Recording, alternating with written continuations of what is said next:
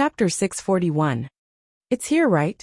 Second Master Jing looked at the wooden door, which had some paint peeling off, and thought that he was indeed a poor kid from a lower country. Even the place where he lived was so shabby. Second Master, I disdain to bully people from the lower country, but who asked you to overestimate yourself and be the enemy of divine Dr. Mu? For Big Brother to be safe soon, I have to wrong you.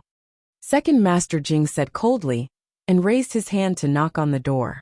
This was the self-restraint that was engraved in his bones. But halfway through, he realized that he was here to catch someone and not to invite someone. To catch someone, I have to have the aura of catching someone. Second Master Jing retracted his hand and raised his chin as he majestically pushed open the wooden door of the courtyard. The scene in the courtyard was like this. Gu Yan was lying on a rattan chair to bask in the sun. Old Mr. Meng, who had just woken up from the knockout drug, was also lying on a rattan chair to bask in the sun. One was terminally ill and didn't have long to live, while the other was in a daze, as he was still digesting the drug. Madame Nan was refining poison again. But as the saying goes, if one often walks by the river, how can one's shoes not be wet? She sneezed and the poison powder sprayed all over her face. She was successfully poisoned, and now she was leaning against the wall and spitting out black blood. Master Lu had just fought with the Horse King, and his right leg was cramping. He limped to the front courtyard. Second Master Jing looked at the courtyard full of old, weak and sick people, and was dumbfounded. This is too miserable. It made him a little embarrassed to make a move. But then again, where is that kid? Although Second Master Jing had never seen Gu Jiao before, he had heard Second Madam's description. A teenager with a red birthmark on the left side of his face. This courtyard full of old, weak and sick people obviously wasn't him. Just as this thought flashed through his mind, Second Master Jing heard a burst of shocking sound. Someone was practicing martial arts, and it was a spear. The sound came from the backyard. Second Master Jing couldn't help but look towards the direction of the rear courtyard. He was standing outside the front courtyard and was separated by the entire central room. He couldn't see the entire rear courtyard clearly. Only when Gu Jiao's figure appeared at the back door of the central room could he see her. However, this did not affect the shock that the young man brought to him.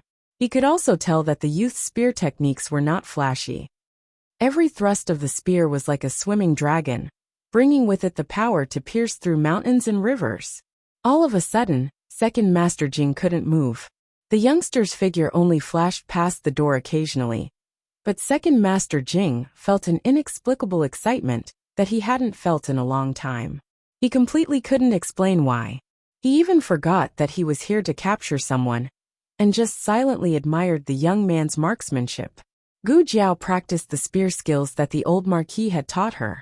As she practiced, she suddenly had an idea and used a move that she had never used before. This move was extremely powerful. It actually broke through the target in the backyard and flew towards the front yard. Second Master Jing's pupils shrank. Gu Jiao then realized that there was someone at the door. It was too late for her to draw her bow. She lifted her leg and kicked the quiver, causing an arrow to shoot out.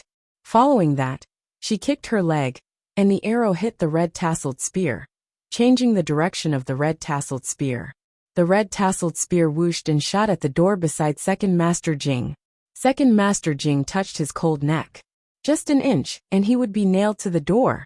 The old, weak and sick people in the courtyard couldn't even take care of themselves. After glancing at him, they went to sunbathe, suffer from Alzheimer's, get poisoned and go to fix their legs. Second Master Jing. Gu Jiao walked over. After practicing for so long, she was sweating profusely, and her cheeks were flushed. She exuded the heroic spirit and vitality of a young man. Looking at the young man walking towards him, Second Master Jing couldn't help but be absent-minded for a moment. For no reason, the image of his brother-in-law walking towards him many years ago flashed through his mind. At that time, he was just a dandy young man in Sheng Du who needed to be beaten. One time, he was caught red-handed by the eldest son of the Xinyuan family for causing trouble on the street. At that time, he didn't know that that fellow would become his brother-in-law. He bragged that he would fight with him for 100 moves.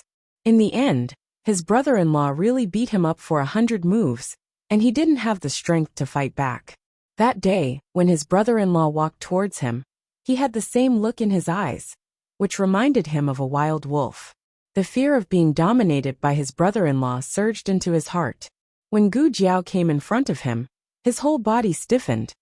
"Who are you looking for?" Gu Jiao looked at him fixedly and asked. "I'm looking for you. I'm going to catch you so that divine Dr. Mu can vent his anger." "I'm passing by." Second Master Jing cleared his throat and said. Seeing Gu Jiao looking at him indifferently, his heart thumped. "Looking for some water." Gu Jiao pulled out the red-tasseled spear from the door and the door cracked. He didn't know how many times this had happened this month. There were 2 carpenters at home, so he wasn't afraid. Gu Jiao took the red-tasseled spear and went into the house to pour water for him. Second Master Jing weakly looked at the wooden door beside him. With another crack, the wooden door completely cracked into 2 halves and fell down. Second Master Jing patted his small chest. Oh my God, that gaze was too small. It was like his brother-in-law's. It scared him to death. Second Master Jing's fear towards his brother-in-law was bone deep. God knows how many times he had been beaten up by his brother-in-law. After his brother-in-law died in battle, his hands were trembling when he went to collect his brother-in-law's corpse. He always felt that his brother-in-law was going to come back to life and beat him up before he died. Gu Jiao poured a bowl of cold water and passed it to him. Second Master Jing looked at the broken bowl and curled his lips in disdain. He didn't want to drink at all. But when Second Master Jing met that gaze that was exactly the same as his brother-in-law's, he snatched it with both hands and gulped it down. Gu Jiao saw that he drank it so quickly and asked, "Do you want more?" "Of course not. I'm not here to drink water." "Thank you," Second Master Jing said. After saying that, he hated that he couldn't slap himself. "Jing Sheng, oh Jing Sheng, you have to be a little more mature. Your brother-in-law has been dead for so many years. You're so timid just because you met someone who has the same gaze as him. Are you still the #1 debauchee in Sheng City? Catch him. Tell him that if he dares to offend our duke's family's godly doctor, he's dead meat." Gu Jiao poured a second bowl of water. "I'm from Duke An's family," he said with a serious expression on his handsome face. Gu Jiao crossed her arms and looked at him indifferently. "So?" Second Master Jing felt guilty. "I heard that you've treated my eldest brother's illness." "Eldest brother?" "So, this person was the one who stopped Nangong Gongzi's violent act on the street this morning?" Gu Jiao thought for a while. "Are you here to pay the consultation fee?" Second Master Jing choked. 500 taels. Gu Jiao said, "Fixed price." Second Master Jing. Second Master Jing walked out of the alley and sat on the horse carriage. He was a little confused. Is there a mistake? I'm here to catch someone. How come I didn't catch him? And even lost 500 taels. The coachman ran over and looked behind Second Master Jing, asking, "Second Master, where's the person you went to catch personally?" Second Master Jing kicked him on the butt. Of all times he touched a sore spot. Speaking of which, why do I think of my brother-in-law when I see him? Are you going to burn some paper money for your brother-in-law? Gu Jiao didn't know that Second Master Jing's heart was complicated and confused. She took the 500 taels and entered the courtyard. Gu Shaoshun came back from grocery shopping. Master Nan and Master Lu were either poisoned or crippled, so she was in charge of making dinner. She planned to stew a pot of pork ribs, and was chopping the bones when Master Meng entered the house. Gu Jiao glanced at him. "You're awake?" She spoke in Zhao Nation's language. Master Meng looked at her strangely. After a while, he opened his mouth and spoke in Zhao Nation's language. "Girl? It's really you." When he first opened his eyes, he wasn't fully awake. He looked at Gu Jiao and saw that she looked like the girl he used to play chess with in Zhao Nation. But he wasn't very sure. After basking in the sun for a whole afternoon and sweating all over, the effect of the medicine had dissipated. Now he was really sure. "And it's me." Gu Jiao nodded. The next day, after washing his face, Gu Jiao also recognized him. He was the old beggar who set up the chess game near the chess club. Gu Jiao went to find him after returning from the frontier fortress, thinking that he had passed away. Gu Jiao spoke to him in her own voice. Master Meng looked at Gu Jiao with a puzzled face. "Why are you in Yin Kingdom? Studying?" Gu Jiao asked. Why are you in Yin Kingdom? Begging? Master Meng said. Gu Jiao, Master Meng. They were all speechless. Master Nan and the others didn't know that Master Meng and Gu Jiao were old friends in Zhao Nation. They only thought that Master Meng was an ordinary old man in Xingdu. After dinner, Master Meng asked Gu Jiao to come to the front yard to play chess. 10 taels per game, Gu Jiao said. Master Meng was stunned. No, why is it still 10 taels per game? Gu Jiao hesitated. Then 20 taels per game? Maybe the beggars in Yin Kingdom earn more money? Old Mr. Meng choked. Was that what he meant? With their current friendship, did they still need to talk about money? Master Meng gritted his teeth. I owe you first. He lost his money bag that night and had no money on him. Gu Jiao said, I'm running a small business. I don't accept credit. Master Meng, are you running a small business? Are you running a business without any capital? Also, girl, do you know who I am? Do you know how many people want to play chess with me and I don't agree? Gu Jiao said again. If you don't have money, you can pay with other things. Do you have anything valuable on you? Why do you sound like you're robbing me? Master Meng had already changed his clothes. He was wearing Gu Xiaoshuan's old clothes, but Master Lu didn't throw his things away. He rummaged through a pile of washed clothes and found a brocade pouch. He took out a token from the brocade pouch. Gu Jiao said, here. Gu Jiao took it and looked at it. How much is an iron token worth? Master Meng said. This is not an ordinary iron token. It can be used as a talisman in the inner city. Don't you always sneak into the inner city? He had been unconscious at Gu Jiao's place for 2 days and heard some things. He knew that her brother was seriously ill, and she had been looking for a doctor for him. Oh, Gu Jiao reluctantly accepted it. Then I'll play a game with you. Master Meng almost vomited blood. The token of the chess master of the 6 countries was only worth 1 game. Chapter 642. After Second Master Jing returned from Gu Jiao's residence, the first thing he did was to ask Second Madam to prepare some paper money for him. He wanted to burn some paper money. Second Madam was confused. Who are you burning paper money for? Second Master Jing said, my brother-in-law. Second Madam choked. Who are you cursing?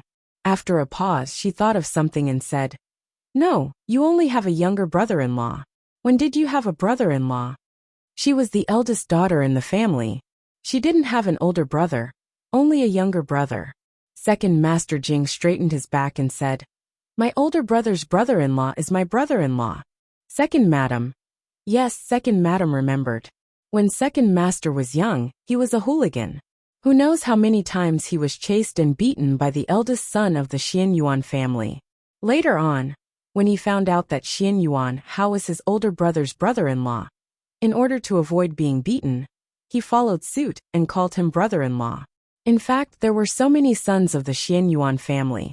Although Xian Yuan Hao beat Second Master the most, he also protected Second Master the most. Therefore, Second Master was both afraid and respectful of Xian Yuan Hao. Why did you suddenly think of burning paper money for him? Second Madam asked. Second Master Jing frowned and asked, don't you think that boy from Zhao country? His eyes look like your brother-in-law's? Second Madam said strangely, you mean Mu Qingchen's classmate? That swindling quack? Second Master Jing nodded. Wasn't he a swindler? Today, he cheated him of 500 taels. I don't think so. Second Madam shook her head. How can a person from a lower country look like a son of the Xian Yuan family?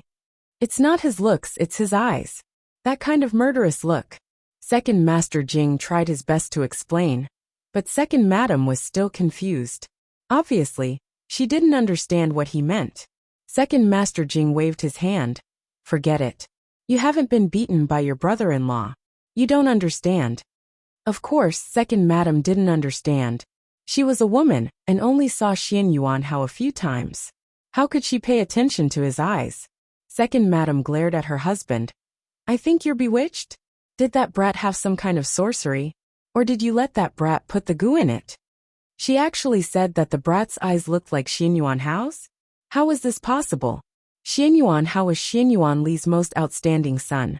He was brought along by Xian Yuan Li at the age of 7. He entered and exited the barracks and was familiar with the art of war. He followed his father into battle at the age of 12 and never lost a battle. That didn't seem right either. He had lost the last battle of his life and died after being pierced by 10,000 arrows. Second Madam's thoughts ran far away without her noticing. She was the one who said that she was possessed, but now she thought of Xinyuan Li's death. Second Master Jing seriously considered Second Old Madam's words and felt that this possibility was not high. At that time, he was at the door and that brat was in the backyard. They were so far away. How could that brat put the goo in him? It doesn't matter. Go and get some paper money first. Second Madam gave him a sidelong glance. Okay, I'll go prepare in a while, but if you don't catch her back, how will you explain it to Divine Dr. Mu? Thinking about Muru Xian, Second Master Jing had a headache. On the other side, Gu Jiao and old Mr. Meng sat at the stone table in the front yard and finished a game of chess. Old Mr. Meng began to explain the chess game. You see, if you didn't make this move, you might have won. Gu Jiao listened to the old man's recount of the chess game carefully. The old man had a good memory, and his chess skills were really good.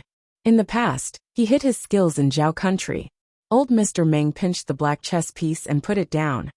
Here, or here you can't live, so you made the right move. Gu Jiao said. You don't have to say it's right, just say it's wrong.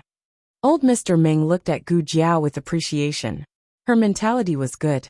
Thinking that this game of chess was exchanged with the token of the chess sage of the 6 countries, old Mr. Meng explained in detail. But it seemed that something was reversed. Do you remember what I said just now? Okay, then let's play another game. Let's see if you can really master it. No, Gu Jiao said. I said I'd only play one round. Old Mr. Meng. I, the chess sage of the 6 countries, teach you how to play chess. And you dislike it. I don't even have so much patience with my own apprentice. Don't you know how to cherish it? When I leave, you'll regret it. Gu Jiao thought of something and asked him. When are you leaving? Old Mr. Meng's old blood was stuck in his throat. He took a deep breath and said angrily. Your little brother Xiao He blew me up like this. And he didn't even let me recover before driving me away. Gu Jiao. Oh. Old Mr. Meng secretly breathed a sigh of relief. Fortunately, he was knowledgeable and stabilized himself in time. If he really left, how could he find this girl to play chess? Gu Jiao said. Walk the horse every day, food and accommodation are provided. Old Mr. Meng. Gu Jiao took the token that old Mr. Meng won by playing chess and returned to her room. The old man said that it could be used as a talisman. She had the talisman that Xiao Heng gave her, and the two things were completely different. A special talisman. Gu Jiao murmured. If the token that the old man gave her could really be used as a talisman in the inner city, then it would be much safer than using Gu Jiao talisman. Gu Jiao decided to test it at the inner city gate after school tomorrow.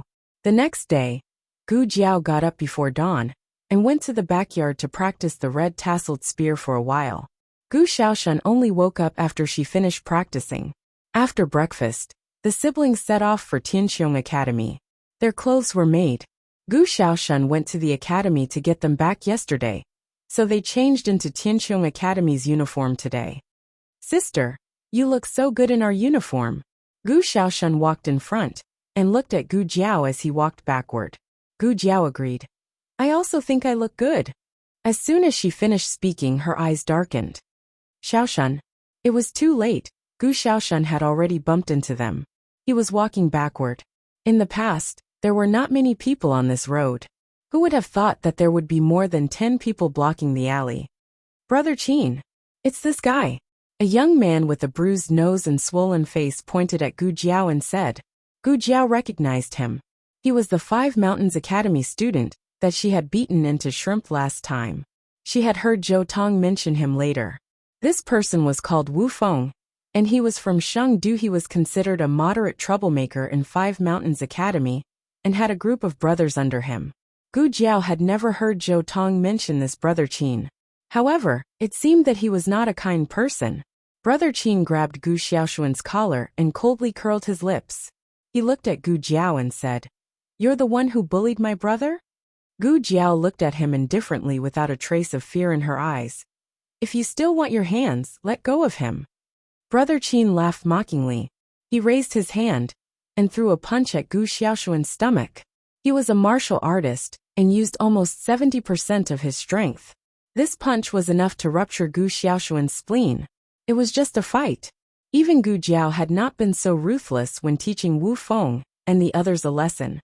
Gu Jiao's eyes turned cold. Her fingertips moved, and a silver needle flew out and pierced his wrist. His arm went numb and Gu Xiaoshuan struggled free. Catch him!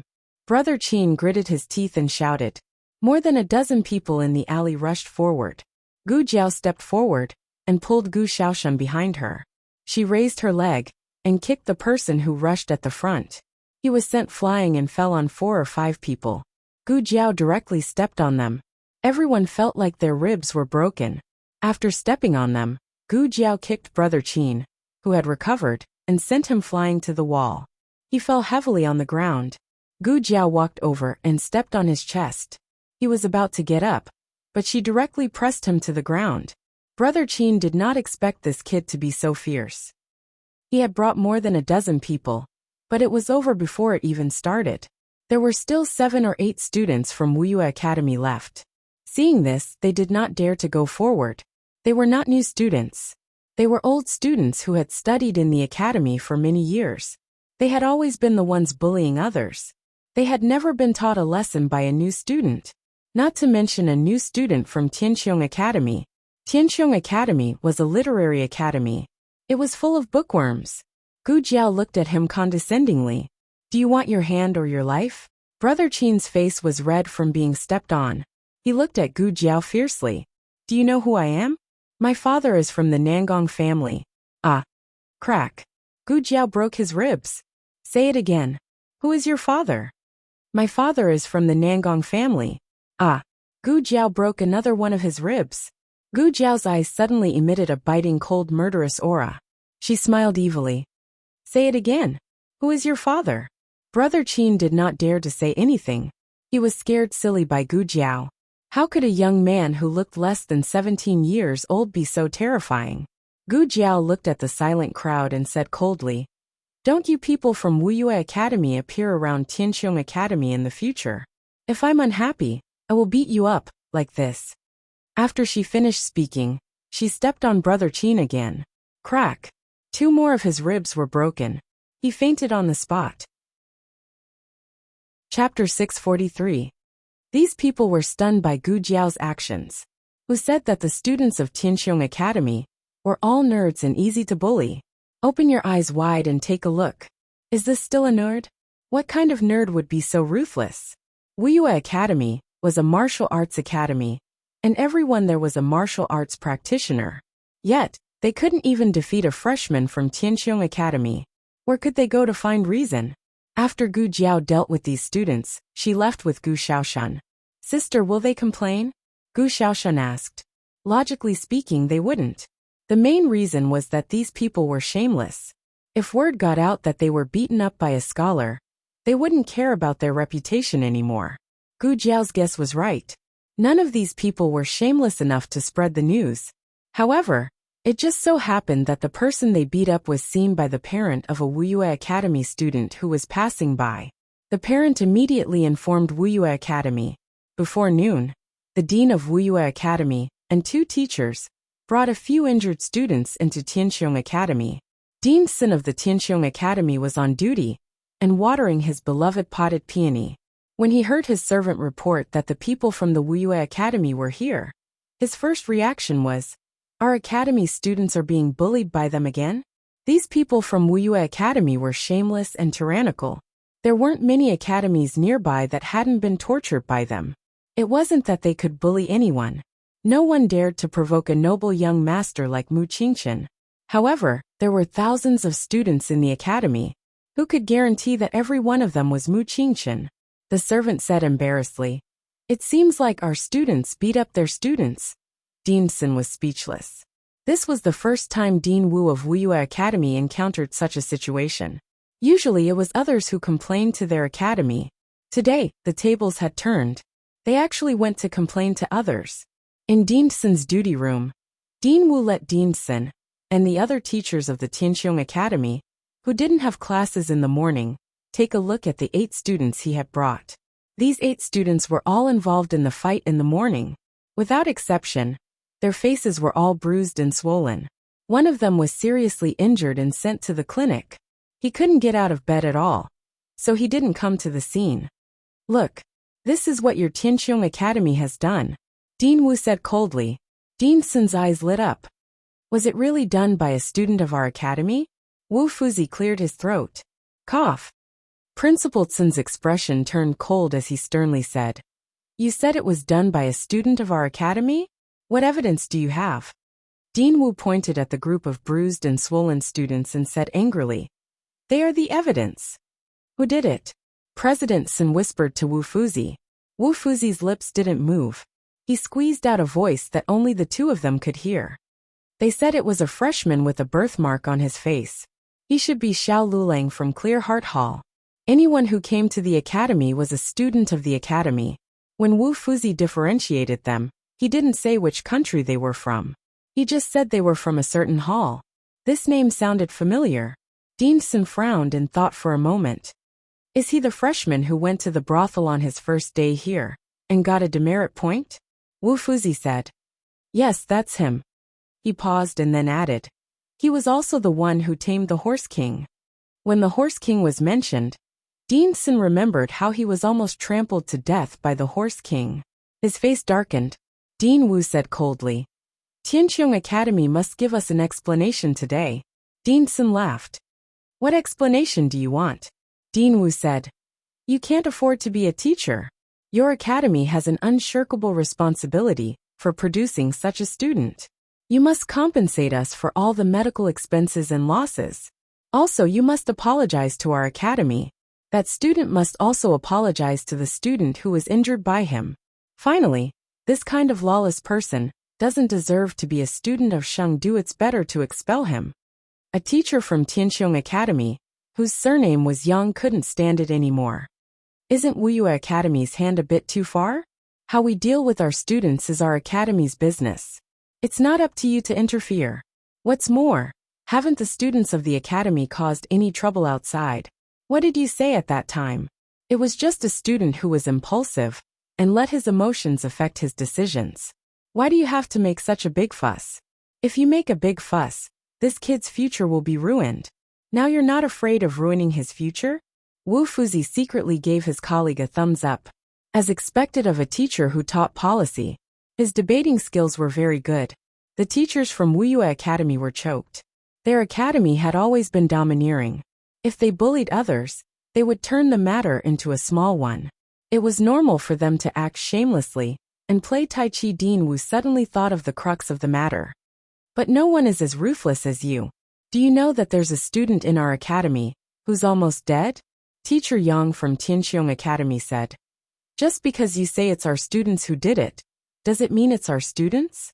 Do you think your dozen or so martial arts students can't beat a new student from our academy? No one will believe it if this gets out, right? The faces of the people from Wuxia Academy all turned red. Dean Wu was so angry that he became muddle-headed. Only now did he realize that more than 10 martial arts students had been defeated by a new student.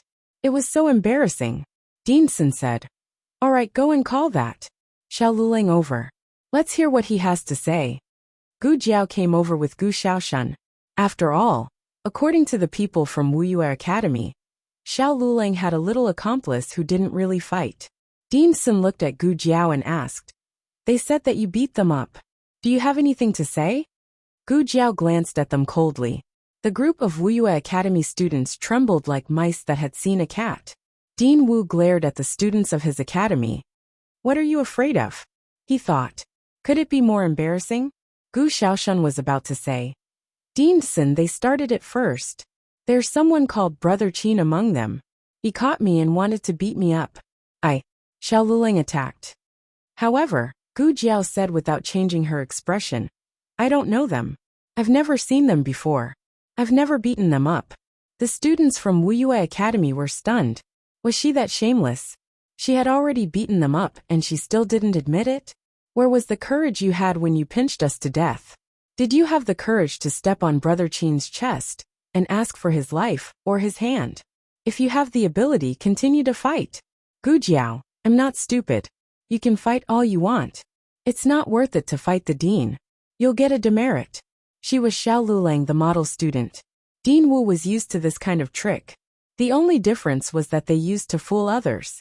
This was the first time someone used this kind of trick to fool them.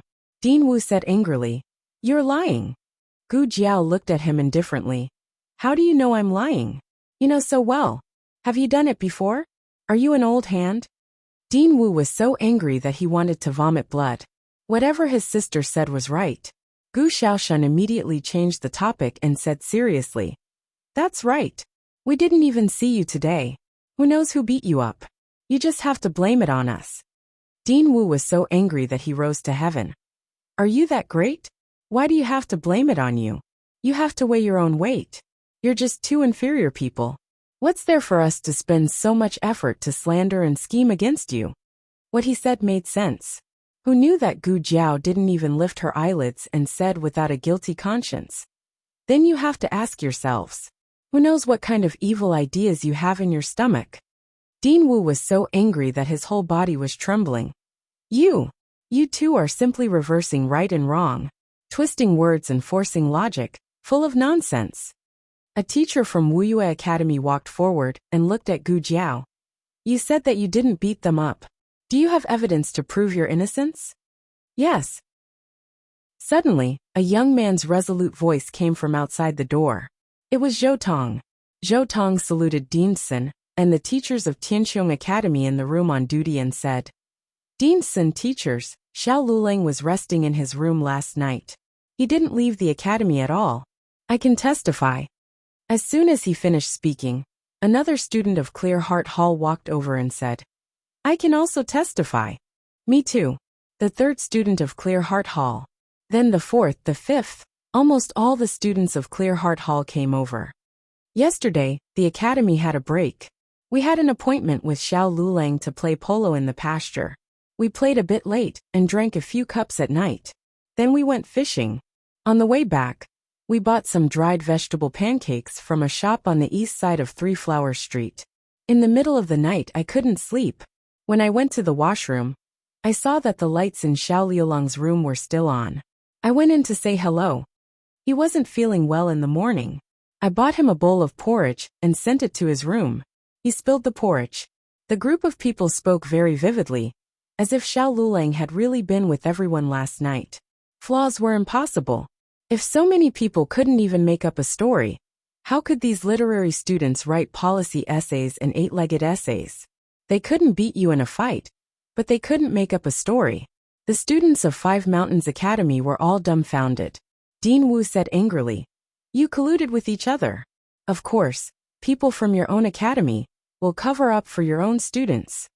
Zhou Tong put one hand behind his back and said calmly, "If our testimonies are the same, then we're covering up for each other. What about you slandering our academy together? Your testimonies are testimonies, but our testimonies aren't? How about this? Let's directly report this to the authorities and let them decide. We can also let the world see how a freshman from our Tianqiong Academy defeated so many students from your Wuxia Academy with his own strength. Dean Sin, let's open a martial arts class. This is a great opportunity for Tianqiong Academy to make a name for itself. After all, the students of Tianqiong Academy, who have been teaching for several years, can't even compare to the freshmen who have been teaching for 3 days. These literary students were really good at talking. Every sentence hit the nail on the head. Dean Wu's face turned green and red. To put it bluntly, he couldn't make a big deal out of it. He couldn't afford to lose face. At this moment, he already regretted asking for an explanation. Wasn't this asking for humiliation? In the end, the people of Five Mountains Academy didn't get any explanation. They were still angry. They gritted their teeth and walked away with a dark face. However, before they left, Dean Wu of Five Mountains Academy stopped and looked back at Gu Jiao coldly. No one knew if he was talking to Gu Jiao or everyone in Tianqiong Academy. Do you really think this matter is over? You probably don't know that Luo Qin's father is the deputy general of the Nangong family. Our academy can let it go, But the Nangong family. Dean Wu, you don't have to worry about the Nangong family. A deep and clear voice sounded from outside the door. Everyone looked in the direction of the voice and saw Mu Qingchen, who was wearing a blue and white academy uniform, walking over calmly. Mu Qingchen. Dean Wu frowned. Mu Qingchen cupped his hands at Deanson and walked into the duty room. He stood beside Gu Jiao and said, Xiao Lulang is a student of Tianxiong Academy. Please tell Luo Qin that I, Mu Qingchen, don't care about a mere deputy general of the Nangong family. As soon as these words came out, everyone's hearts trembled. Mu Qingchen was the leader of the 4 great young masters of Xingdu. His father was from the Su family, which was ranked 9th. His mother was from the Mu family, which was ranked 5th. His great-aunt was the Wang family, which was ranked 3rd. The military power of the Xianyuan family was divided into 4 families: the Nangong family, the Han family, the Wang family, and the Mu family. This showed how noble Mu Qingchen's identity was. Dean Wu didn't say anything else, and left with a gloomy face. Dean, we will also leave first. Mu Qingchen said to Dean Xin, wait. Dean Xin stopped all the students except Mu Qingchen. Go back and copy the Analects of Confucius. Don't miss a single word. These little bastards were lying to the heavens. Did they think he couldn't see through them? Dean Xin looked at Gu Jiao and said, and you, Xiao Lulang, you will be recorded as a demerit. If he didn't record a demerit, he would hit him again next time.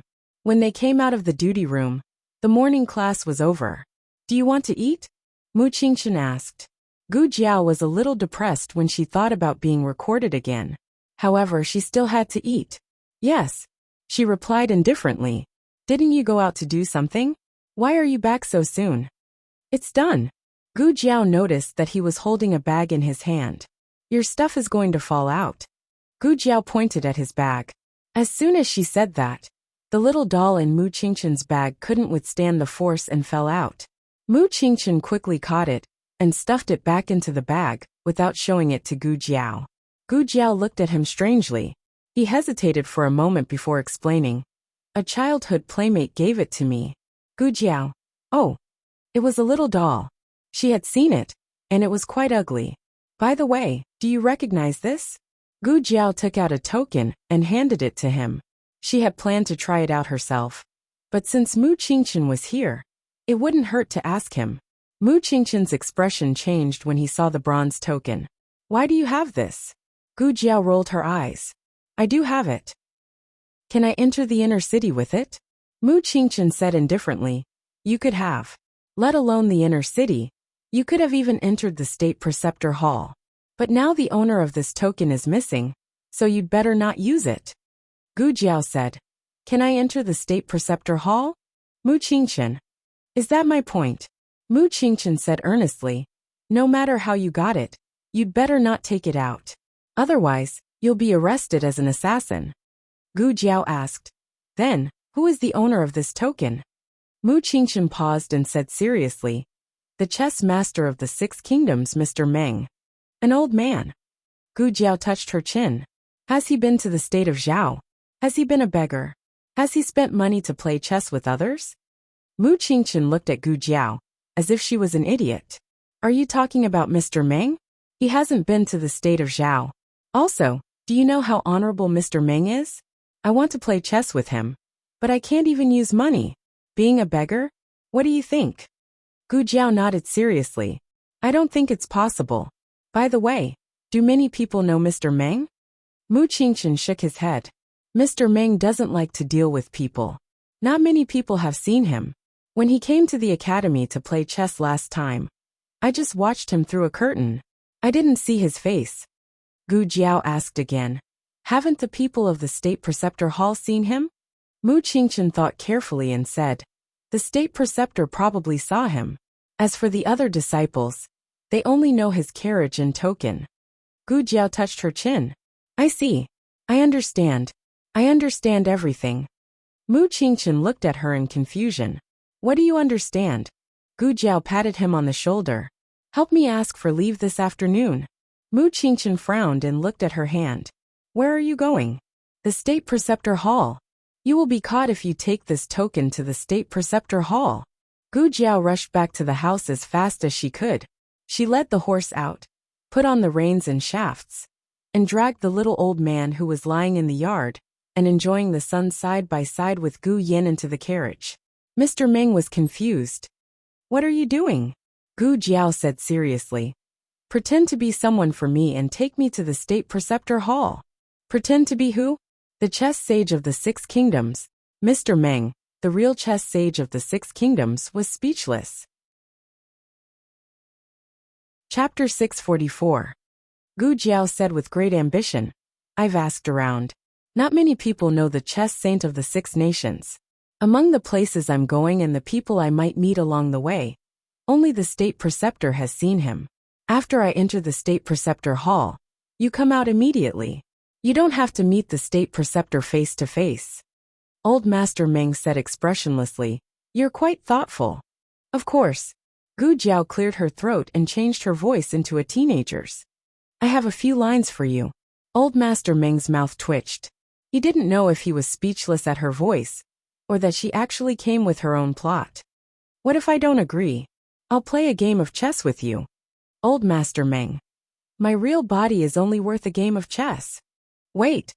Gu Jiao suddenly thought of something. She jumped out of the carriage and went into the room to change into a teenager's outfit that was convenient for traveling. Tianqiong Academy's uniform was too conspicuous. It wouldn't be good if people blocked the entrance of the inner city. The Horse King didn't need anyone to drive it. Gu Jiao pulled the reins and told it to turn left or right. It avoided when it should and overtook when it should. It simply achieved a semi-automatic driving of the carriage. Gu Jiao took out a charcoal pencil and a small notebook in the carriage and wrote 2 large pages, listing all the unexpected situations they might encounter along the way. Then she showed it to Old Master Meng. Old Master Meng looked at the embarrassing lines and almost couldn't help but tell her that she didn't need to act. He was her. Gu Jiao suddenly said, "I came out in a hurry and forgot about the coachman." The main reason was that the Horse King was too powerful. It could walk on its own, making people feel that the coachman was dispensable. It was unlike the horses at home in the past. They wouldn't walk without a whip.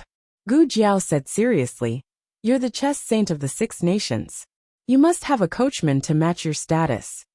"I think you can be the coachman," Old Master Meng said. Gu Jiao sighed. "It's not that I can't be a coachman, but I have to enter the Royal Preceptor Hall later. If I go in, I won't come out. Won't it be suspicious if the outside of the carriage is empty?" The corner of Old Master Meng's mouth twitched again. "You've really understood this logic. Haven't you thought about the fact that the chess sage of the Six Nations can't be impersonated?"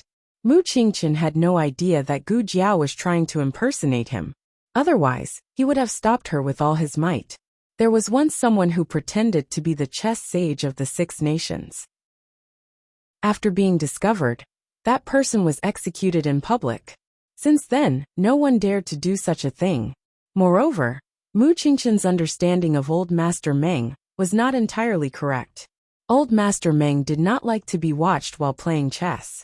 He always drew a screen or curtain to concentrate on playing chess, not to maintain any strange sense of mystery. He often left and entered the city, so there were quite a few guards who recognized him. As for the fact that the royal preceptor was the only one who had seen him, it was just Mu Qingchen's personal guess. It did not represent the reality. Mu Qingchen did not know that he had been to the Zhao Kingdom, been a beggar, and spent money to find people to play chess. It was obvious that Mu Qingchen's understanding of Old Master Meng was not reliable. "Speaking of which, how did you pick up this token?" Gu Jiao asked. Old Master Meng glanced at her. "I just found it." Gu Jiao said, "Oh, you're quite good at finding it." When they passed through the checkpoint of the inner city, Gu Jiao sat outside and acted as the coachman. She asked Old Master Meng to hand the token of the chess sage of the Six Nations to the guards. Then she turned her head and winked at Old Master Meng in the carriage. It was time to say her lines. Old Master Meng pinched his thigh and endured the great shame in his heart. He said to the guards, "I'm the great chess sage of the Six Nations, Old Master Meng." The city guards were all stunned. What kind of nonsense is this girl writing? How could she call herself that? Old Master Meng took a deep breath and said in an arrogant tone emphasized by Gu Jiao, Why don't you let me in? The guards were dumbfounded. They were supposed to let him in. When had they ever stopped him? Weren't you the one who showed us the medallion? Old Master Meng put down the curtain with a bang. Gu Jiao gave Old Master Meng a thumbs up. His impromptu performance of slamming the curtain was good. It highlighted his character. Old Mr. Meng gritted his teeth. I was angry, ashamed, and ashamed. After entering the inner city, Gu Jiao found a nearby carriage shop and hired a coachman. The coachman knew the terrain of the inner city very well. Soon the carriage arrived at the royal preceptor palace. He did not know who was in the carriage, but he heard that ordinary people could only enter through the corner gate. So he stopped the carriage outside the corner gate. Old Master Meng said calmly, "Go forward through the gate." Gu Jiao had already sat back in the carriage. She nodded. "Yes, with your status, you should go through the gate." She looked at the old man with appreciation. He had a thorough understanding of the role and had learned to add scenes for himself. Old Master Meng's face darkened. "I don't want to talk to you." Both the gate and the corner gate were guarded. Gu Jiao sat in the carriage and held up a small notebook for Old Master Meng. Old Master Meng clenched his fists. Could he not say anything? Gu Jiao shook her head decisively. Old Master Meng lifted the curtain. "Stop." The carriage stopped. Old Master Meng handed the token to the guard of the royal preceptor palace. He glanced at the notebook held up by Gu Jiao and said shamefully, "I'm the honorable guest of the royal preceptor palace, the most sincere friend of the royal preceptor, the great chess sage of the 6 nations, Old Master Meng." The guard of the royal preceptor palace was speechless. The carriage drove straight in. "Well, you can go now. I'll go in and have a look myself," Gu Jiao said to Old Master Meng. She had a bottom line when it came to cheating people. She usually did things that were too dangerous. Old Master Meng suddenly didn't know what to say. She didn't cheat people when she should, but she cheated people when she didn't need to. He stopped her. "What do you want to do in the royal preceptor palace?" Gu Jiao didn't hide it from him. "Guyan needs an operation.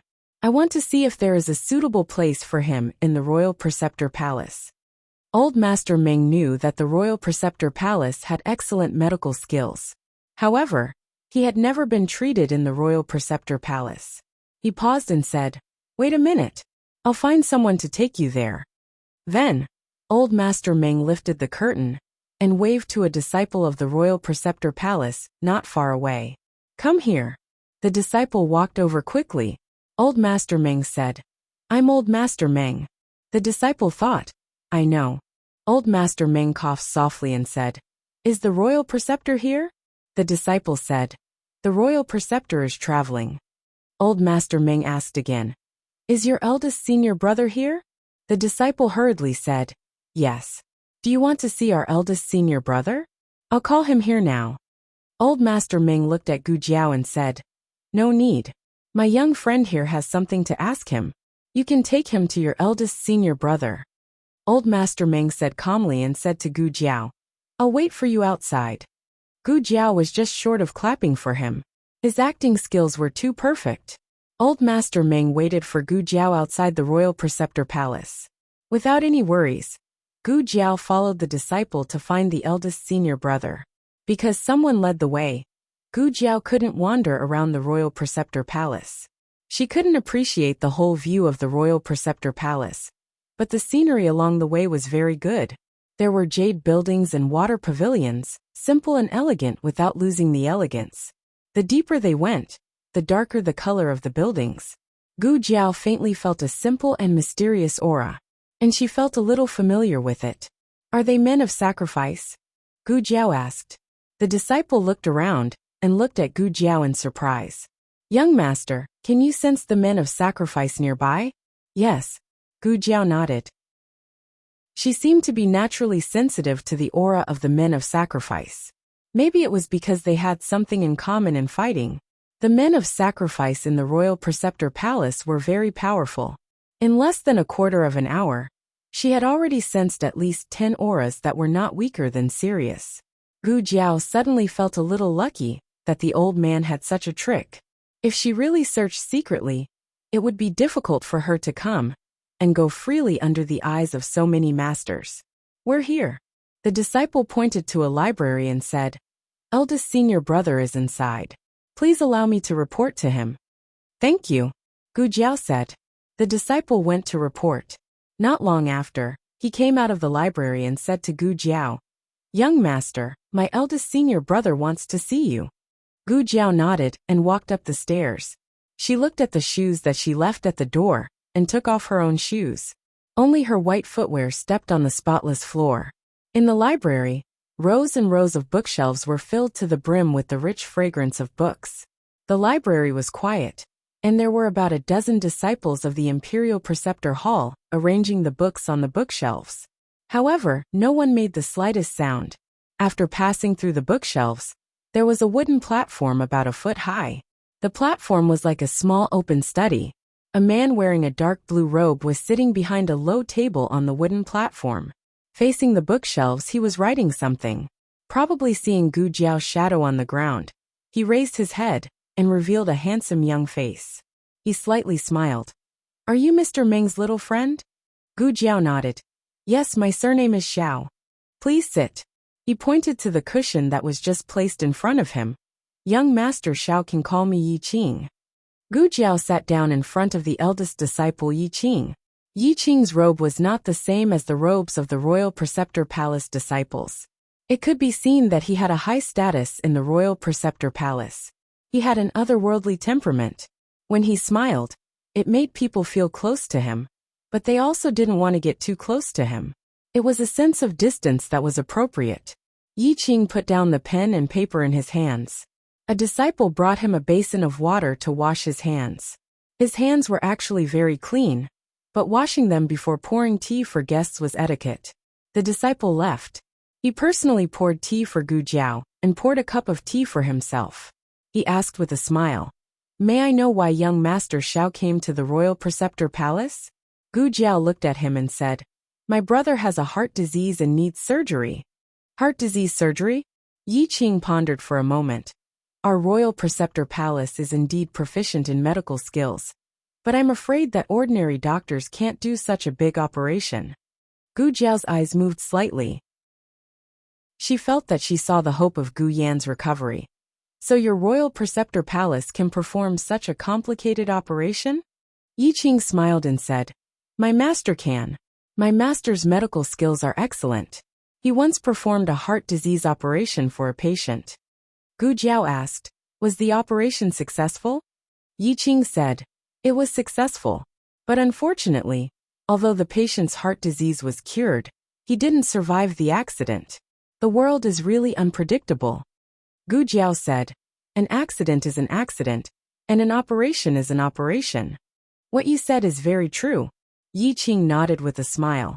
But how did you know that your brother needed an operation? Ordinary people couldn't think of this. Gu Jiao said, I know a little about medical skills. I see. Yi Qing said regretfully. Unfortunately, young Master Xiao came at the wrong time. My master went out. If young Master Xiao came a few days earlier, you might have met my master. It didn't matter. She could perform the operation herself. Gu Jiao said bluntly, I can perform the operation myself. Can I borrow your operating room? Perhaps because of Mr. Meng, Yi Qing was very generous and polite to Gu Jiao. He said pleasantly, You can borrow the ordinary operating room. I don't have the key to my master's operating room. I have to wait for him to come back. Even the operating room could be understood. The Royal Preceptor Palace really had a culture of time travel. Gu Jiao pondered for a moment and suddenly asked, Is it strange or not? Yi Qing was stunned. Forget it, it's nothing. This wasn't time travel. Gu Jiao waved her hand and changed the topic. When will the Royal Preceptor come back? Yi Qing came back to his senses and said, Master said before he left that he would be back in 20 days at the fastest, and a month at the slowest. A month wasn't too long. With Gu Yan's current situation, he could afford to wait. This trip was much smoother than Gu Jiao imagined. Not only did she enter the Royal Preceptor Palace, she also confirmed the existence of the operating room and obtained permission to use it. Gu Jiao thanked Yi Qing and left the Royal Preceptor Palace under the escort of the disciples. She sat in the carriage, weighed the token in her hand and sighed. I didn't expect the identity of the chess saint of the 6 countries to be so useful. Old Master Meng straightened his back without batting an eyelid. Humph. Chapter 645. The novel will be updated more quickly. There are all kinds of novels that can't be found on the internet. Gu Jiao sent the coachman back to the carriage shop, and then went out of the inner city with Master Meng. I still don't know your surname, Gu Jiao said. A best actor who could play the role of the chess sage of the 6 countries deserved a surname. Meng, Master Meng said lightly. Gu Jiao looked at him strangely. Your surname is Meng too. Master Meng. Oh, does it sound familiar? Yes, I'm the chess sage of the 6 countries, Master Meng. Gu Jiao said. Oh, that's quite a coincidence. Then there was no more. Master Meng. As the saying goes, an old horse knows the way. After leaving the city, Gu Jiao didn't even need to pull the reins to turn. The Horse King made the carriage fully automatic and drove the carriage back to the small alley where they lived without stopping. The house was very lively today. Xiao Heng and little Jing Kong were here. Gu Jiao heard little Jing Kong's small voice from afar. The quiet yard seemed to be alive all of a sudden. Master Meng's face stiffened. Obviously, the shadow of being blown into ashes by little Jing Kong still lingered in his heart. Master Meng couldn't help but shiver when he heard little Jing Kong's voice. Master Meng hesitated and didn't step into the yard. The Horse King also didn't enter the yard. The man and the horse turned around tacitly. The Horse King took the reins and handed them to Master Meng. Master Meng grabbed the reins and walked the horse quickly. Jiao Jiao. Grandpa. Little Shi. Little Jing Kong's excited voice suddenly sounded behind Master Meng. Master Meng's body stiffened again. The Horse King took back the reins without hesitation and ran away alone, leaving Master Meng behind. Little Jing Kong ran over, raised his little head, and looked at Master Meng. Grandpa, you've recovered. I didn't. I'm so dizzy. Mr. Meng covered his head and staggered into the study. Little Jing Kong threw himself into Gu Jiao's arms. Jiao Jiao. He was playing marbles with Gu Shaoshun in the courtyard just now and was sweating profusely. Gu Jiao held his hand and walked into the courtyard. Xiao Heng was working in the backyard. He had changed back into men's clothing and left the city. He was dressed in white and tall like jade. He was clearly chopping firewood and carrying water, but his every movement was pleasing to the eye. Gu Jiao went into the house and changed little Jing Kong into a set of dry clothes. Little Jing Kong went to play happily, and Gu Jiao went to the backyard. You're here? She stepped forward to greet him. Okay. Xiao Heng calmly responded and split the last piece of firewood in his hand.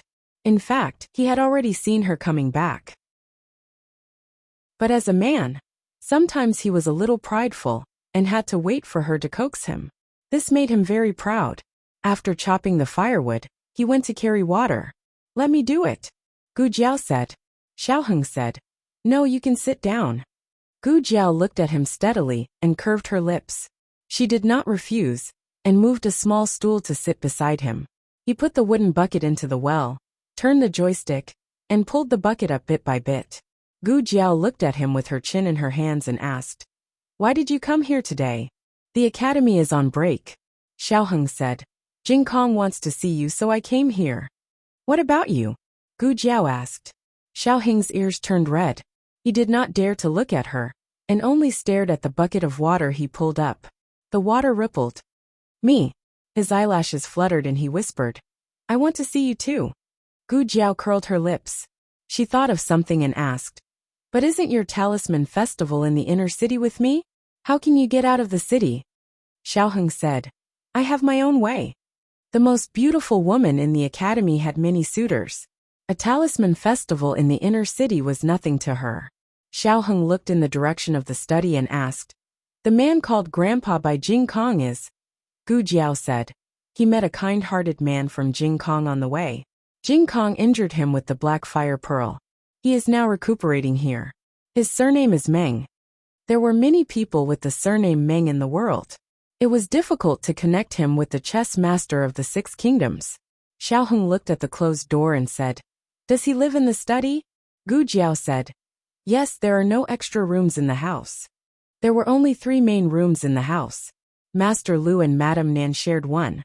Gu Xiaoshan and Gu Yin shared one. And the last room was hers. Old Master Meng could only rest in the study. The study was not big, but only Xiao Heng and little Jing Kong needed to use the study. The rest of the family could use their own rooms. There was only one desk in the study. After moving it out, a bamboo bed made by Master Lu was placed on it. Xiao Heng whispered, "If I had known, I would have told the headmaster that I would go back tomorrow morning." "What?" Gu Jiao didn't hear him clearly. "Nothing," Xiao Heng said seriously. "Where did you go just now?" They rarely interfered with each other's private affairs. But she didn't know if it was because their relationship had deepened. But it was difficult for him to leave her alone, like before. Gu Jiao didn't hide it from him and said, "I went to the Nation Master's Hall just now." "The Nation Master's Hall?" Xiao Heng was slightly stunned. He put the water on the well and turned to look at Gu Jiao. "Did you go to the gate of the Nation Master's Hall, or enter the Nation Master's Hall?" "I went in," Gu Jiao said. Xiao Heng was even more surprised. He had been in Xingdu for so long, so he had naturally heard of the Nation Master's Hall. It was the most heavily guarded place in Xingdu except for the Imperial Palace. Ordinary people couldn't get in at all. Not to mention ordinary people. Even the dignitaries could rarely enter the Nation Master's Hall. But Gu Jiao not only went in, but also came out intact. "How did you get in?" Xiao Heng asked. Gu Jiao told Xiao Heng that she had asked Old Master Meng to pretend to be the chess sage of the 6 kingdoms and sneak into the Nation Master's Hall. Xiao Heng didn't say anything for a long time after hearing it. "Are you sure he's a fake?" he asked. "Well, how can the chess sage of the 6 kingdoms be a beggar in Zhao Kingdom? I've seen him in Zhao Kingdom." As Gu Jiao spoke, she took out her small notebook and showed off the plot and lines that she had written exclusively to her husband. Xiao Heng looked at the lines and suddenly couldn't look directly at Old Master Meng in the study. After dinner, Xiao Heng and little Jing Kong returned to the inner city. Before leaving, Gu Jiao returned the inner city talisman of Gu Jiao to Xiao Heng. Now that she had the token of the chess sage of the 6 kingdoms, she didn't need this talisman anymore. Xiao Heng could take other people's tokens, but it was more convenient for him to have his own. After the two of them left, Gu Jiao also planned to go back to her room to rest. As soon as she turned around, she saw Old Master Meng looking outside the gate with a complicated expression. Gu Jiao followed his gaze and looked back, asking him, "What are you looking at? Who is that person?" Old Master Meng asked. Only 2 people went out of the house, Jing Kong and Xiao Heng. Naturally, Old Master Meng wasn't asking about Jing Kong. Gu Jiao raised her eyebrows and said, "My husband Lu Lang. Didn't you hear his name?" Gu Jiao initially hid her identity from Old Master Meng. But after Xiao Lulang came to the house, and Master Nan and Master Lu kept calling him Lulang, it was difficult not to reveal her identity. Old Master Meng already knew who was Gu Jiao and who was Xiao Lulang. Old Master Meng frowned. "How can you have a husband at such a young age?" Gu Jiao said fiercely. "I do." Old Master Meng. Old Master Meng asked, "He's from Zhao Kingdom?" "Yes," Gu Jiao said. "Zhao Kingdom." Old Master Meng frowned and murmured. Gu Jiao was careless in some things, but most of the time, she was very careful. She caught the strange look in Old Master Meng's eyes and asked, "You don't think he's from Zhao Kingdom?" "That's not what I meant." Old Master Meng considered his words and said, "Forget it, maybe I was wrong." Gu Jiao pondered for a moment and suddenly said, No, you may not be wrong. Have you seen him somewhere else?" Old Master Meng recalled and said, "I did see someone who looked like him, but I didn't know him. I just saw him from afar." Why would he remember? It was probably because some people were born with a photographic memory. Gu Jiao thought of the person Mo Qinshua had seen and asked, "Where did you see him?" Old Master Meng said, "At the gate of the State Preceptor Hall." Gu Jiao asked, "Is he a disciple of the State Preceptor Hall?" Old Master Meng shook his head and said, "No, he wasn't wearing the robe of the State Preceptor Hall, and he didn't act like a disciple of the State Preceptor Hall. At that time, he looked more like he was going to the State Preceptor Hall for treatment." Treatment? Gu Jiao fell into deep thought. What old Master Meng didn't say was that the people who could go to the state preceptor hall for treatment were not ordinary people. And that young man went in from the front gate. The eldest disciple of the state preceptor hall, Yi Qing, personally went to the gate to greet him. This was not a treatment that a young master of an aristocratic family could enjoy. That young man was most likely a member of the great Yin royal family. Chapter 646. Novels with content that can't be found on the internet are available here. Gu Jiao went back to the room to check Gu Yan's body and told him the good news of finding the operating room. Gu Yan rested his head on Gu Jiao's lap and fell asleep peacefully. It was late at night. In a courtyard of the Su mansion, Mu Qingchen took a bath and changed his clothes. He sat down by the bed with his long black hair hanging loosely. He opened the door of the bedside table and took out a brocade box. There was a shabby little doll in the brocade box. It had a big bloody mouth, sharp teeth, blind eyes and bald hair. Early the next morning, Gu Jiao went to check Gu Yan's pulse as usual after washing up. There was an old man and a horse at home. Occasionally, Xiaojia would fly over from the inner city. The house was lively and Gu Yan was not so bored. Gu Jiao went to school with Gu Xiaoshun without worry. Today Mu Qingchen sat in the last row. Gu Jiao didn't want to sit with him at first, but Gu Jiao sadly found that except for Mu Qingchen's unapproachable aura, there was no other quiet place in the class. Gu Jiao looked to the left and saw Zhong Ding waving at her. Gu Jiao looked to the right and saw Zhou Tong waving at her. Gu Jiao thought for a while and sat down next to Mu Qingchen with her schoolbag in her arms. Zhou Tong sat in front of Gu Jiao and took out his homework weekly. Pa! Mu Qingchen threw his homework on the table in front of Gu Jiao. Zhou Tong cowardly turned his half-turned body back to his original position. Gu Jiao finished copying the homework. Teacher Gao came. Teacher Gao and Teacher Jiang had classes in the morning. Gao Fuzi mainly taught arithmetic and was rather fierce and strict. Jiang Fuzi mainly taught the 4 books and 5 classics, political theory, and so on. He was gentle and somewhat old-fashioned, but not pedantic. Both of them were very respectable teachers. Even so, the students in the class still loved Master Wu's class the most. It seemed that since ancient times, PE classes had always been students' favorite. In the afternoon, there were 2 hours of self-study, followed by Wu Fuzi's equestrian and archery lessons. Originally, the equestrian and archery class was in the beginning, but the weather was gradually getting hotter. The first hour of the afternoon was when the sun was the hottest, so Wu Fuzi changed the class. After the equestrian archery class began, everyone found that there was no target on the field. Instead, Wu Fuzi had a club and a fist-sized wooden ball in his hand. Today we will be bowing, Wu Fuzi said. Everyone was surprised. Obviously, there was not often a bowing lesson. Zhou Tong asked, Master Wu, why are you suddenly bowing? Monarchs liked bowing, and bowing was very popular in Shengdu. However, bowing was dangerous, so this kind of literary academy did not include it in the formal curriculum. Wu Fuzi smiled and said, I discussed with Principal Tsin this morning and decided to participate in this year's bowing competition. Zhou Tong was shocked. What? Bowing competition? Our academy? Their academy was a bookworm who only knew how to dance. Why would they participate in a bowing competition? Wasn't this just asking to be humiliated? The rest of the people had the same idea as Zhou Tong. Their academy had produced many top scholars in the imperial examinations, but they could forget about bowing.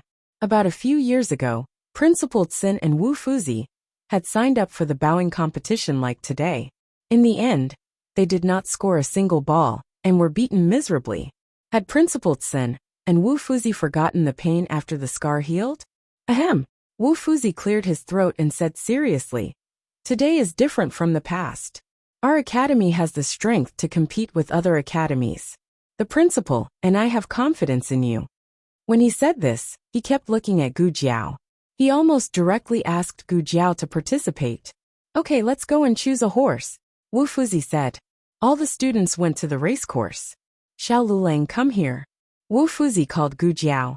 Zhong Ding winked at Gu Jiao. Of course you're going to participate. Zhou Tong made a gesture. Good luck. Gu Jiao came to Wu Fuzi.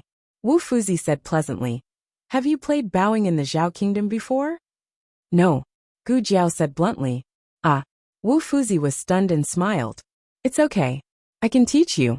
Every day after school, you can come to the pasture to find me. We'll train for 2 hours." It was not enough to go to school. Extra classes. Gu Jiao did not want to do it. She was determined to resist the after-school tutoring. "This is not only an honor for you, but also for the academy. I think highly of you. I hope you can win glory for the academy." Gu Jiao still did not want to do it. "It's also good for you. If you become famous, you may have a chance to stay in Chengdu in the future." Gu Jiao was stubborn. Wu Fuzi had a headache. "Aren't you very aggressive? What's wrong? It's not worthy of bowing?" Gu Jiao said seriously. "Wu Fuzi, I'm not good at studying. I need to focus more on my studies. I won't think about the competition for the time being. I'll focus on my studies." "Wait, why don't you say that when you copy homework every day, you doze off in class? Do you think I can't see it when I pass by?" Wu Fuzi was confused. Gu Jiao cupped her hands and turned to walk to the stable. The students in the stable were talking about the bowing competition. "Hey, have you heard? The bowing competition is held at Lingbo Academy again. This is the 3rd time it's held at their academy." "Lingbo Academy? Is that the academy with the prodigy class?" "Yes, that's it. Hey, is Kanglin Women's Academy right next to Lingbo Academy? Do you think the students of Kanglin Women's Academy will go to watch the competition? They went last year. They will go this year too, right?" Gu Jiao turned back. "Wu Fuzi, what are the rules of the competition?" Wu Fuzi was speechless. "Didn't you say you wouldn't participate?" On the other side, Dean Sun was having a friendly talk with Mu Qingchen in the dean's office. Dean Sun said, "Here's the thing. I know you don't usually participate in the affairs of the academy, but I still hope you can participate in the bowing competition." Mu Qingchen was a rare student who excelled in both the pen and the sword. He was very good at bowing and could be ranked among the top in Chengdu. Dean Sun smiled. "Your classmate Xiao Lulang will also participate. He is a newbie and has no experience in bowing. I hope you can guide him." Mu Qingchen walked out of the dean's office and headed to the field. "Fourth brother." He was halfway there when a young student suddenly rushed out from the side and called out to him. This person was none other than Mu Chuan, a student from Bright Maple Hall, who ate with him on the 2nd floor. Mu Chuan's father and Mu Qingchen's mother were biological siblings. In terms of blood, they were cousins. However, Mu Qingchen took after his mother, so Mu Chuan had always regarded him as a member of the Mu family. Coincidentally, Mu Qingchen was also ranked 4th among the Mu family's men in this generation. "Don't you need to go to class?" Mu Qingchen looked at Mu Chuan and asked. "I snuck out." Mu Chuan said. "What's up?" Mu Qingchen asked indifferently. Mu Chuan asked curiously. "My classmate passed by the dean's office and heard that you agreed to participate in the bowing competition. Is that true?" Mu Qingchen glanced at him. "You skipped class just to tell me this?" Mu Chuan chuckled. "I want to know." Mu Qingchen walked forward. "Go back to your class." Mu Chuan caught up with him. "I'll participate too." Mu Qingchen left. The bowing competition was a confrontation between 2 teams. Each team had 4 players. 2 of them were bowlers, 1 main and 1 assistant, 1 bowler, and 1 defender. The bowler was mainly responsible for interfering with the other team's movements and feeding the 2 bowlers the ball.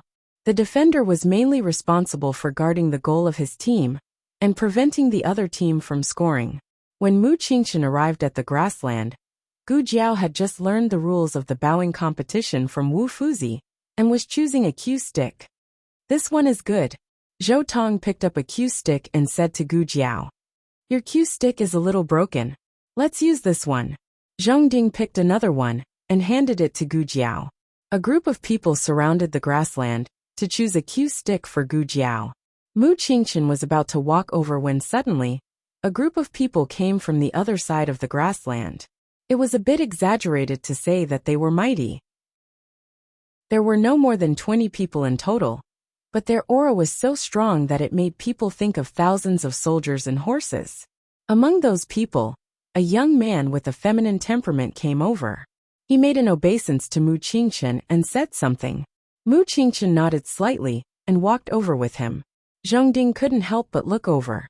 Among those powerful men, there seemed to be a noble young man in brocade clothes. He murmured, "Who are those people?" Zhou Tong craned his neck and looked over. He said in surprise, "Oh my God, they're from the Crown Prince's mansion." "How do you know?" Zhongding asked. Zhou Tong didn't dare to point with his finger, so he hinted with his eyes. "They're the brocade guards from the Crown Prince's mansion. I've seen them in the inner city," Zhongding said in disbelief.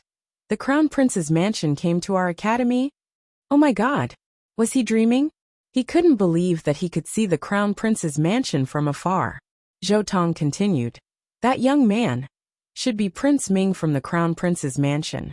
"The Crown Prince's son?" Gu Jiao asked. "Yes." Zhou Tong nodded.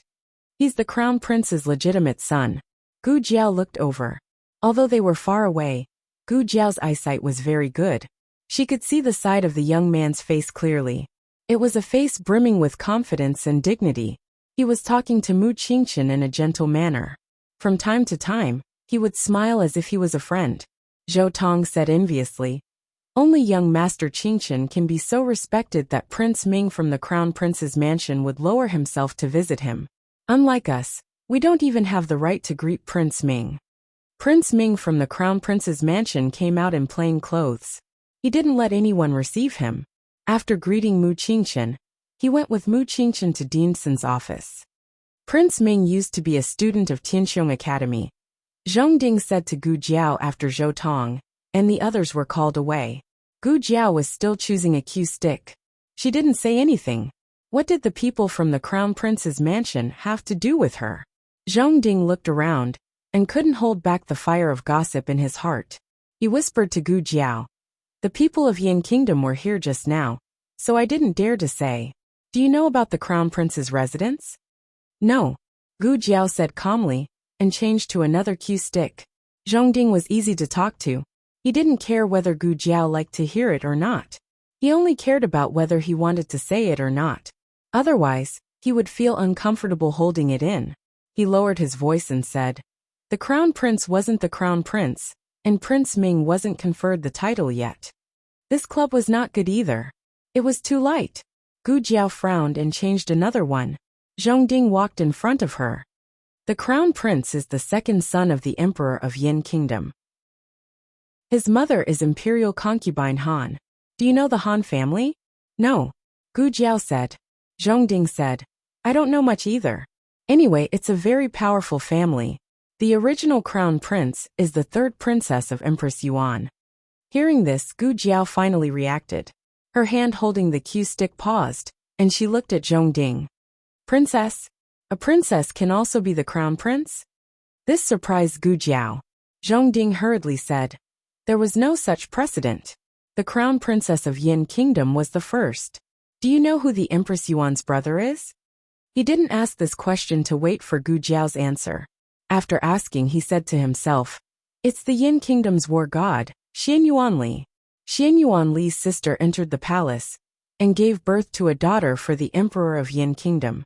At the banquet, the Emperor conferred her the title of Crown Princess of Yin Kingdom. That was truly a collection of all the doting on him. Her father was the Emperor, her mother was the Empress Yuan, and her uncle was the head of the Xian Yuan family, who had millions of soldiers. TSK, there was no one more honorable than her in the world. What happened after that? Gu Jiao asked. She was rarely interested in irrelevant things.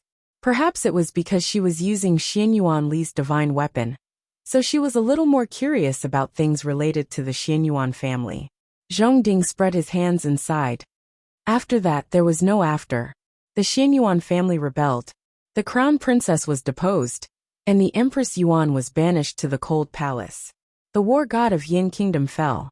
Gu Jiao paused and asked, "How old is the crown princess?" Zhongding thought for a while. About the same age as the crown prince? Her son is only 1 year older than Prince Ming. Prince Ming is 18 this year. Chapter 647. There are all kinds of novels that you can't find on the internet. When Mu Qingchen came over, Zhongding immediately shut up. He led the horse, and took the cue to find Zhou Tong and the others. Mu Qingchen looked at Zhongding's back and asked, "What were you talking about just now? Why did he leave as soon as he saw me?" "Nothing," Gu Jiao said. She didn't like to gossip, let alone spread it. She paused. Perhaps she felt that she had to answer Mu Qingchen's question, so she added, "I wasn't talking about you." Mu Qingchen stopped asking. He could almost guess that the arrival of Commandery Prince Ming had caused a stir. Although Commandery Prince Ming didn't show his identity, most of the students here were from Xingdu, and many of them were young masters of aristocratic families. Some of them might have seen Commandery Prince Ming before. "Are you picking the cue?" Mu Qingchen looked at Gu Jiao, who kept changing the cue, and asked. "Yes," Gu Jiao replied faintly. None of the cue sticks were suitable for her. Mu Qingchen left without saying a word. Gu Jiao didn't care, and continued to pick the cue sticks. But after a while, Mu Qingchen came back with a horse and a cue stick in his hand. "Here you are." Gu Jiao glanced at him, and took the cue from him. She weighed it in her hand and compared it. It was heavier than the other cue sticks. But for someone who was used to using the red tasseled spear, the weight was just right. "Thank you," Gu Jiao said. Then she looked at him and asked, "What are you going to use?" "This." Mu Qingchen grabbed a cue stick from the basket and got on the horse. "I'll show you around."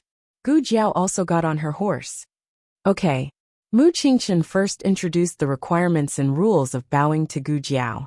Bowing was first passed down from the royal family of the Jin state. As soon as it entered the Yin state, it was liked by the royal family. Later, it gradually became popular in the circle of nobles. Today, bowing was included in the curriculum of many aristocratic academies. There were no bow-striking classes in the Tianxiong Academy, but Wu Fuzi would often lead the students to bow-striking classes. Archery had very high requirements for horses. All archery racehorses had to go through very strict training. The training difficulty of archery racehorses was far higher than that of war horses. The requirements for the bowler were not low. Horsemanship, skills, stamina, willpower, and adaptability were all indispensable.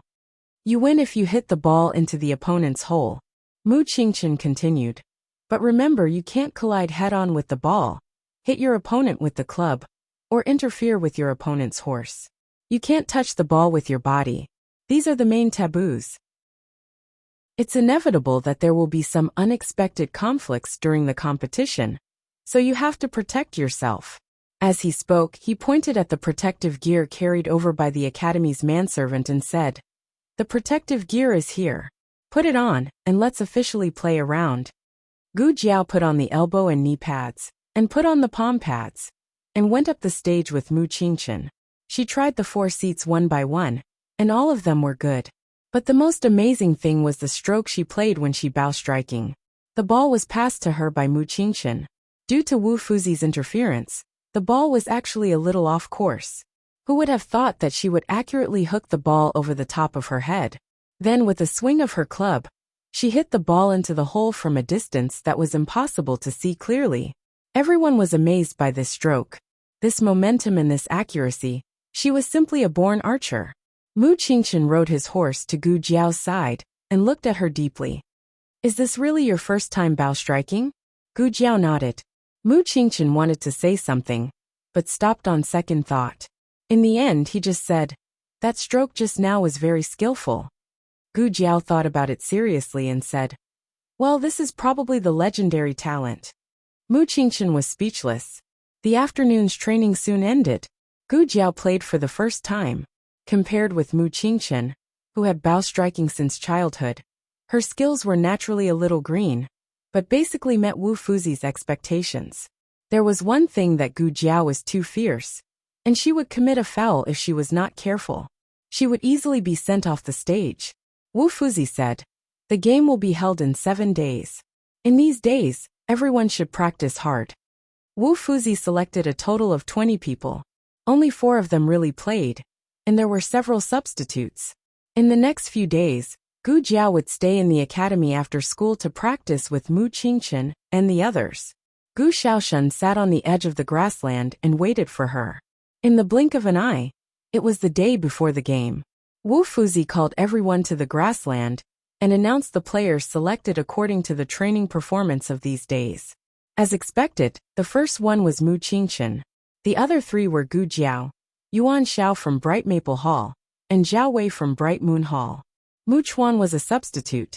Gu Xiaoshan was often waiting for Gu Jiao on the grassland, so he was a logistics team leader and also participated in the game with them. Wu Fuzi smiled. Let's not practice today. Everyone go back and rest early. We will go to Lingbo Academy tomorrow morning. After returning to the house, Gu Jiao told her family about the game in the inner city tomorrow morning. Gu Yan suddenly said, I want to watch your game too. Gu Jiao looked at Gu Yan and nodded. Okay.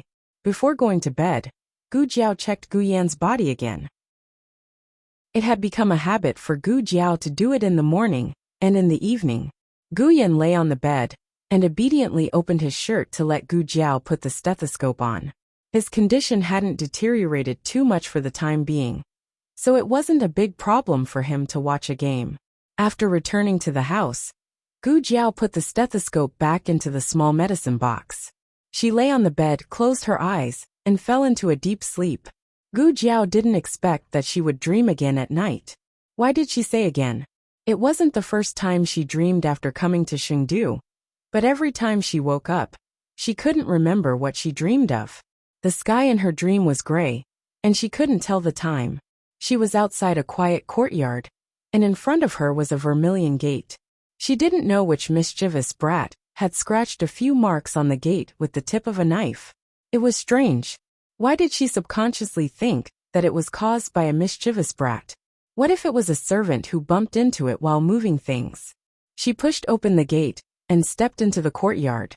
A cluster of green bamboos was planted in the left corner, and rows of bellflowers were planted on both sides of the wall. When the breeze blew, the bellflowers rustled. This was a strange yet familiar courtyard. It was strange because Gu Jiao had never been here before. It was familiar because even though she had been here before, she vaguely knew what each room was used for. The corridor started from the east. The first room was a wing room, the second room was the upper room, the third room was the study, and after turning the corner, there was a storeroom. Gu Jiao looked at the row of rooms in front of her with a strange expression. A voice came from behind the unlocked study door.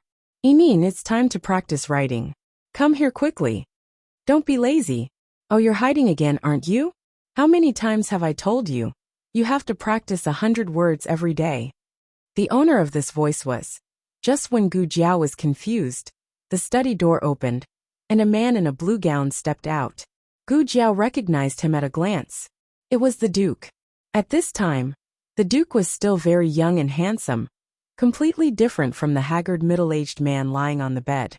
Therefore, even she herself did not know how she was able to recognize him at first glance. In short, as soon as this man came out, she knew his identity in her mind. Enin. The man began to look for her in every room. Enin, don't hide anymore. It's time to practice writing. Okay, I won't force you to practice writing. Let's go out and play. Come out. Enin. Enin. Enin, where have you been? The young Duke's voice became nervous. Enin, don't scare me. Come out quickly. Where have you been, Enin? Father misses you very much. Enin, come out quickly. His eyes were red, and tears were rolling in his eyes. His voice was trembling and choking. Enin. Enin. Father misses you, Enin. He staggered and fell on the steps. Gu Jiao subconsciously reached out her hand, as if she wanted to help him. Gu Jiao was at the door, and he was on the steps. There was an entire courtyard between them. She put her hand down again. At this moment, he suddenly raised his head and looked in the direction of the door. Enin. Gu Jiao's heart skipped a beat. She opened her eyes and woke up from her dream. The dream in her mind receded like the tide. She quickly forgot what had happened in the dream. She only remembered a panicked handsome face. He looks a bit like the Duke. Gu Jiao raised her brows. Was it because she had seen the High Duke too many times that she even dreamed of him? After dawn, Gu Jiao, Gu Xiaoshan, and Gu Yan were ready to set off. Gu Yan's body was weak and couldn't move. Fortunately, Master Lu made a wheelchair for him. Master Lu drove the carriage to Tianqiong Academy. Wu Fuzi led the group out of the academy. Mu Qingchen and Mu Chuan returned to the inner city last night. They were going to Lingbo Academy by themselves. Gu Jiao wanted to bring Gu Yin along. President Sun and Wu Fuzi didn't have any objections. The group entered the inner city in a carriage. On the other side, Second Master Jing also used a wheelchair to push his eldest brother out of the courtyard. "Hey, what are you doing?" Second Madam stopped him and asked. Second Master Jing looked at his eldest brother in the wheelchair and said to Second Madam, "There's a boxing competition today.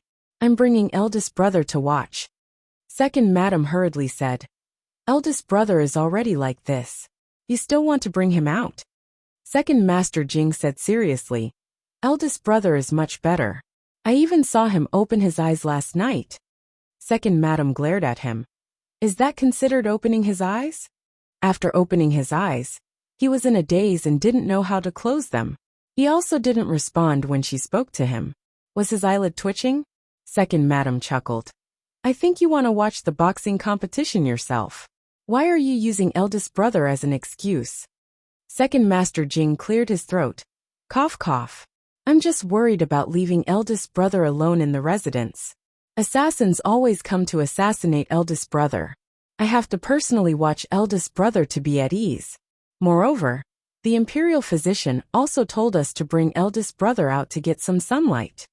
Second Madam said coldly, "Are you going to watch the boxing competition, or those beauties from Songlan Academy?" Second Master Jing said domineeringly, "Of course I'm going to watch the boxing competition. And also to watch the beauties." Second Madam frowned and muttered, "But there's something going on in the residence today. I can't leave." "It's good that you can't leave. If you go, how can I watch the beauties?" Second Master Jing smiled. "You do what you need to do. Come back when you're done. I'll save a seat for you." Second Madam coldly glared at Second Master Jing. Second Master Jing swaggered away with his eldest brother in his wheelchair. Second Madam called a manservant. "You go and serve Second Master. Remember to keep an eye on him. Don't let him mess around outside." The manservant replied, "Yes, madam." As the competition venue, Lingbo Academy gave the students a day off. Although Songlan Academy didn't give them a day off, they basically arranged for self-study. Most of the students went to Lingbo Academy to watch the competition. Lingbo Academy had the largest boxing competition venue in the inner city. The seats with the widest view were set up on both sides. "I want to watch the boxing competition." In Ling Long Pavilion's dormitory, little Jing Kong protested to his bad brother-in-law who forced him to study.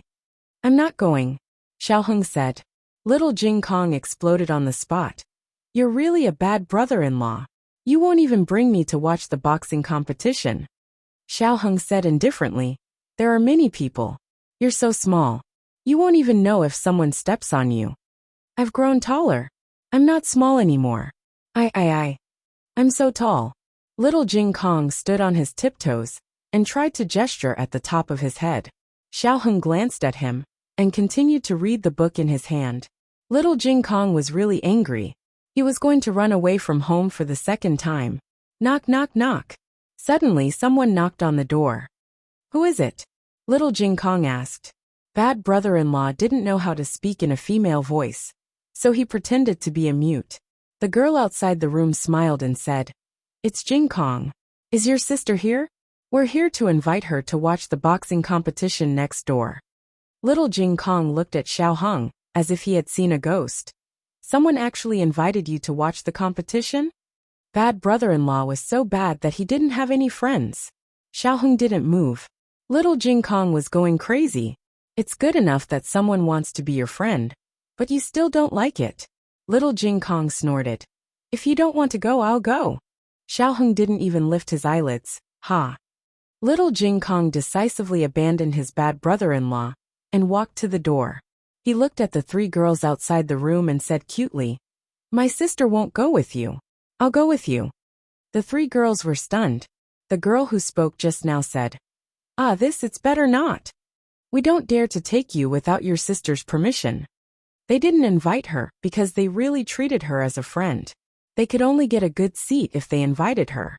Those young masters had already booked the best seats for the most beautiful girl in the academy. The three girls didn't give up and thought of something. One of them looked at the scholarly beauty in the room and said, "I heard that Tianqiong Academy is also participating.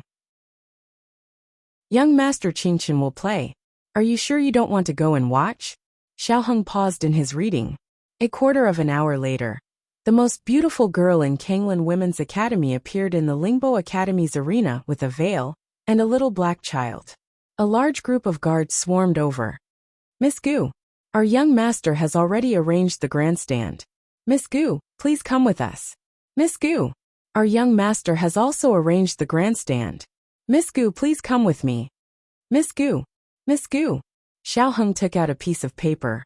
"Where is the grandstand of Tianqiong Academy?" A well-dressed guard raised his hand and said, "Over here. Here. Our young master has arranged the grandstand next to Tianqiong Academy." Chapter 648. The Lingbo Academy's boxing field was built very carefully. The stands on both sides were slightly higher and had a relatively wide field of vision. The front and back were ordinary stands with only benches and no sheds. The closer to the middle the better, and the more luxurious the stands were. It was no exaggeration to say that the stand was the best in the whole field. It was big and bright, and there were jade bead curtains on all sides. It looked like an elegant and luxurious pavilion. Wow! The three female students who came with Xiaoheng were stunned. This is too extravagant. There were already maids waiting in the pavilion. Seeing Xiaoheng and little Jing Kong coming over, two maids quickly opened the curtains in front. "Miss Gu, please." Xiaoheng and the others entered. It looked luxurious from the outside, but when they went in, they realized that there was nothing that they couldn't think of. A few short tables had already been set up, and there was a light incense burning in the corner. They were afraid that the smell of sweat in the boxing field would be too strong due to the hot weather. So even the incense was lit. The three female students were once again impressed by the other party's attention and thoughtfulness. "Who is your young master?" a female student asked the maid. The maid came forward with fresh fruits and answered with a smile. "My young master said that as long as you are happy, you don't have to care about who he is." Ladies, they were also included, and the three female students were overjoyed. The original words only mentioned Miss Gu, but they couldn't resist the maid's good manners. The melons and fruits had been chilled, so with one bite, the heat from the heat dissipated. Xiaoheng and little Jing Kong sat together, and the other three female students sat together. There was still an empty short table, so little Jing Kong ran over and took it for himself. This way, he had 1.5 tables. The bead curtains in front of the pavilion were hung up, and the other 3 curtains were used to block the wind. "It's so cool," a female student said. The other 2 nodded with a smile. It seemed that they had found the right person to look for Gu Jiao. Otherwise, how could they have gotten such good seats? Xiaoheng did not pay attention to the seats in the stands. From the moment he entered the arena, he began to look for Gu Jiao. He wasn't sure if Gu Jiao would participate. After all, he had never heard of her knowing how to use the bow. But he was worried about her, so he came over to try his luck. He didn't see Gu Jiao, but he saw Gu Xiaoshan and Gu Yan diagonally opposite him.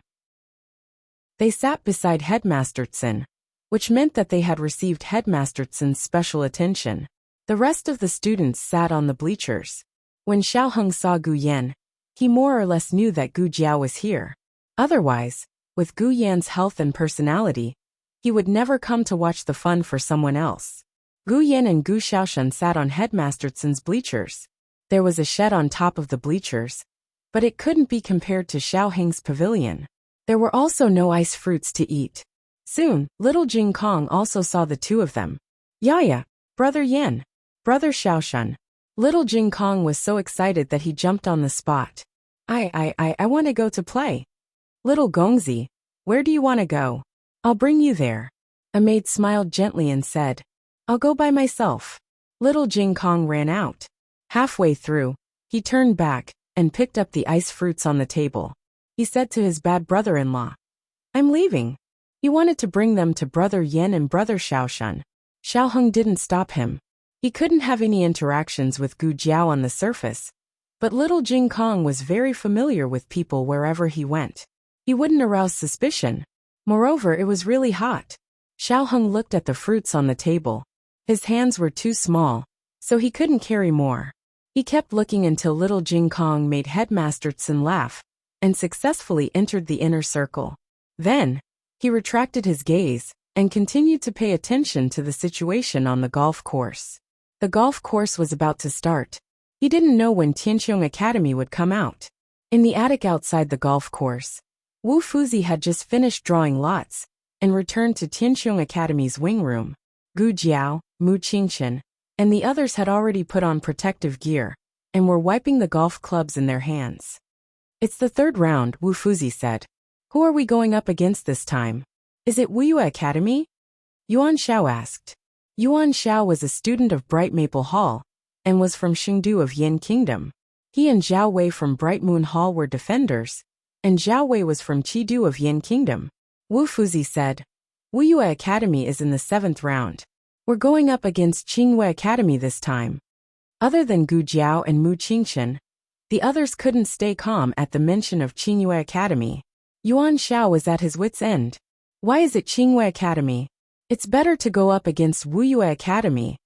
Gu Jiao looked at Mu Qingqian in confusion. Mu Qingqian paused and explained. Some of the students from Qingyue Academy are from the Royal Golf Course team. Gu Jiao said, Oh. Mu Qingqian looked at her deeply. Aren't you afraid? Gu Jiao raised her eyebrows. I'm afraid they won't let me win. Mu Qingqian was speechless. He couldn't refute her words. Zhao Wei, what's wrong with you? Wu Fuzi sensed something was wrong with Zhao Wei. Zhao Wei clutched his stomach and said with a pale face, I think I ate something bad. Gu Jiao walked over and pinched Zhao Wei's wrist to check his pulse. What did you eat this morning? Zhao Wei endured the pain in his stomach and said, I ate 2 buns. Gu Jiao pressed his stomach. Does it hurt here? No. How about here? It doesn't hurt either. You did eat something bad. Gu Jiao withdrew her hand and took out a bottle of powder from the first aid kit. Swallow it with water. Zhao Wei took the medicine. On the other side, the first round of the competition began.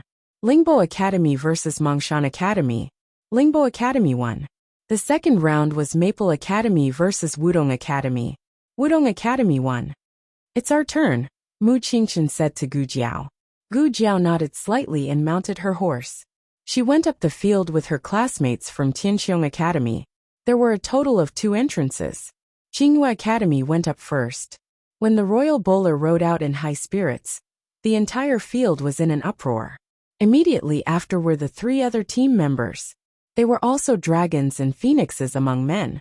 Every time one of them appeared, Mu Qingqian introduced one to Gu Jiao.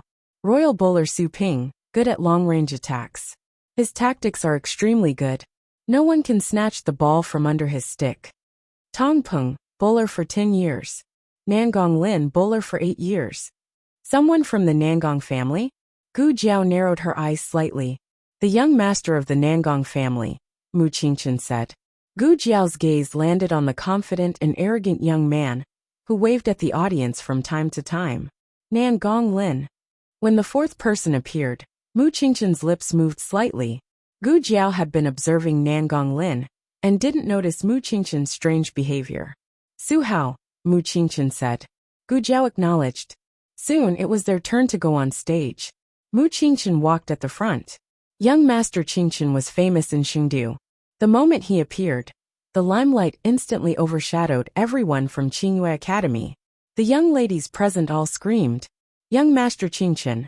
It's really Young Master Qingqian. I can't believe I can see Young Master Qingqian in my lifetime. Young Master Qingqian. Young Master Qingqian. Xiao Heng's eardrums were about to explode. His 3 classmates in the pavilion were about to flip the roof off. Yuan Xiao and Mu Chuan followed behind Mu Qingqian. The 2 of them were also handsome men. But with Mu Qingqian in front, no matter how handsome and mighty they were, they could only serve as a foil to Mu Qingqian. Fortunately, they were used to it. Gu Jiao was the last to appear. She was new here and didn't have much fame. Only the birthmark on her left face made people take a second look. The players from both sides met in the center of the field. Royal bowler Su Ping looked at Mu Qingchen and said, I can finally experience young Master Qingchen's skills. I'm really lucky, Mu Qingchen said calmly. You're welcome. Su Hao smiled and looked at them. His gaze fell on Mu Qingchen's face, and he said with a smile, Fourth brother. So you're here to participate too? Why didn't you say so earlier? If father knew, he would definitely put aside his work and come to watch fourth brother's competition. When Gu Jiao heard this, she remembered that Mu Qingchen said that his name was Su Hao. He was also a member of the Su family. Mu Chuan, who was at the side, explained to Gu Jiao in a low voice, the third young master of the Su family, my fourth brother's illegitimate brother. My aunt was angry that my uncle actually gave birth to an illegitimate son. So in a fit of anger, she made my fourth brother take her surname. This Su Hao is so annoying. He's always jealous of my fourth brother. But no matter how jealous he is, it's useless. My fourth brother is the legitimate son. So what if he changed his surname? He's still the legitimate son. My uncle dotes on my fourth brother. One could tell. Su Hao's words couldn't hide his envy and jealousy towards Mu Qingchen. Nan Gonglin didn't have any personal grudges with Mu Qingchen. It was just that he was also a little jealous of Mu Qingchen. He sneered and said, I heard that Tianqiong Academy has been quite arrogant recently. They even bullied Five Mountains Academy. There was such a thing. The son of the deputy general of the Nangong family was seriously injured by Gu Jiao. From Nan Gonglin's tone, it seemed like he wanted to seek revenge for his own people. It's you right, kid? Nan Gonglin looked at Gu Jiao disdainfully. The birthmark on Gu Jiao's face was too easy to recognize. Nan Gonglin smiled threateningly. Horses have no eyes, be careful not to fall. Chapter 649. On the other side, Second Master Jing finally arrived at Lingbo Academy. He didn't leave late, but he didn't expect so many people to come to watch the boxing competition. It caused the roads to Lingbo Academy to be blocked. By the time he entered the academy, the first two matches were already over. Why are there so many people? He muttered with sweat all over his forehead. At this moment, he had already arrived at the back of the viewing platform he had reserved. He was only a dozen steps away from reaching the viewing platform. He was a martial artist and was stronger than ordinary people. He grabbed his eldest brother along with his wheelchair and walked up the stairs step by step. Second Madam ordered a manservant to quickly follow. Second Master Jing was a person who knew how to enjoy life. He wasn't going to sit there and watch the competition in a daze and let the sun roast him. He ordered the servants to bring ice cubes, chilled fruits, and all kinds of sweet and refreshing refreshments. The viewing platform he chose naturally had an excellent view. It allowed him to see the entire boxing field. There was a roof on top, like a small pavilion, and it was ventilated on all sides. No, it was three sides. On his left side, there was a beaded curtain of broken jade, hanging down from the place next door. He didn't ask anyone to prepare a curtain, so it must have been done by the people next door. Who is next door? Using such a high-quality curtain? Others might not know how to identify these broken jade, but how could he not recognize them? These weren't ordinary broken pieces of jade. They were whole pieces of jade that had been cut and polished into various shapes. Together with high-quality Eastern pearls, they were simply priceless, okay? Second Master Jing curiously looked to the left. Although there was a gap in the beaded curtain, it still blocked some of the view. Second Master Jing could only vaguely recognize that the people sitting next door were Fort Songlan Women's Academy students. One of the students had a straight back. Her bearing and temperament were excellent. She was noble and extraordinary, exuding the aura of a flower on a high mountain. This little beauty is a bit, Second Master Jing couldn't say. At this moment, perhaps because she felt Second Master Jing's gaze, the little beauty actually turned her head to look at him. Their gazes met across the bead curtain. That was a glance that seemed to come from the peak of a snowy mountain. Second Master Jing only felt that his heart had been shaken by someone. It was too cold. This kind of beauty couldn't be touched. However, there were three other little beauties next door, and their figures were also extremely graceful. Especially when the three of them were chatting and laughing. The curtains could block the line of sight, but not sound. The young girl's laughter could be heard, and Second Master Jing felt comfortable all over. This is life. Second Master Jing sat down on the cushion in the middle of the pavilion and placed the Duke's wheelchair beside him. Xiao Heng didn't pay too much attention to which family's men had come next door. His attention once again returned to the boxing field. The bowers from the Tianqiong Academy entered the arena. Xiao Heng immediately saw Gu Jiao, who was ranked 4th.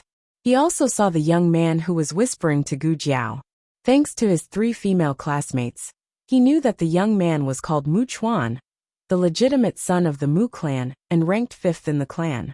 Young Master Qingxian, who had caused a sensation, was his aunt's son and the legitimate son of the Su clan. Xiao Heng didn't know why he didn't take his father's surname, but his mother's. After that, the two sides greeted each other. The people from the Qingyue Academy were very arrogant. Su Ping from the imperial family's Bower team was arrogant, and the young man named Nangong Lin by his side was also not to be outdone. Nangong Lin said something to Gu Jiao and frowned slightly. Why did the people from the Nangong clan find Gu Jiao? Could it be that the identity of Xiao Lulang had been exposed? With the beating of the gongs and drums, the match between the two sides began. Mu Qingxian and Su Ping drew lots. Su Ping got the chance to play the first ball and fiercely hit the ball. Each game was divided into 8 sections, each section lasting for half a quarter of an hour. If someone committed a foul or was injured in the middle, the game would be paused and continued after the match was settled. Both sides had 3 chances to change players. Su Ping was indeed an expert in long-range attacks. His shot was extremely far and crossed the center line in an instant. Everyone rushed toward the Tianqiong Academy's ball hole without stopping to rest. Su Hao hooked the ball on the ground and passed it to Tong Peng, who was not far away. The ball seemed impossible to catch, but not only did Tong Peng catch it, but he also passed the ball to Nangong Lin at lightning speed. Nangong Lin was the assistant attacker. He could pass the ball to Su Ping or score by himself. Judging from the current situation on the field, the probability of him scoring by himself was very high. But at this moment, Mu Qingxian caught up. Nangong Lin saw that the situation was not good. He quickly hit the ball and passed it to Su Ping. Su Ping didn't choose to use the club to dribble the ball. Instead, he directly threw the club and swung it out. The ball drew a beautiful arc in the air and accurately entered the hole. Beautiful! Second Master Jing clapped his hands. He was indeed a member of the royal family's archer team. That move just now was too wonderful. Gu Jiao tilted her head and looked at Su Ping. Well, he could play like that. Qingyue Academy won the first flag. The first section was not over yet, so the game continued. This time, Tianqiong Academy started the game. Yuan Xiao, you're up, Mu Qingxian said. I'm nervous. Yuan Xiao was suppressed by the opponent's tactics and aura. Mu Qingxian said, it's okay. Just hit the ball. Yuan Xiao swallowed his saliva and resisted the trembling of his hands. He swung the club first. Mu Chuan quickly followed. Mu Qingxian glanced at Gu Jiao. He didn't say anything, but all the trust in her was written in his eyes. Then, he didn't even look to see whether his team members had caught the ball or not. He rushed toward the opponent's hole. Second Master Jing was stunned. Are you kidding me? Isn't that too bold? What if the ball is intercepted and you run so far away? How can you save the game? Nangong Lin and Su Hao exchanged glances. The two of them rushed toward Mu Chuan in a pincer attack. They wanted to interfere with Mu Chuan and make sure he couldn't catch the ball without fouling. Mu Chuan was attacked from both sides. He cried out, "Ah, you two bastards! Why are you coming at me?" Nangong Lin's lips curled up, and he went to snatch Mu Chuan's ball. He was very fast, but someone was faster than him. He didn't even see what was going on before a club took Mu Chuan's ball away. Nangong Lin was slightly stunned. He turned his head and saw Gu Jiao's indifferent expression. Gu Jiao glanced at him indifferently. Without saying a word, she threw the club and hit the ball in her hand with a backhand. Everyone was stunned. Wait, wasn't this the same move that Su Ping used just now? Even the action of throwing the club and catching it with a backhand was exactly the same. Was Su Ping being secretly learned on the spot? Su Ping was shocked. This was a unique skill that he had practiced for many years. It was handsome and valiant. Not only could it be used to win, but it could also be used to show off. No one had ever learned it. How did this kid learn it? He was quite good at it. Xiao Heng stared at Gu Jiao without blinking. Under the sunlight, his girl was very eye-catching. His blood was boiling. Gu Jiao's ball was also very far away. It was very similar to Su Ping's curve. Mu Qingchen successfully got the ball and holed it in. Tianqiong Academy got a flag. At the end of the first section, both sides got a piece each. This result was somewhat unexpected. Although Mu Qingchen was the first young master of Sheng City, no one had heard that he had any extraordinary talent in archery. No one expected him to play so well. However, the one who left the deepest impression was probably the kid with the birthmark on his face. How could he be so brazen as to steal their skills? How could he be so shameless? Just when everyone thought that Gu Jiao was already very shameless, she did something even more shameless. In the following game, as long as Nan Gonglin attacked, she would stop and not give a single ball to Nan Gonglin. However, as long as Su Ping attacked, she would watch obediently. Not only did she not snatch the ball, but she also did not allow her companions to snatch it. She was very fierce. Su Ping was like a child that she was quietly protecting. Every time he scored a goal, the light of excitement could be seen in her eyes. Then, with a turn of her head, she used Su Ping's moves one by one. Su Ping's face turned green. "Referee," he shouted. "Can't I learn?" Gu Jiao asked innocently. The referee choked. "There was no such rule. You can learn from me." Gu Jiao looked at Su Ping and said shamelessly. Su Ping almost vomited blood. "Learn from you? What is there to learn? You little noob." However, it was this thick-skinned noob who learned all of Su Ping's skills. The referee couldn't bear to watch. Dean Sun of Tianqiong Academy was strongly despised by the other deans. He raised his hand and weakly covered his head. "Cough, I stole from you based on my ability. If you have the ability, you can steal from me too. Can we fucking steal from you? Do you think we haven't stolen from you before? We don't know how to steal from you. What kind of pervert is this kid?" When it was Su Ping's turn to kick off, he suddenly sneezed due to his nose allergy. Then, Gu Jiao also sneezed loudly with the cue stick before kicking off. Everyone. At the end of the sixth section, the score was 17-17. It was a tie. Gu Jiao did not score many goals. She usually passed the ball to Mu Qingchen, but she became the focus of the game with her ability. Why is he like this? In Xiao Heng's pavilion, a female student muttered. Another female student said, "But I'm so happy to see young Master Qingchen win." A third female student said with a smile, "That's right. They cooperate so well. They're so compatible." Xiao Heng's face darkened. Next door, second Master Jing was also shocked by Gu Jiao's actions. He had watched bowls for many years, but this was the first time he had seen someone so brazenly steal from him. "Big brother, did you see that? This kid. Oh my God." Halfway through his sentence, second Master Jing turned his head and saw that his big brother's eyes were open. His eyes were bright and clear. He was so scared that he fell to the ground. He was just complaining to his big brother. He didn't think that his big brother could really open his eyes. It was very scary, okay? No. He calmed himself down and wiped the cold sweat from his forehead. He sat back on the cushion with lingering fear. "Big brother, when did you open your eyes? You should at least make a sound. It seems like you don't know how to make a sound. Forget it." His big brother was like a zombie. He couldn't hear him.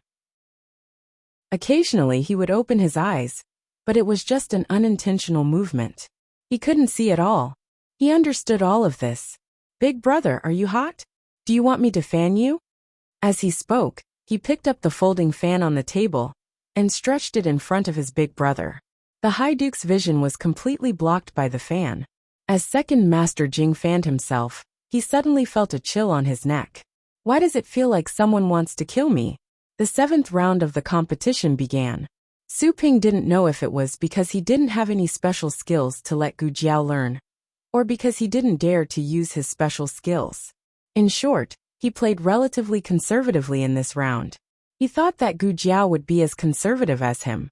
Unfortunately, he was wrong. Gu Jiao only learned the good things. She didn't learn the bad things. Tianqiong Academy launched an attack and won 2 chess pieces in a row. Tsinghua Academy stopped the competition, changed players. Nan Gonglin and the rest returned to the waiting area. Tsinghua Academy's teacher said, "How did you guys play? Why didn't you attack?" Su Ping was speechless. The teacher said, "Su Ping, take a rest first. You can play in the last round." Su Ping sighed. Yes, Tsinghua Academy's substitute was also a good archer. However, he was better at defense. Thus, Nan Gonglin took over Su Ping's position and became the main archer. He looked coldly at Gu Jiao on the field. He wouldn't let this kid have his way. He would definitely score and win this game. "I'm going to the toilet," he said to the teacher. "Go, hurry up. It's time to play," the teacher reminded. Yes. Nan Gonglin left the waiting area. Tianxiong Academy's people were waiting on the other side. He snapped his fingers. An accompanying secret guard came to him and cupped his hands. "Young master." Nan Gonglin looked at Gu Jiao and said coldly, "I want him to fall off the horse." The secret guard hesitated. "This," Nan Gonglin said coldly. "Why? Can't you do it?" The secret guard cupped his hands. "I can do it." Nan Gonglin smiled proudly. "That's good. Remember, make it look like he accidentally fell off the horse. Don't let anyone see through it." The secret guard replied, "Yes, young master." After the break, they went on the field again.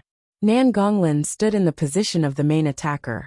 Mu Qingchen looked at him deeply and reminded Gu Jiao, "Be careful." Gu Jiao replied calmly, "Okay." The game started. Tsinghua Academy kicked off. Nan Gonglin got the ball. Gu Jiao rode on the horse and chased after him. Nan Gonglin was not in a hurry to throw the ball. Instead, he dribbled the ball and led Gu Jiao to the secret guard's position. The spectators who could not get a seat stood at the edge of the field. The secret guard was hidden in this group of people. Everyone was so engrossed in the game that no one noticed that he was holding a small stone in his hand. At this moment, Second Master Jing had already stood up and leaned on the railing. He also pushed his eldest brother out. The secret guard was diagonally below them. If he glanced at him, he would definitely see him. However, the game on the field was so exciting. Who would pay attention to a group of spectators? The High Duke's hand began to twitch slightly. "Quick, quick, quick. Quickly chase after him. You're quite good at beating people up. Why are you so weak now?" Second Master Jing shouted at Gu Jiao. He did not notice his eldest brother's strange behavior. The High Duke's body also began to tremble violently. "Second Master."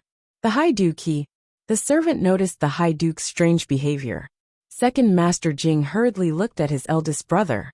Seeing his eldest brother trembling like this, he was frightened. He squatted down and held his eldest brother's wheelchair. "Eldest brother, what's wrong? Are you feeling unwell?" The High Duke's mouth twitched, as if he wanted to say something. Second Master Jing scratched his head. "Is the game too intense? You don't like it? Let's watch a little longer, okay? Just a little longer." Nan Gonglin ran to the inner circle and squeezed Gu Jiao out. The secret guard was about to make a move. The High Duke trembled like a sieve. His gaze was as cold as ice. Was eldest brother angry? Second Master Jing was confused. He did not know if his guess was right. But on second thought, other than this, could there be anything else? Second Master Jing stood up and pushed his eldest brother's wheelchair. He sighed, Fine, fine, fine. If you don't want to watch, I'll bring you back now." The High Duke trembled even more. Second Master Jing suddenly had an illusion. Why did it seem like his eldest brother wanted to kill him? Nan Gonglin slowed down slightly, so that the secret guard could hit the ball smoothly. Gu Jiao appeared in the perfect attacking range. The secret guard suddenly shot the small stone in his hand. The small stone went straight for Gu Jiao's major acupuncture point on her waist. It would not leave a scar or be fatal. It would only numb half of Gu Jiao's body. In the next second, something unbelievable happened. Gu Jiao suddenly bent down to snatch the ball. The secret guard's expression changed. It was too late to stop her. The small stone flashed past Gu Jiao's back and hit Nan Gonglin, who was at the side. Nan Gonglin did not even have time to scream. His body went numb, and he fell off the horse in a panic. And because he had slowed down, the bowmen behind him had caught up. They were Mu Chuan and the Tsinghua Academy students. Mu Chuan's horse was not as fast as the Tsinghua Academy students. But because the Qingyue Academy students were too fast, it was too late to tighten the reins. The Qingyue Academy students watched helplessly as their horses stepped over Nan Gonglin's body. They heard a shocking scream.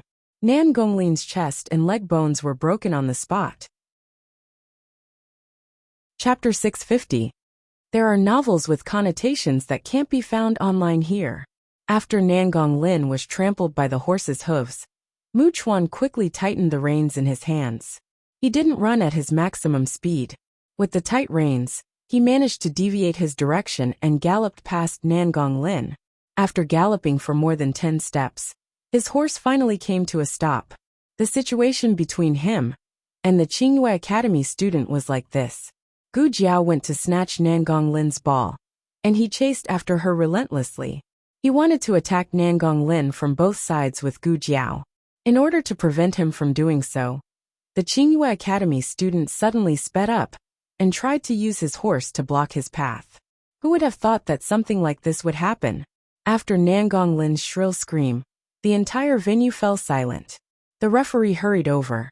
He squatted down and looked at Nan Gonglin, whose face was contorted in pain. He was shocked for a moment. Nan Gonglin, how are you? What else could Nan Gonglin do? He was in so much pain that he wanted to die, okay? He was a martial artist and had suffered a lot of physical pain since he was young. However, he had never been so ruthless. His entire chest seemed to have caved in, and the bones in his thighs were broken. Every breath he took felt like a knife was stabbing into his lungs. Nan Gonglin's secret guard was also stunned. He swore to the heavens that he was aiming at that guy from Tianqiong Academy. He had never thought of hurting his young master. Gu Jiao's horse also stopped. She rode over slowly and looked down at the seriously injured Nan Gonglin. Oh, you're injured. Can you still play in the competition? Listen. What kind of tone was this? Was she gloating? Nan Gonglin glared at Gu Jiao with bloodshot eyes as he suffered from the excruciating pain. He said to the referee, "It's him. He's the one who harmed me." The referee looked at Gu Jiao. When the audience heard this, they all looked at the new student from Tianqiong Academy. Mu Chuan refuted, "Hey, Nan Gonglin, you can eat whatever you want, but you can't speak whatever you want. How did the people of the Tianqiong Academy harm you? You were the one who fell down. Was it someone from your own academy who stepped on you? What does that have to do with us?" The student who stepped on Nan Gonglin was at a loss. I didn't do it on purpose." Of course, Nan Gonglin knew that he didn't do it on purpose, but this Xiao Luling must have. Nan Gonglin gritted his teeth and said, "Why did you suddenly bend over to grab the ball? He didn't snatch it earlier or later. Instead, he followed him all the way. Whenever he schemed against him, he would snatch it. Who would dare to say that there was nothing fishy going on?" Gu Jiao said confidently. "You slowed down, so of course I have to snatch the ball." Everyone paused. That's right, Nan Gonglin did suddenly slow down just now. If they didn't snatch it when he slowed down, were they supposed to snatch it when Nan Gonglin accelerated? Was there something wrong with his head? There was no problem with the Tianqiong Academy's operation. You. Nan Gonglin vomited a mouthful of blood. It was unknown whether it was due to injury or anger. Why did Nan Gonglin slow down? Wasn't it to make it easier for the secret guards to sneak an attack on Gu Jiao? He couldn't explain it, even if he still couldn't figure it out now. He was wondering why this kid took the bait so easily. Wherever he led, he would follow. He didn't even snatch the ball all the way. This kid clearly snatched the ball quite quickly in front of him. He thought that it was because his skills were superb that this kid couldn't snatch it. Now, it seemed that this kid did it on purpose. He saw that Nan Gonglin was going to scheme against him, so he pretended to fall into the trap and revealed a flaw. At the crucial moment, he let Nan Gonglin fall into his trap. But Nan Gonglin couldn't say any of this. If he wanted to prove that this kid was scheming against him, he had to admit that he was scheming against this kid. Cheating would make him lose the right to participate in the competition forever. It would also make him the laughingstock of the whole city. He couldn't afford to lose this face. Therefore, he could only swallow his pride. After Nan Gonglin vomited another mouthful of blood, his consciousness started to blur, and his breathing became difficult and rapid. Could Gu Jiao cure him? The answer was yes, But why would she cure him? Was she going to wait for him to come over and kill her? If she hadn't dodged just now, she would be the one with broken bones and a pneumothorax. Mu Qingchen rode his horse to Gu Jiao's side and asked in a low voice, "Are you okay?" "I'm fine," Gu Jiao said. Mu Qingchen glanced at Nan Gonglin, who was being carried off, and said to Gu Jiao, "Focus on the competition. Don't think too much." "Okay." Gu Jiao nodded. After Nan Gonglin was carried off the field, his companion who stepped on him also had a mental breakdown. He couldn't continue the competition, and was replaced by a teacher from Qingyue Academy. After such a big incident, it was reasonable to say that the mentality of the students from Tianqiong Academy should be somewhat affected. However, it wasn't. It was just that they were all quite thick-skinned. The seventh section ended with Tianqiong Academy winning another flag. The score was 20-17. Qingyue Academy was 17. In the last section, Su Ping went on the field. He had to score 3 goals to equalize the score. If there was only one Xiao Lulang or only one Mu Qingchen, he could give it a try. However, it was a bit difficult to deal with the two of them together. That guy called Xiao Lulang was too fucking annoying. If he used his unique skill, he was afraid that the guy would steal it. If he didn't use his unique skill, he was afraid that he would lose the competition. Su Ping had never played such a difficult game. In the end, Su Ping decided to go all out. Then a strange scene happened. Not only did the 4 players from Tianqiong Academy not fight for the ball, they even fed it to Su Ping. "Your shot wasn't good." Su Ping almost couldn't catch it. Mu Chuan said to the students from Qingyue Academy after feeding Su Ping a ball. The students from Qingyue Academy were confused. "Wait, what kind of move was that?" The students from Tianqiong Academy looked at Gu Jiao with this expression. Anyway, she was leading by 3 flags.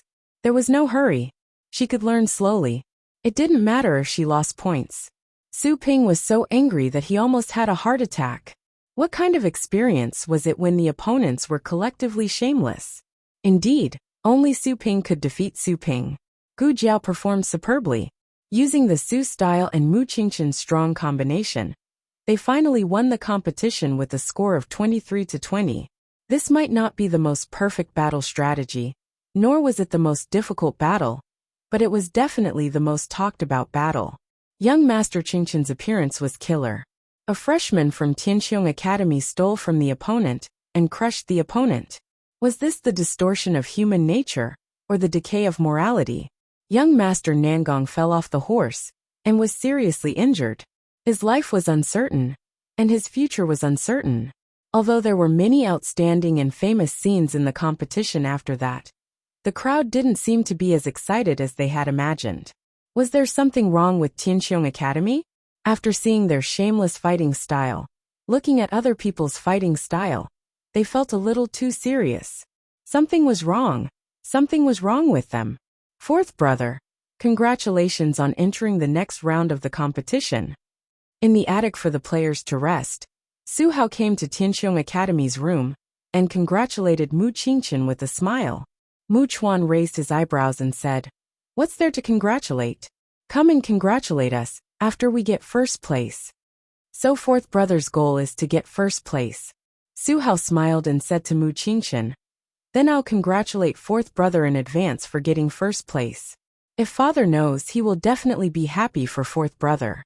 Fourth brother once said that he would never bow again. Father has been sad for a long time because of this. Why won't he bow again? Gu Jiao asked. Su Hao turned to look at Gu Jiao and said pleasantly, "My fourth brother once lost to someone, and then he swore never to bow again." "I didn't ask you," Gu Jiao said to Su Hao. Su Hao was stunned. Mu Chuan said impatiently, "Nangong Lin from your academy is already so injured. Why do you still have the time to wander around here? Don't you have to show concern for your classmates?" Yuan Xiao didn't rebuke Su Hao. He just opened the door very politely. Su Hao was speechless. After the end of the first day of the competition, it was time to announce the list of qualified students. Every qualified student of the academy had to ride around the field. When the name of Tianqiong Academy was announced, Mu Qingchen, Yuan Xiao, Mu Chuan, and Gu Jiao rode on their horses and slowly entered the field from the passage. Everyone's eyes fell on them. Admittedly, Mu Qingchen still received the most attention, but Gu Jiao was ranked above Yuan Shao, and the legitimate son of the Mu family. She received the most attention, second only to Mu Qingchen. Xiao Heng's gaze fell on Gu Jiao, and Gu Jiao also looked at Xiao Heng. Their gazes met in midair, and in just an instant, they gently moved away. In the eyes of outsiders, Xiao Heng was looking at the people of Tianqiong Academy, while Gu Jiao was looking at the audience in the stands. Gu Jiao quickly looked elsewhere, while Xiao Heng lowered his eyes, picked up the tea on the table, and took a sip. That freshman from Tianqiong Academy seemed to be looking over here just now? Was he looking at us? A female student in the pavilion asked. Was he? Another female student looked at Gu Jiao. He didn't look. Yes, he took a look. He was just curious, right? So, he didn't take a fancy to the prettiest girl in our academy? Finally, a guy doesn't like her. The three of them laughed in a low voice. Xiao Heng drank his tea silently. How would you know how much restraint and longing she had when she looked at him? On the other side, little Jing Kong bid farewell to Dean Sin of Tianqiong Academy, as well as his new friends Gu Xiaoshan and Gu Yan. Little Jing Kong could wait for Gu Jiao to come over and get to know her. But even he knew that he couldn't have any interactions with Gu Jiao on the surface. Talking to Gu Yan and Gu Xiaoshan was already the limit of what he could do on the surface. Uncle Dean, I'm leaving. I'll come and play with you during the next competition. Dean Sin smiled and patted the kid's head. Okay, I'll definitely come next time. Little Jing Kong held the big empty bowl that used to be filled with melons and fruits. He held back his strong longing for Gu Jiao and left resolutely. Dean Sin left the spectator stand with Gu Xiaoshan and Gu Yan, and went to the entrance of Lingbo Academy to meet up with Gu Jiao and the others. You won't always be so lucky. It was a fighter from Wuxia Academy. He was shouting at Gu Jiao, Mu Qingchen and the others. Mu Chuan crossed his arms and sneered. I don't know if we're lucky or not, but Wuxia Academy doesn't seem to be lucky. You're eliminated in the first round. Yuan Xiaoshan added. Wuxia Academy didn't rely on luck. They relied on their strength. They lost because of their strength. What kind of heart-wrenching truth was this? The guy from Wuxia Academy was so angry that he walked away with smoke coming out of his 7 orifices. Take care. I won't send you off. Mu Chuan smiled and waved his hand. Sai, I can finally hold my head high. I was bullied by those bastards in the past. It's a pity that I didn't meet them today. Otherwise, I would have beaten them to a pulp. Mu Qingchen looked at him speechlessly and said to Gu Jiao, Shall we take the carriage or ride the horse? Ride the horse. It was very stuffy in the carriage. They got on the horses. After Gu Yan, Dean Sin, and the others got on the carriage, they left Lingbo Academy together. Is it okay? Gu Jiao asked Gu Yan. Gu Yan leaned against the window and nodded at Gu Jiao, who was riding the horse beside him. Yes, it's good. I'll come again next time. Gu Jiao twirled the reins in her hand. Okay. On the other side, Second Master Jing also got on the carriage and came out. He had a feast for his eyes today. He enjoyed watching the competition. It was even more enjoyable to watch the competition with the little beauties next door. Listening to the 3 girls talking and laughing, he felt that he was more than 10 years younger. This is what life is like. It's so hot. Second Master Jing opened the window and hung up the front curtain. He and his eldest brother were both men. There was no need to avoid being seen by others. It was too hot. He moved a small stool and sat at the door of the carriage. He fanned himself with his folding fan. At this moment, Dean Sin and the others came over. Dean Sin and Mu Qingchen recognized the House of Duke's carriage. Dean Sin stopped the carriage and bowed to the 2 people in the carriage. Duke Second Master Jing. Mu Qingchen also greeted them. Second Master Jing was panicking from the heat. He waved his hand perfunctorily and exchanged a few words with the 2. Behind him, the Duke's hand shook again. Unfortunately, he did not see it. Then if there's nothing else, we'll take our leave. Dean Sin said. Goodbye. Second Master Jing smiled. Dean Sin looked at Gu Jiao. Let's go. The group of people brushed past the House of Duke's carriage. No one expected that the Duke in the wheelchair would suddenly have blue veins on his forehead. No one knew where he got the strength, but he suddenly threw the wheelchair at Second Master Jing. Ah! Second Master Jing was caught off guard. He fell out of the carriage and rolled on the ground. Coincidentally, he rolled in front of Gu Jiao's horse. Second Master Jing, who fell flat on his face, was speechless. Eldest brother, do you have to trick your younger brother like this? Gu Jiao looked at Second Master Jing strangely. Then, she looked at the Duke who fell out of the wheelchair. She saw the Duke who was unable to move in the carriage. Suddenly his mouth twitched and his eyes slanted.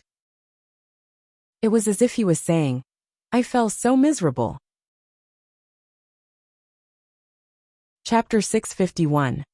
Everyone was stunned by the Duke's miserable state. Whether he fell or was miserable, they didn't understand at the moment. Their minds were filled with one thought. Wasn't the Duke unconscious? Did he get better? The news of the Duke falling and becoming a living dead wasn't a secret in the capital. All these years, in order to wake the Duke up, the Duke's residents had visited many famous doctors.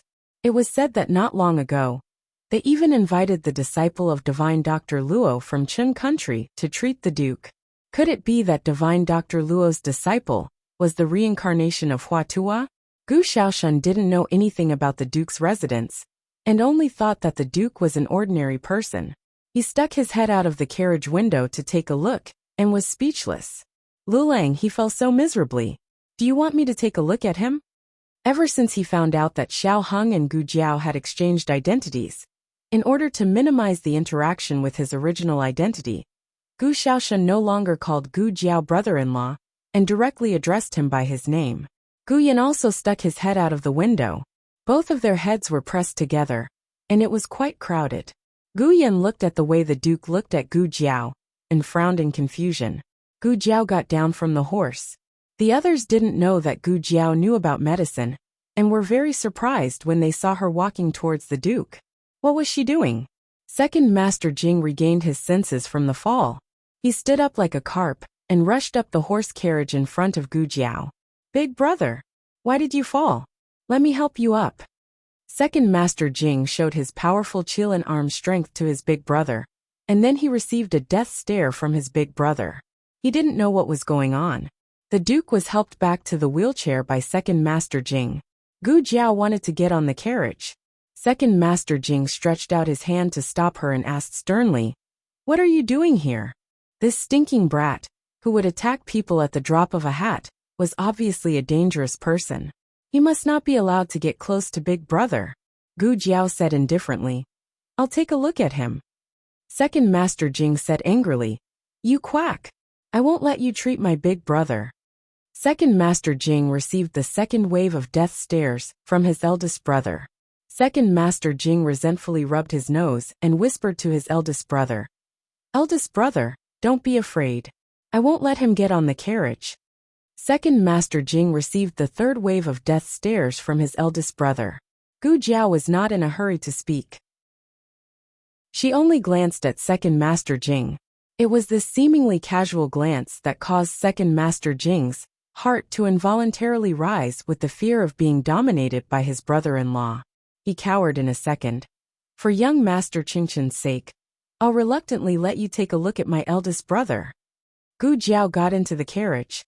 Make way. Gu Jiao said to Second Master Jing. You're blocking the light. This is my own carriage.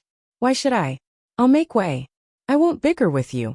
Second Master Jing heroically jumped off the carriage. You get off too. He pulled the coachman off the carriage. He made himself the scapegoat. Shaoshun, give me the first aid kit. Gu Jiao said. Gu Shaoshun took out the first aid kit from her bag, and agilely jumped off the carriage, handing it over to Gu Jiao. Gu Jiao did not bring her medicine box when she went out in case of emergencies. She brought a first aid kit with emergency medicine, a flashlight, and silver needles inside. Gu Jiao first took the Duke's pulse, then turned on the flashlight, and shone it into the Duke's eyes. She used her body to block the light, so the others did not see what she was using to diagnose the Duke's illness. But looking at her posture, she really did look like a doctor. Mu Qingchen frowned slightly, and turned to look at Gu Yan in the carriage beside him. Xiao Luling really knows medicine? Gu Yan leaned against the window and snorted. He's really good.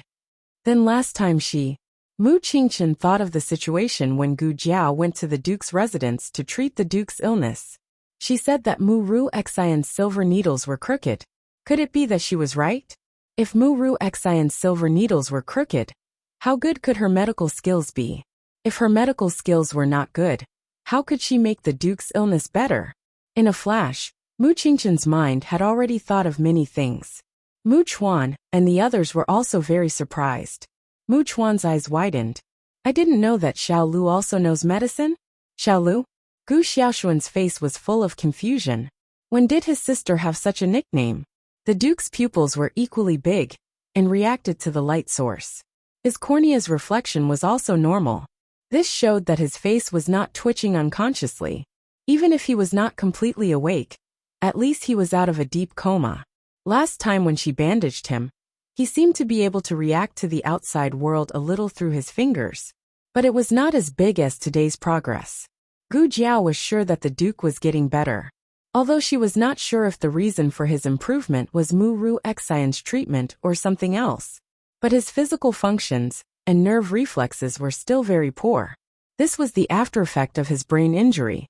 Gu Jiao could not say for the time being whether he could speak or whether he could completely recover. Gu Jiao put the used cotton swabs and silver needles into a separate pouch. After packing up the first aid kit, she planned to get off the carriage. As soon as she moved, she felt a slight tug. She looked back and saw that the duke's trembling fingers had unknowingly grabbed the corner of her clothes. Speaking of which, it was strange. She was someone who could push the door latch off, yet she was pulled by such a weak force. She frowned strangely. Then she looked at the duke and asked, "Do you feel any discomfort?" The duke could not speak, so he just held on and did not let go. Gu Jiao checked him again. He was almost out of strength. His fingers were trembling, but he still used the last of his strength to not let go. Gu Jiao did not understand this phenomenon. Was it just an irregular muscle reflex? Gu Jiao thought about it and took out a candy from the first aid kit. She opened the duke's palm and let him hold the candy.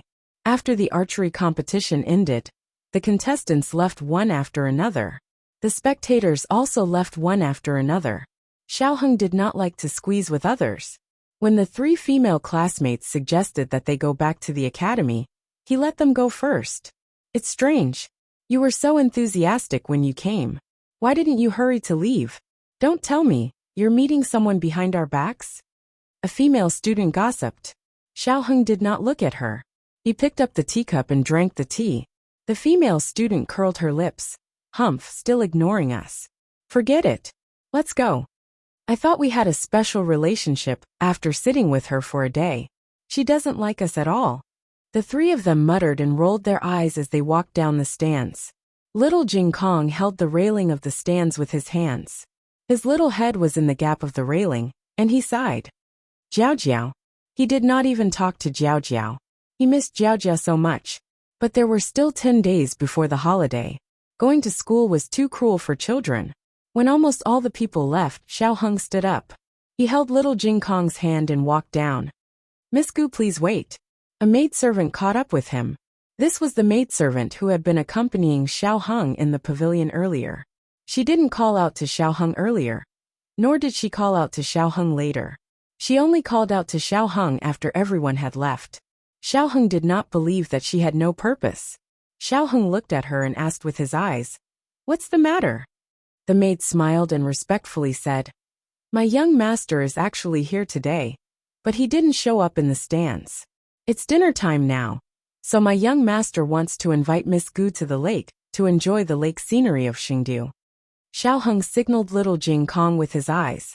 Little Jing Kong bitterly took out a charcoal pencil and a small notebook from his pocket and handed them to Xiaoheng. They were the same as Gu Jiaojiao's. Xiaoheng wrote, "Who is your master?" The maid replied with a smile, "Miss Gu, you'll know when you get there." "Is it fun to go to the lake?" Little Jing Kong asked. The maid said with a smile, "It's fun.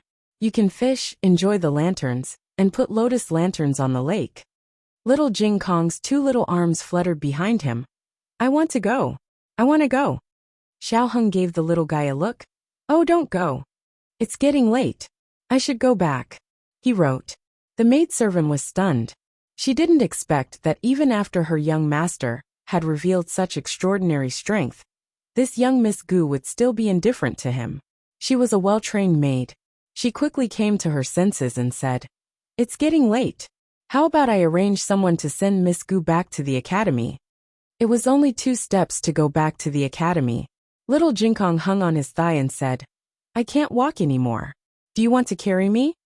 Xiao Heng finally agreed to sit in the maid's carriage. He didn't know who that young master was to be able to reserve the best viewing platform and watch the entire competition without showing himself. He was even able to stealthily drive a seemingly inconspicuous but extremely luxurious carriage into the Lingbo Academy's field. Xiao Heng got down from the viewing platform. He was taken into the carriage before he could walk. The carriage was made of Phoebe, also known as dragonwood. It was said that Phoebe could last for thousands of years. Princess Xingyang liked to collect this kind of wood. The carriage was escorted by 4 guards. Xiao Heng could not tell the depth of their kung fu, but he felt that they were similar to the dragon shadow guards of the Zhao kingdom. So they were the men of sacrifice of the Yin kingdom, and they were very powerful. Little Jing Kong wasn't lying when he said that he couldn't walk. He had been playing all day and hadn't taken a nap. As soon as he got into the carriage, he fell asleep on Xiao Heng's body. The carriage went out of the academy. He had only taken a few steps when he heard the maid on the outside of the carriage call out exaggeratedly, "Young master?" Ha! This script was clumsy. Xiao Heng frowned and poked little Jing Kong's face. He was sleeping so soundly. "Master, why are you here?" The maid continued to act. Xiao Heng sat in the carriage and did not even lift his eyelids, let alone lift the curtain to greet the master. Ahem. The master cleared his throat. Maybe he gave the maid a look. The maid turned around and lifted the curtain slightly. She said to Xiao Heng, "Miss Gu, my master would like to see you." The gap between the curtain and the curtain was just enough for Xiao Heng to see the master in the brocade robe. It was also enough for the master to see the first beauty in the gauze dress. Xiao Heng was wearing a veil, which covered a little of his face. He could vaguely see the outline of his face. Coupled with his pair of unparalleled eyes, it was obvious that he was devastatingly beautiful. Xiao Heng glanced at the other party indifferently and slammed the curtain down. The maid was so frightened that she knelt on the outside of the carriage. The master in the brocade robe did not get angry. He cupped his hands and smiled. "I was rude. Please forgive me, Miss Gu." Saying this, he stepped aside and gave the coachman a look, allowing the carriage to pass in front of him. The wheels of the carriage started to turn. A guard in brocade robe said, "My Royal Highness. She doesn't know how to appreciate kindness. You've already done so much for her. How dare she give you such a cold shoulder? I heard that she's just a citizen of the lower country." Royal Prince Ming smiled and looked at the departing carriage. He said confidently, "She's a beauty. It's inevitable that she's arrogant and willful. It's okay. I have plenty of patience." Their voices were not loud. An ordinary woman would not be able to hear them. However, Xiao Heng had excellent hearing since she was young. Xiao Heng's brows furrowed. This person was a royal prince? If Gu Jiao was here, she would definitely recognize him as the crown prince, Royal Prince Ming, who had appeared at Tianxiong Academy. "My royal prince." Another guard walked over. "You're back." Royal Prince Ming asked, "How's Nan Gonglin?" The guard reported in a low voice, "Nan Gonglin's condition is not good." After he returned, he kept saying that the boy from Tianxiong Academy was scheming against him. He asked for your help. Royal Prince Ming said thoughtfully, "Help me get rid of that boy. It's not a difficult task. However, he's Qingchen's classmate. Remember to keep your hands clean. Don't let Qingchen find out." The guard cupped his hands. "Yes, my royal prince." Xiao Heng suddenly knocked on the door. The maid asked, "Miss Gu, what can I do for you?" Xiao Heng took out a pen and paper and wrote, "I have something to say to your master." The maid's eyes lit up. She quickly asked the coachman to turn the carriage around. Royal Prince Ming was surprised to see the beauty's carriage return. Xiao Heng lifted the curtain of the carriage slightly and looked at Royal Prince Ming coldly. Being stared at by a beauty, even if it was just a cold gaze, was enough to make one's heart flutter. Royal Prince Ming smiled. Miss Gu, are you looking for me? Xiao Heng looked hesitant. Royal Prince Ming looked at the worry on the beauty's face and felt his heart clench. Miss Gu, are you in trouble? Xiao Heng hesitated for a moment and wrote. It's indeed a little troublesome. However, I don't know if I should say it. Royal Prince Ming said. Miss Gu, please say it. Xiao Heng looked conflicted and wrote. The young master of the Nan Gonglin family is always bothering me. Royal Prince Ming's face darkened. Nan Gonglin. Xiao Heng sighed while the space between his brows seemed to be frowning, and his eyes were filled with helplessness and the hardships of his life. He wrote, forget it. Just pretend I didn't say anything. The Nan Gonglin family is extremely powerful. I shouldn't have put the young master in a difficult position. However, it's just my hard life. Chapter 652. Some words should not be said too much, and should be left blank. This way, the other party's imagination would be given space to continue to wander. After Xiao Heng finished writing the last sentence, he left in the carriage, leaving Commandery Prince Ming standing in place with a cold expression. Commandery Prince. The guard beside him called out. Are you all right? What can happen to me? Commandery Prince Ming said coldly. When the guard heard this, he knew that he was angry. The guard hesitated for a moment and said what he thought.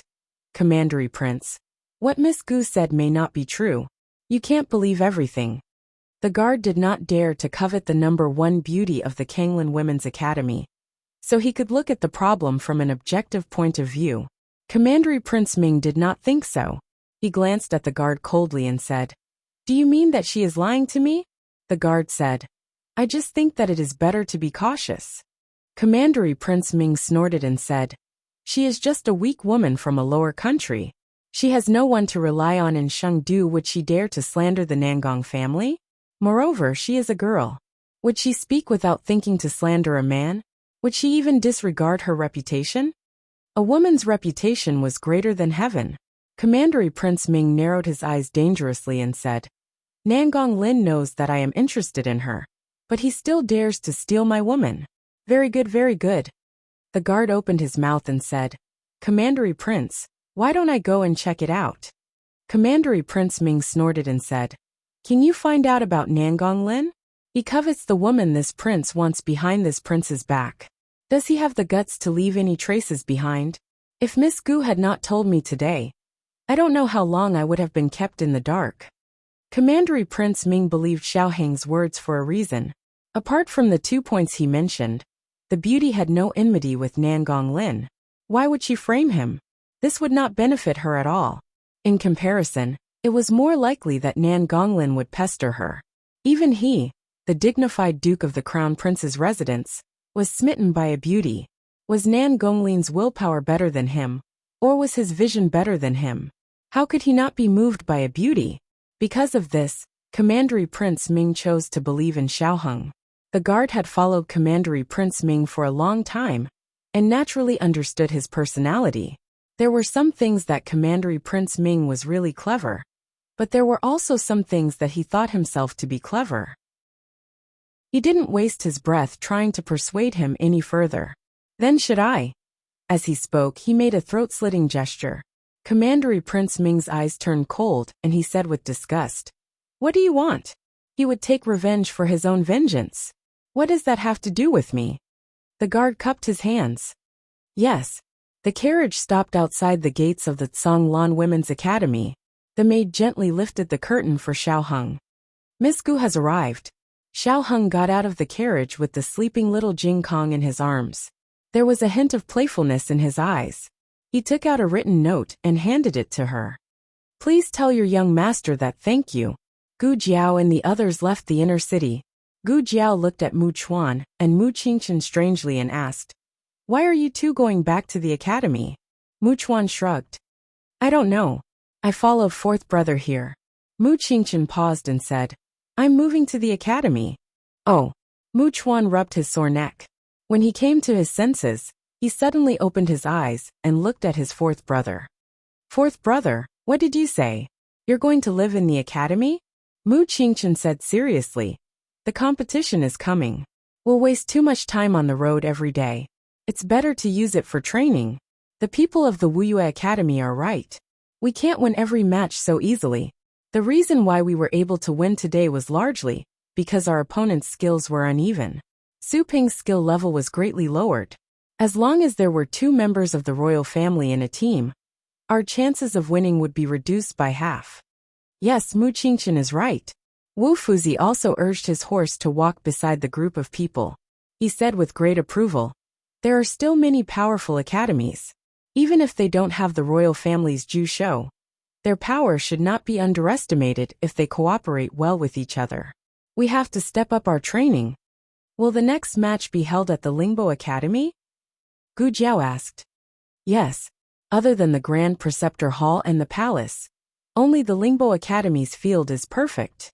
It could be seen from the arrangement of the stands." "How many more days?" Gu Jiao asked again. 7 days. Wu Fuzi said. "There will be other competitions in the next 2 days. If you have time, you can go and watch. But you can't delay your training." "Does that mean I can delay my studies?" Wu Fuzi choked. "You can't say that. You can just do it secretly."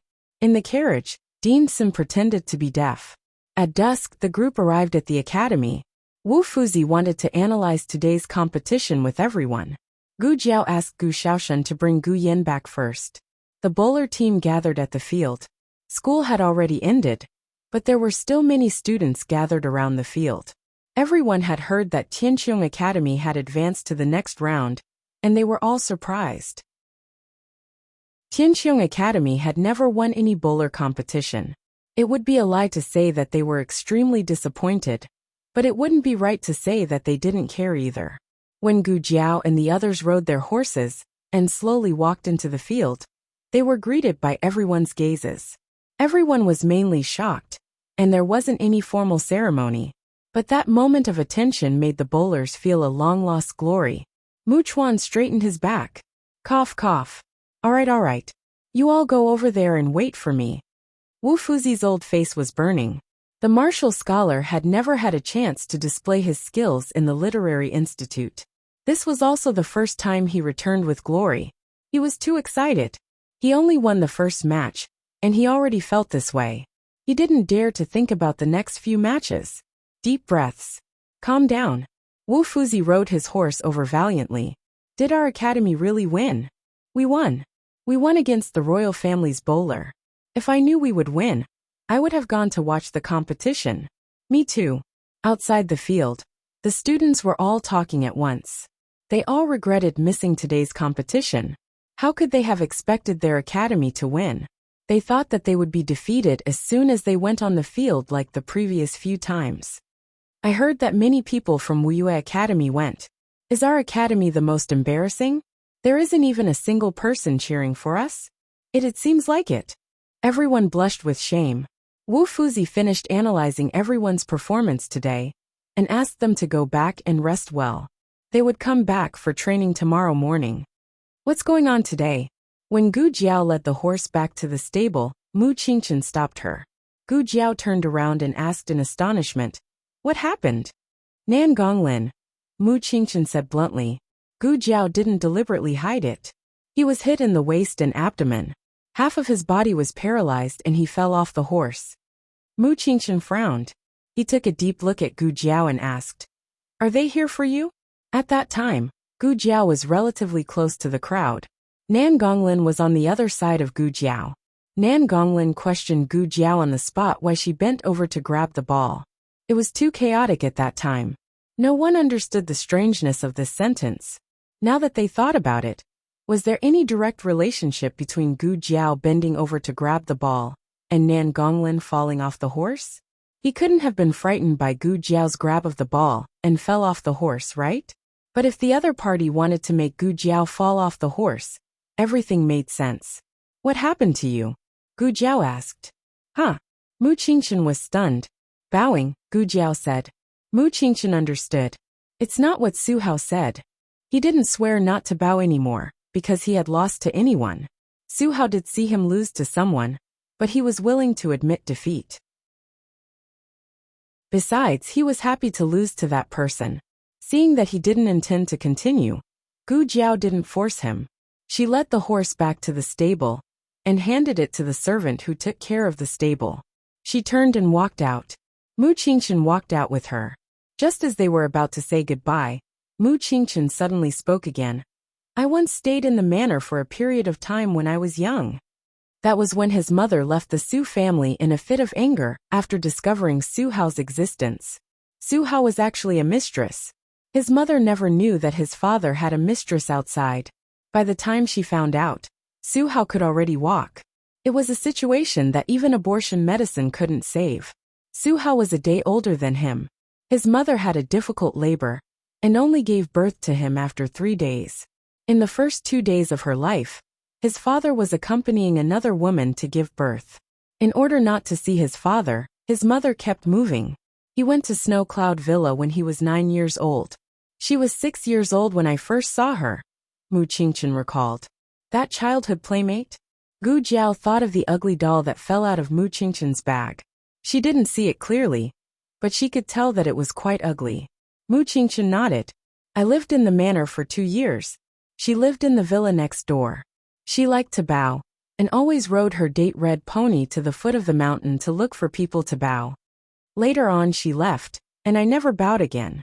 This was the second time Gu Jiao heard him describe his childhood playmate as left. Is she no longer alive? Gu Jiao asked. Mu Qingchen paused, disappointment flashing across his eyes.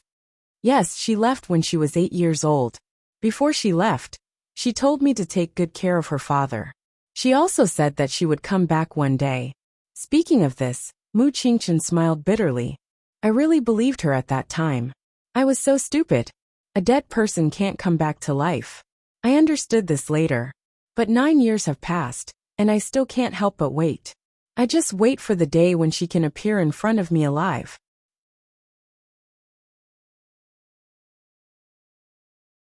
Chapter 653.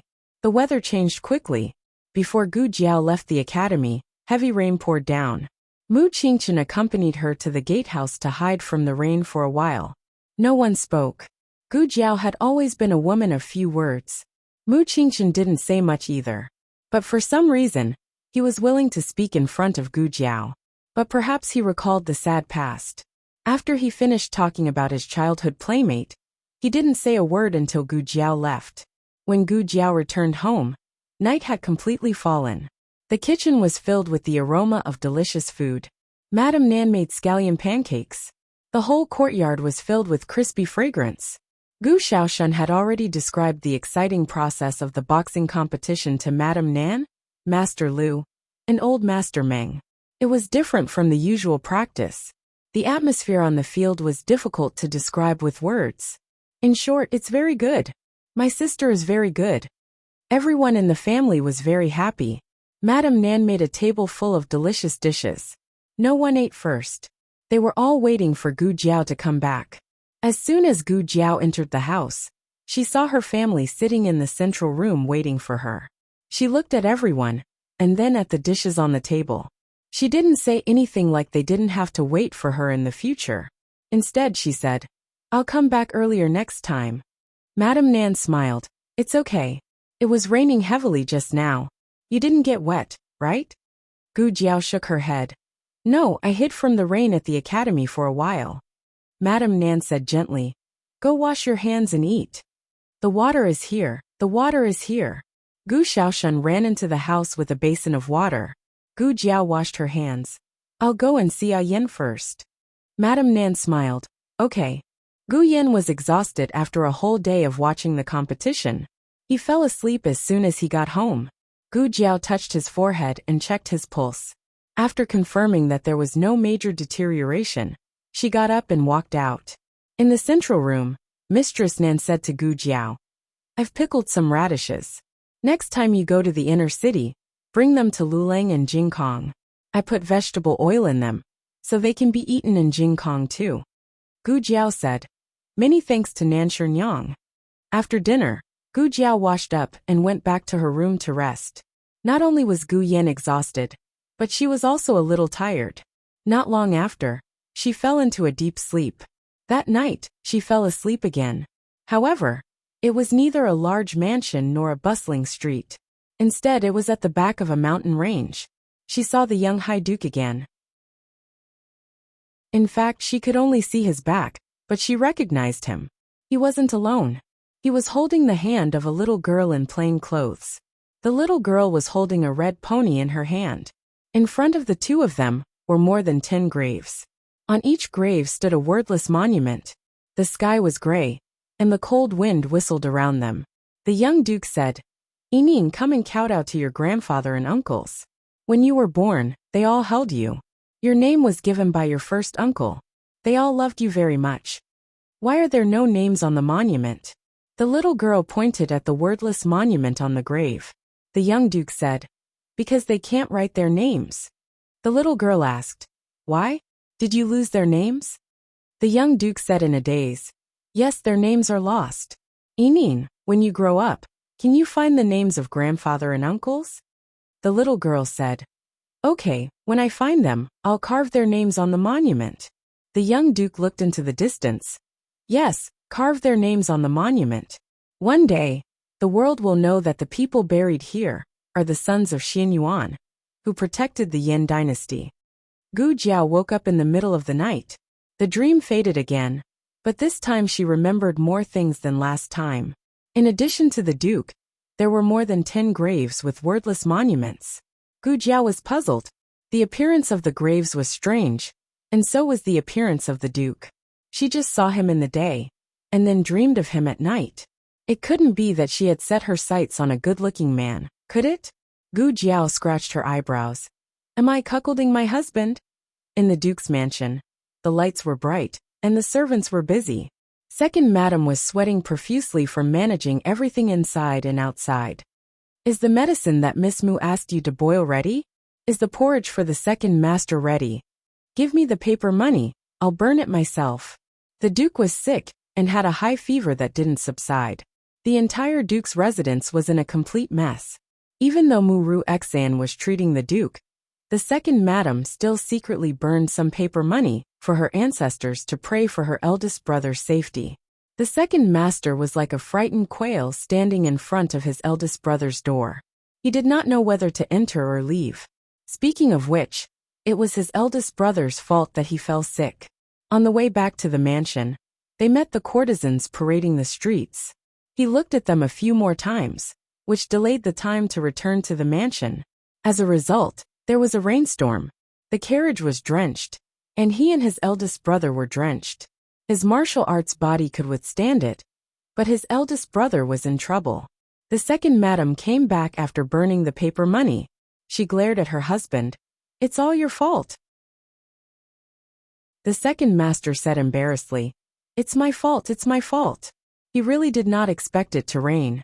If he knew earlier, he would not even look at the courtesans taking a bath, let alone the courtesans parading the streets. The second madam was angry at him, but she could not help but feel sorry for him. She said bitterly, "The porridge is ready. Eat some before coming back." The second master sighed, "I can't eat. I'll stay here and wait. I'll leave when eldest brother is fine." The second madam said, "It's useless for you to stay here. You won't be able to help Lady Mu." The second master thought for a while. Then, "I'll go kowtow to the ancestors."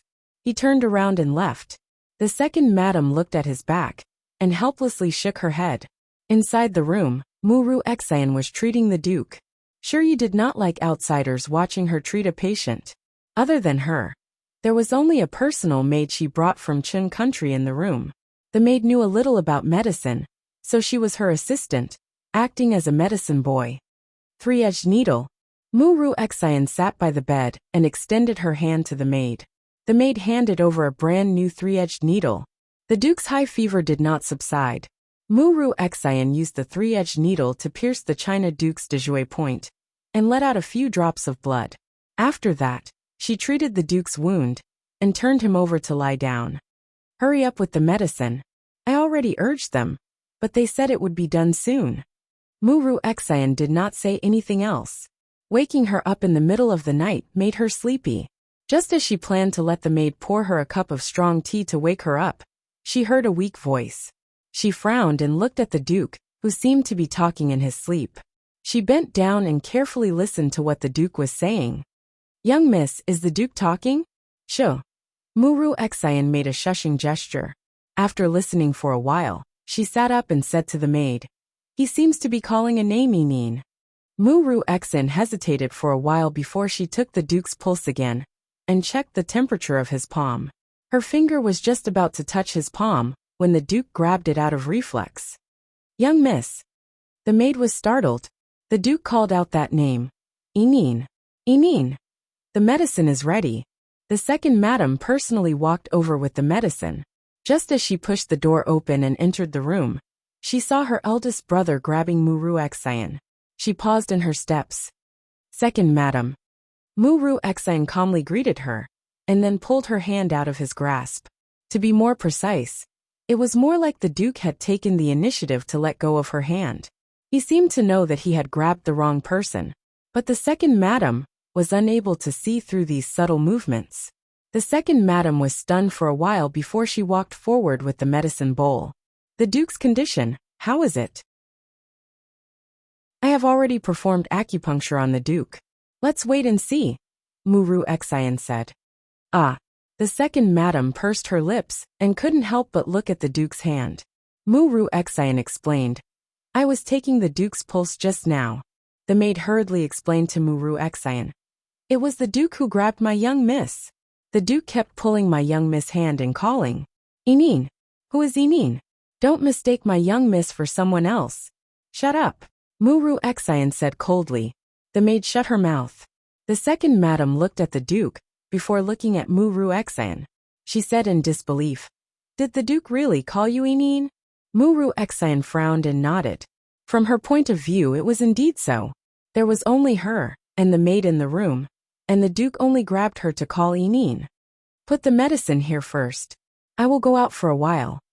After saying that, the second madam lifted her skirt and rushed to the small ancestral hall of the Duke's estate. Second Master Jing was kneeling on the ground and sincerely kowtowing to the old ancestors. "Don't kowtow, don't kowtow. I have something to discuss with you." The second madam dragged Second Master Jing out. "What is it?" Second Master Jing looked at her in confusion. The second madam's eyes brightened as she said, "Eldest brother spoke." Second Master Jing was very calm. "Didn't I tell you earlier that eldest brother knows how to call Inin?" The second madam said, "It's not that. Eldest brother just grabbed Miss Mu's hand and called Inin. He mistook Miss Mu for Inin." Second Master Jing waved his hand. "How is that possible? How many years has Inin been gone? Of course I know Inin isn't here anymore. But didn't eldest brother break this place?" The second madam pointed at her own head. "Perhaps he doesn't even remember." Second Master Jing shook his head decisively. "No, eldest brother won't forget." The second madam said, All right. I will treat it as eldest brother remembering. Let me ask you, did eldest brother's condition improve after Miss Mu came to our estate? Did eldest brother call Inin after Miss Mu saw him that day?" Second Master Jing kept recalling. "It seems that's right. Just now, eldest brother grabbed her and called her Inin." The second madam emphasized this matter again. "What do you want to say?" Second Master Jing asked. The second madam smiled mysteriously. "I want to say that eldest brother wants a daughter. Miss Mu and Inin are about the same age.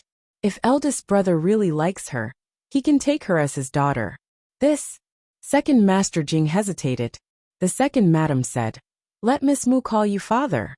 Perhaps that will wake eldest brother up." Second Master Jing frowned. "Wait, didn't you say you didn't believe in talking to eldest brother? When Mu Qingchen's classmate suggested it, you treated him as a quack and chased him out." The second madam said angrily, "Can't I believe it now?" Second Master Jing raised his brows. "Oh, then his 500 taels of medical fee wasn't in vain." The second madam respected the Duke's heart.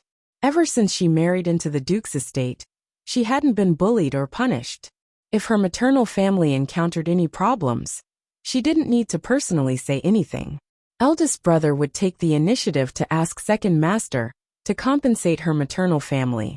She really hoped that eldest brother would wake up. But that girl might not be willing.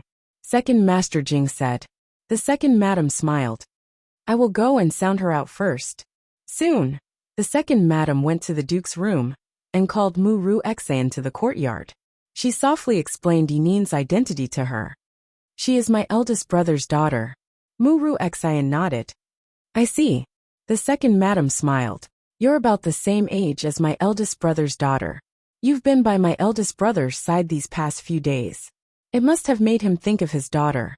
The duke's family's daughter has a high status. Ru Exan doesn't dare to compare herself to her. No matter how arrogant Mu Ru Exan was, she wouldn't compare herself to the daughter of an aristocratic family. You haven't asked about Miss Mu's mother? The second madam asked. Mu Ru Exan said gloomily. My parents passed away early. It was my master who raised me. She really has a hard life. The second madam held her hand and patted it lightly. If Yinin was still alive, she would be about your age. After the second madam left, a maid asked Mu Ru Exan, Young mistress, what does the second madam mean? Why did she suddenly say so many strange things to you? Mu Ru Exan looked at the hand the duke had grabbed and said calmly, Who knows? The next day, a piece of news spread like wildfire in the duke's estate. A few maids gathered in the garden to do some sweeping. The first maid said, Have you heard? The duke wants to adopt Miss Mu as his daughter. The second maid said, Who did you hear it from? The first maid said, Don't worry about what I heard. Just tell me if you believe it or not. The second maid said, I don't believe it. The third maid came over. It's true. I heard it. The duke held Miss Mu's hand and called out his daughter's name. The fourth maid also came over. The duke is awake? The first maid said, He only wakes up when Miss Mu is with him. The second maid said, It seems that Miss Mu is going to be our duke's family's daughter? She's a bit arrogant. I don't really like her. The first maid said, Do I need you to like her? It's enough that the duke likes her. Gu Jiao didn't know anything about what happened in the duke's estate. She had been training in the mornings and evenings, and going to school during the day. She was extremely busy. In the blink of an eye, it was the 6th day. The next day was the second round of the archery competition. They didn't have any funds last time, so they could only stay at the academy. They had to get up early on the day of the competition. This time, the academy gave them a sum of money, and Wu Fuzi booked an inn in the inner city for them to stay there for the night. This way, they wouldn't have to get up early the next morning and waste their energy on the road. The contestants had to enter the venue early, but the audience didn't. Thus, Gu Yan and Gu Xiaoshan would go the next morning. Principal Tsin had a spacious and comfortable carriage to take care of them. The group entered the inner city in a grandiose manner. The inn that Wu Fuzi booked was called New Moon Inn. It was about 2 miles away from Lingbo Academy. After getting off the carriage, Mu Chuan saw the inn and complained. This place is very far from Lingbo Academy. Wu Fuzi coughed lightly. It's only 2 miles away. It's not far.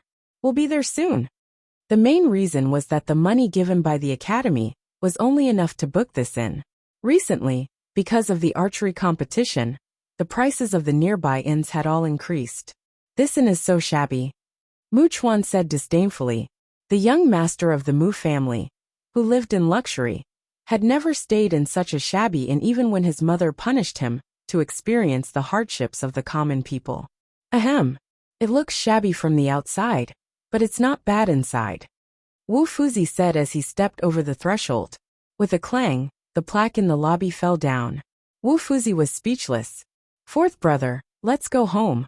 Mu Chuan whispered to Mu Qingchen. Mu Qingchen glanced at Gu Jiao, who had already gone upstairs with her bag, and said indifferently, You can go back by yourself. After saying that, he also walked up the stairs. Hey, fourth brother. Wu Fuzi booked the best rooms for them. Each of them had a room on the second floor. Even Wu Fuzi's room wasn't as good as theirs. Gu Jiao's room was between Mu Qingchen and Mu Chuan's room. Mu Chuan came over with his bag. Xiao Luleng, I'll switch rooms with you. He wanted to be next to his fourth brother. Gu Jiao didn't have any objections. Mu Chuan got his wish and stayed next to Mu Qingchen. When Mu Qingchen came over to find Gu Jiao, he saw Mu Chuan's face that deserved a slap. Mu Chuan smiled brightly and opened his arms. Fourth brother, are you surprised? Are you surprised? Mu Qingchen was speechless. They had dinner in the main hall.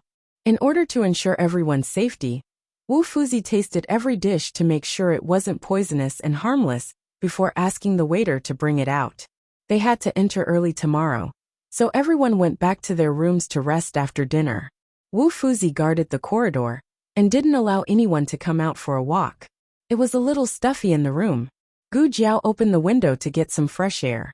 Her room was facing the street. Standing by the window, she could see half of the night view of the street. Chengdu's night view was more prosperous than the capital of the Zhao kingdom. She quietly looked at the endless stream of people. Suddenly, she saw a familiar figure.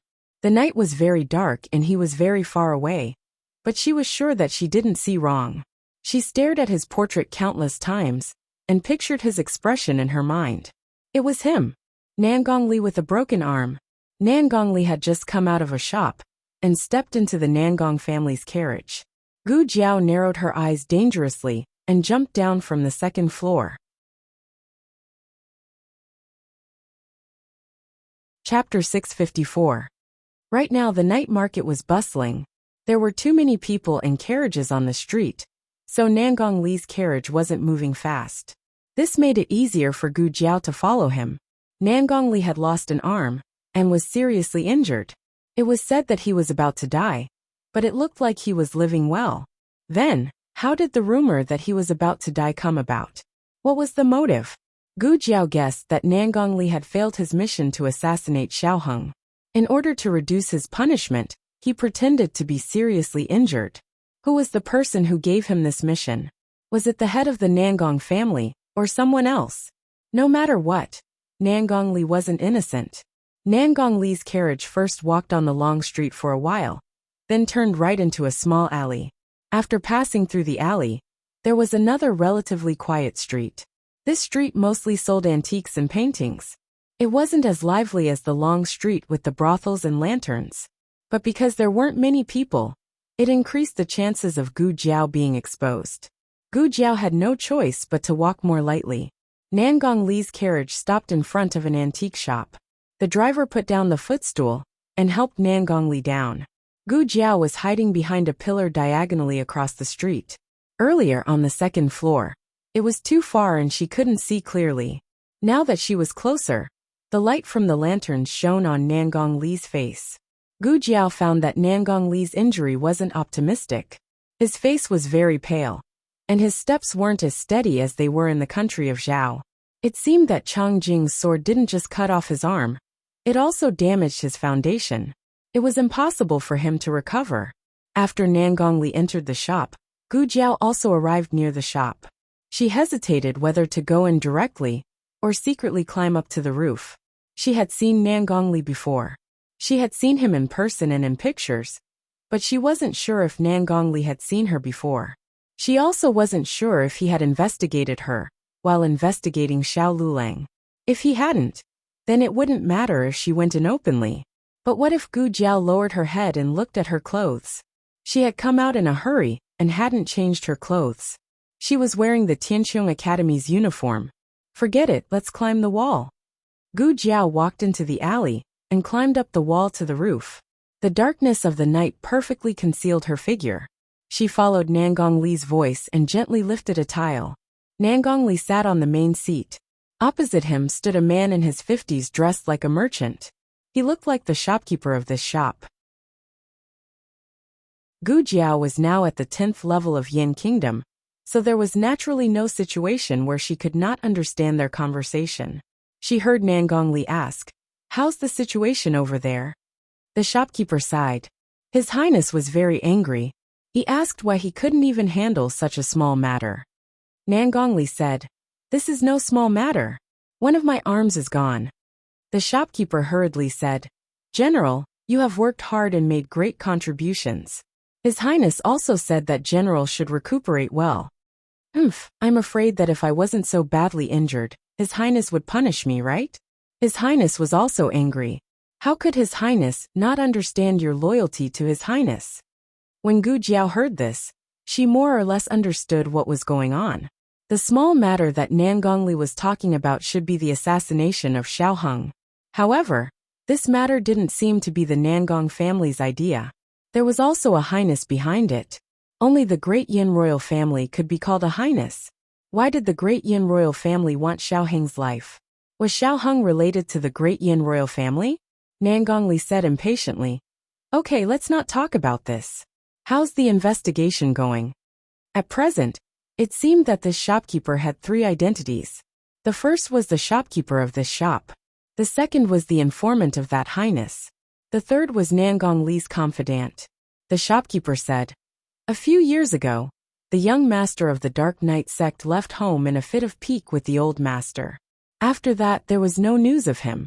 Those elders of the Dark Knight sect who went to the Zhao country should have gone to look for the young master. Who would have thought that they didn't meet the young master, but happened to save you? Nangongli frowned and said, I was unconscious at that time and couldn't tell them that the one who hurt me was the young master of the Dark Knight sect. When I woke up in the Nangong family, they had already left.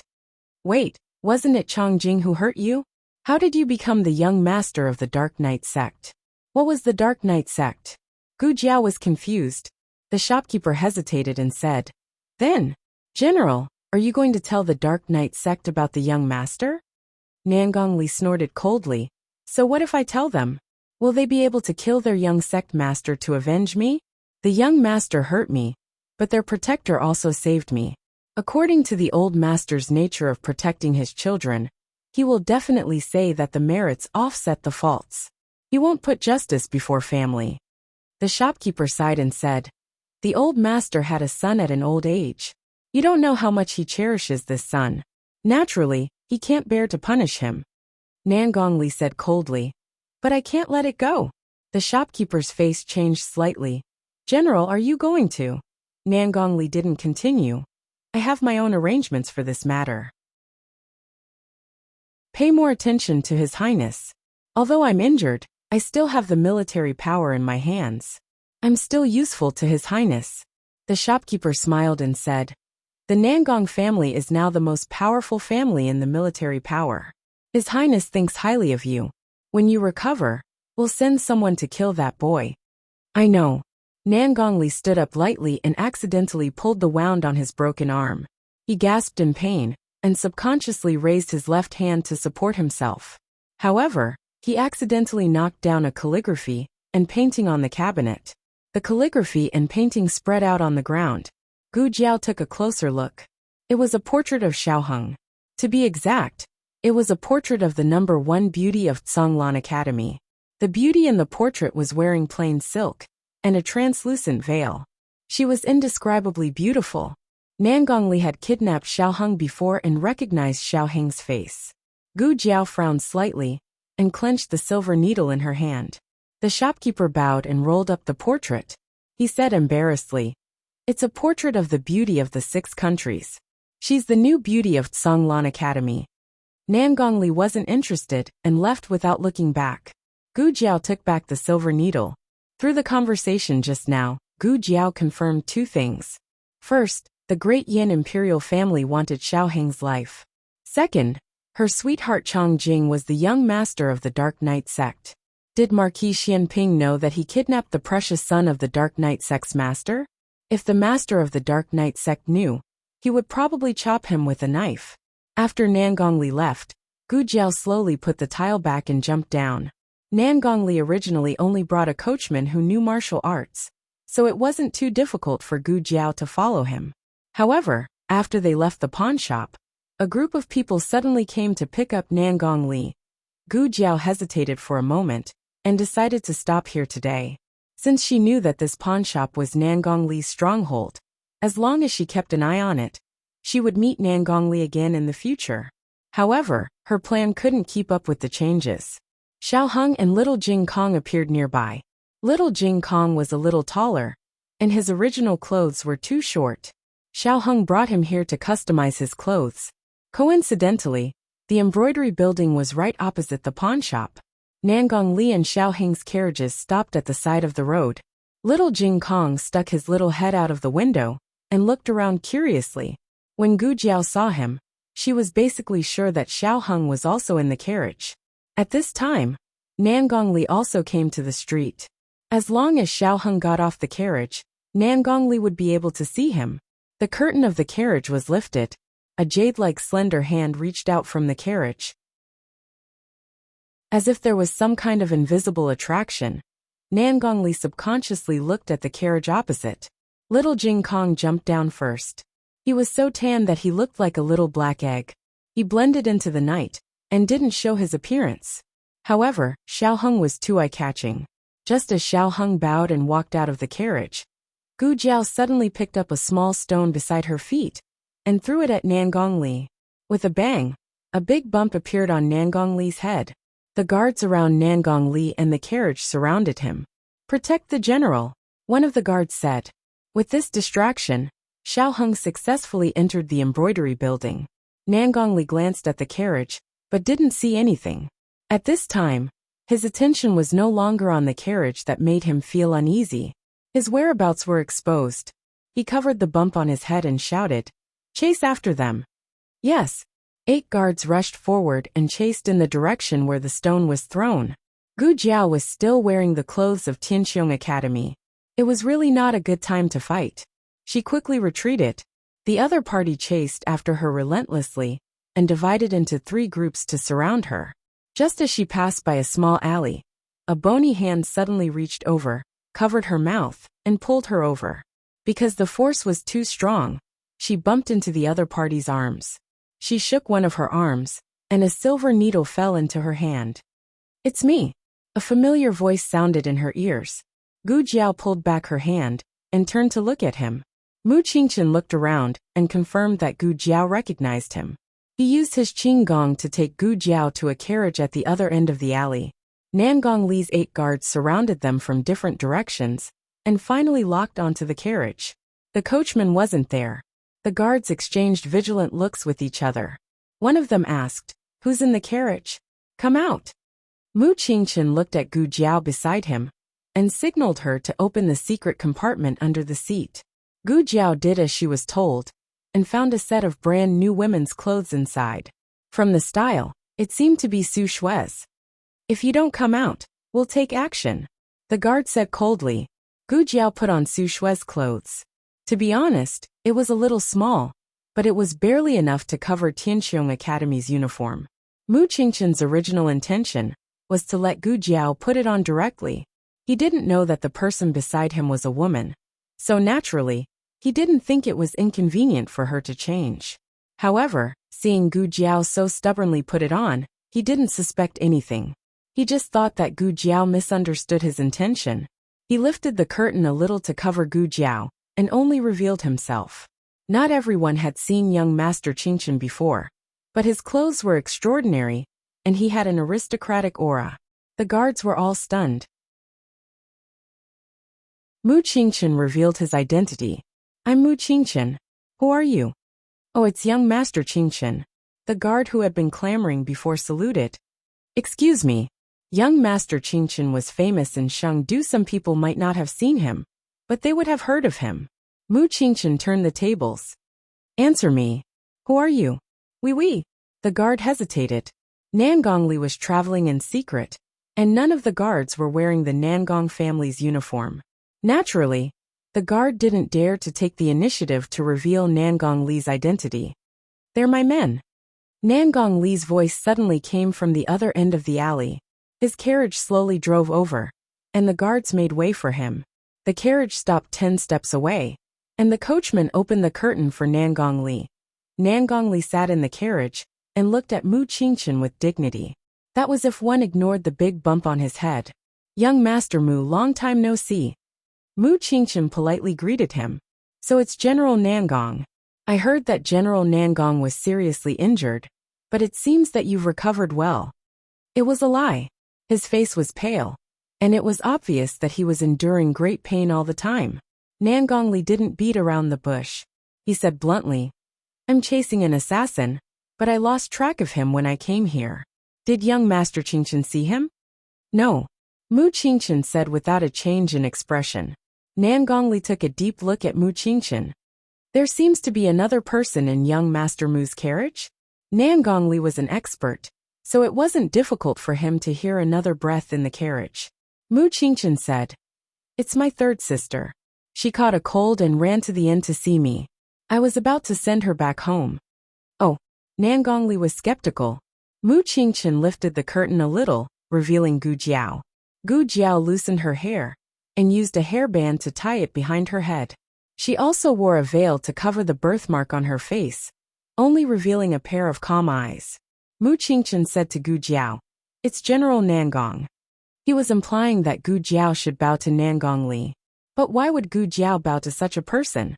Gu Jiao looked at Nangongli and asked in her female voice, "What's the matter, General Nangong?" Her tone was a bit arrogant.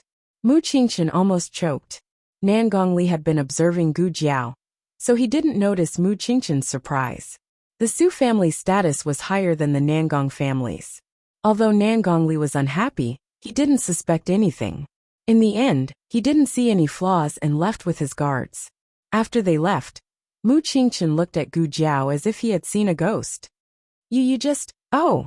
Gu Jiao changed back to her teenage voice and said without any guilt, "I like to listen to operas. I learned a little."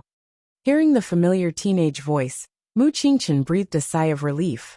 For a moment, he almost thought that his classmate was a girl. Mu Qingchen looked at her bright eyes and realized that his heart was beating a little fast.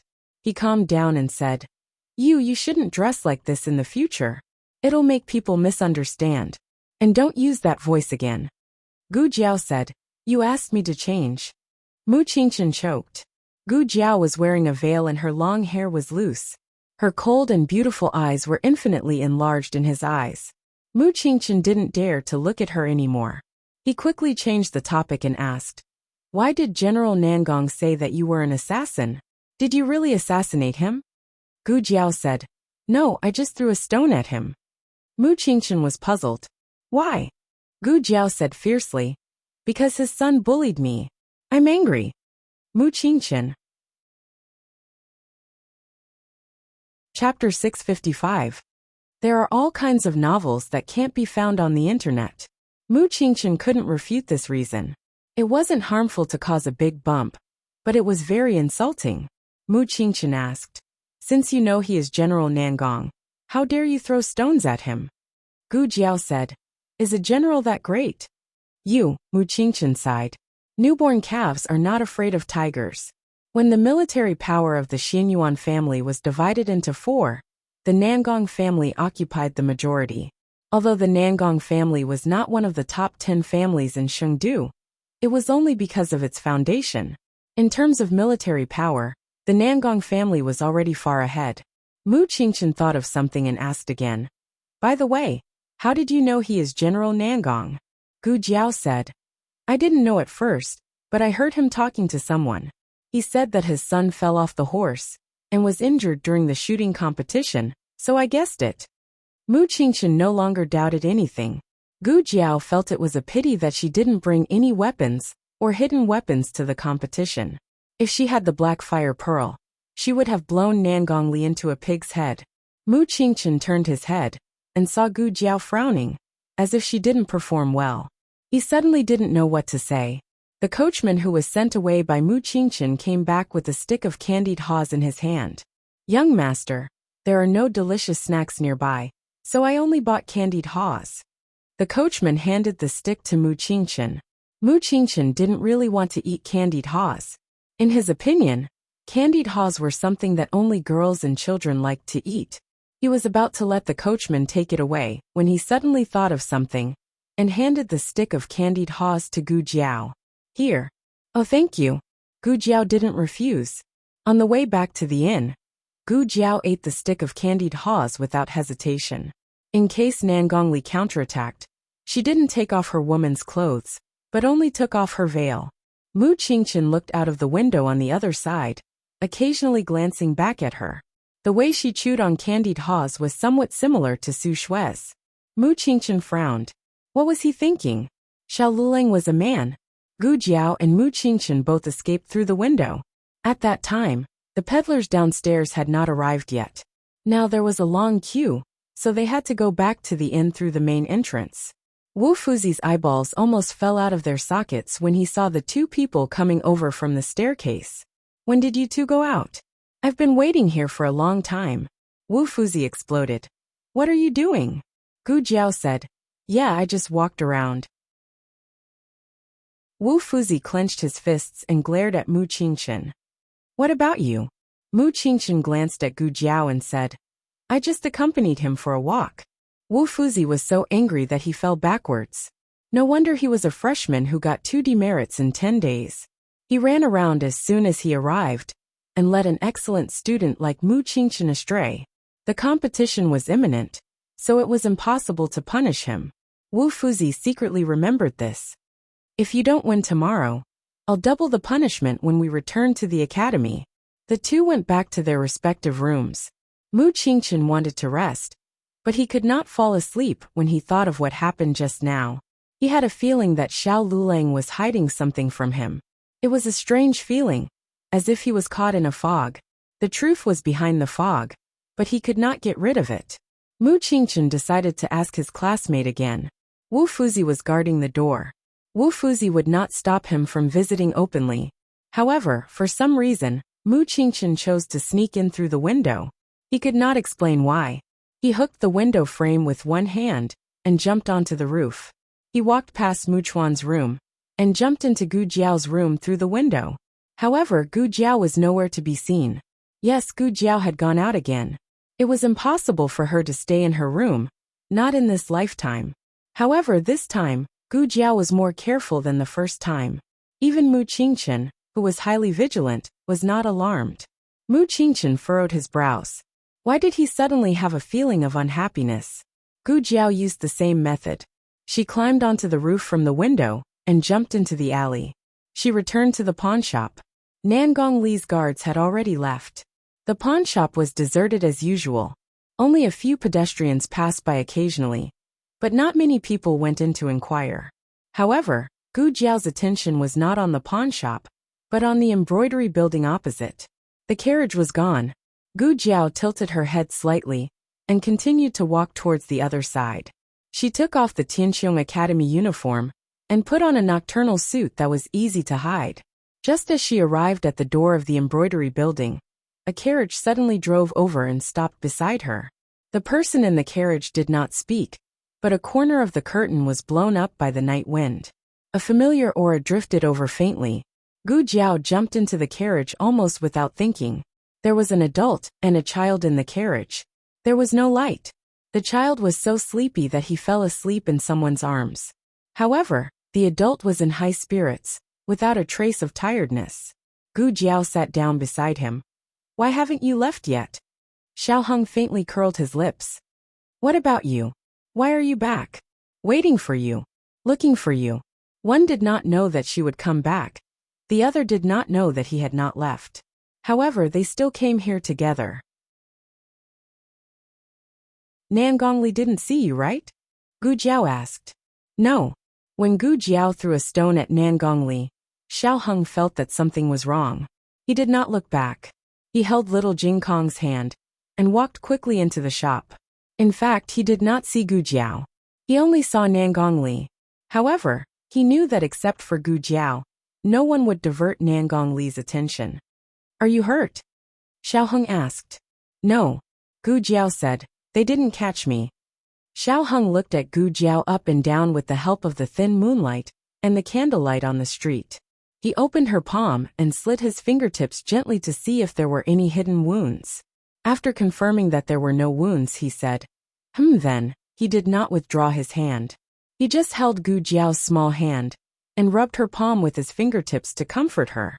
A girl's hand was always soft, small, and slender. He could completely cover it with his big palm.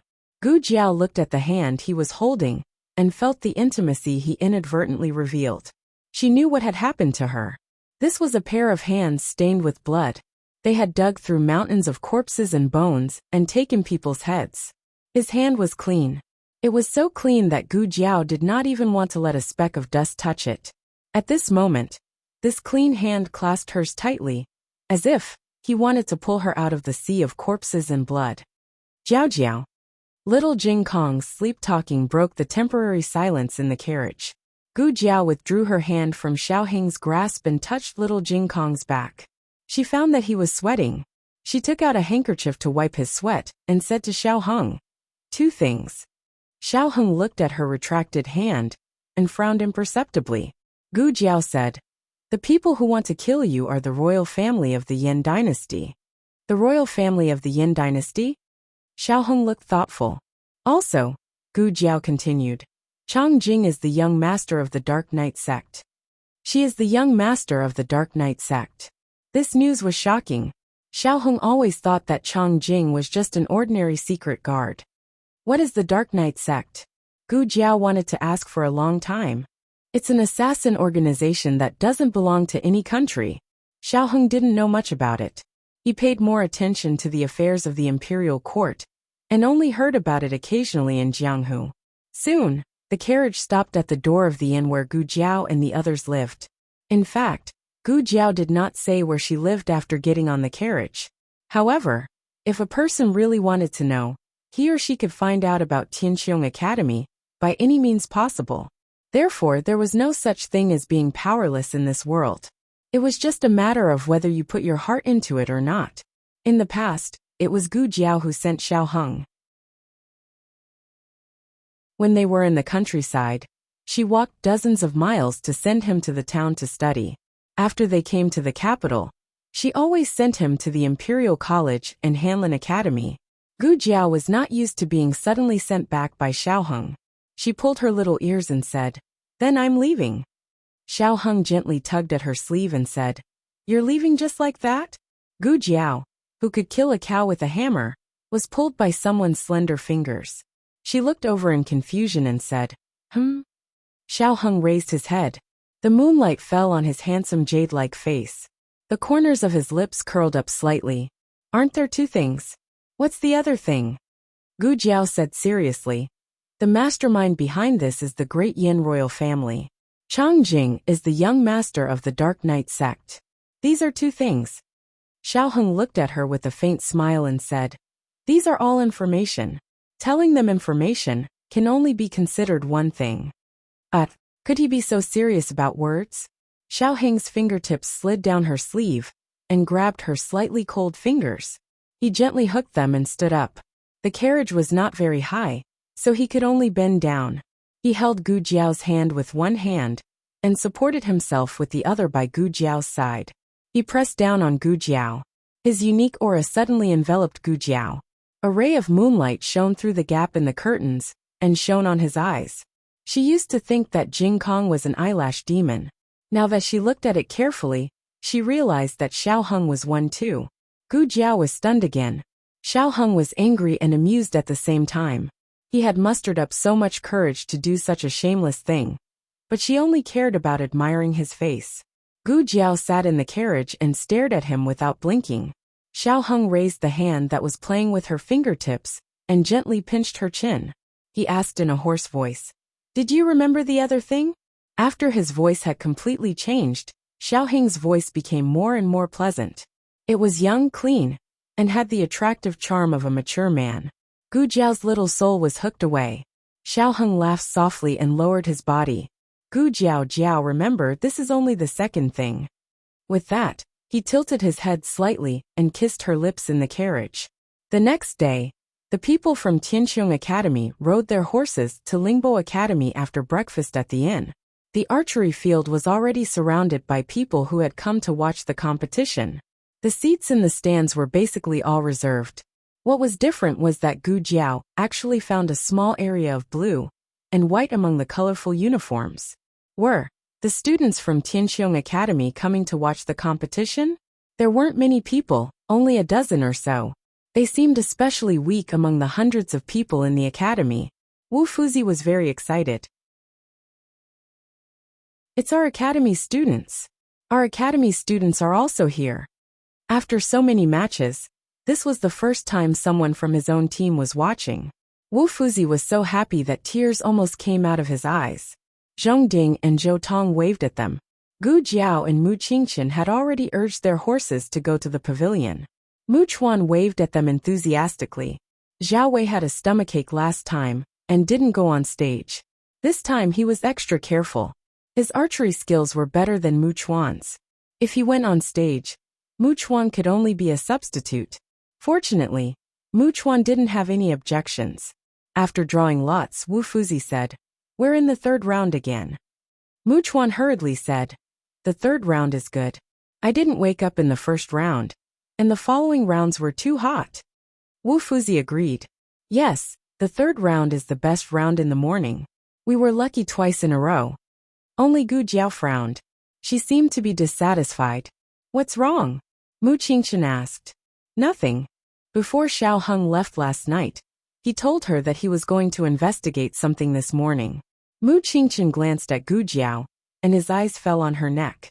"Don't you turn off the mosquito net when you sleep?" "Yes."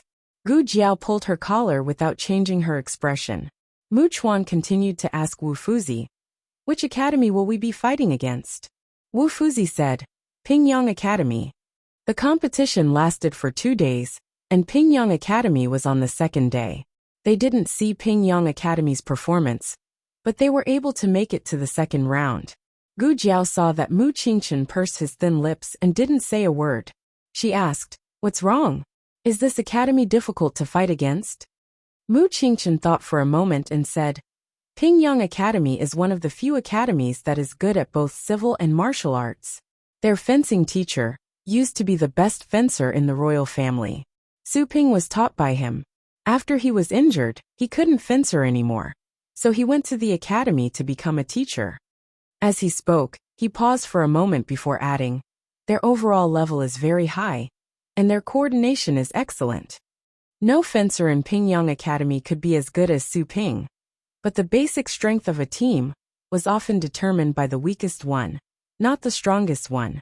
Su Ping was good, but Nangong Lin and the other two couldn't keep up with his pace. He couldn't lead the 3 of them by himself." Mu Chuan said bitterly, "Fourth brother, I've never heard you praise anyone, but you just praised them twice. Do you mean we're going to lose?" Yuan Xiao said, "Don't belittle yourself before you even fight." Zhao Wei said, "I agree."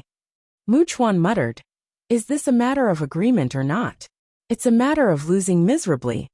Gu Jiao asked casually while wrapping the bandage around her wrist, "By the way, what's the reward for winning the fencer competition? You don't know?" Mu Qingchen looked at her strangely. "I don't know. No one had told her." Mu Qingchen frowned and looked away. "I thought you were going for the reward. If you get third place, you can have a piece of inner city talisman. The second place will get 1,000 taels of gold." Gu Jiao's bandaged hand paused. Gu Chongqing fought desperately at the border, and the Emperor of Zhao Kingdom only rewarded him with 1,000 taels of silver after he came back.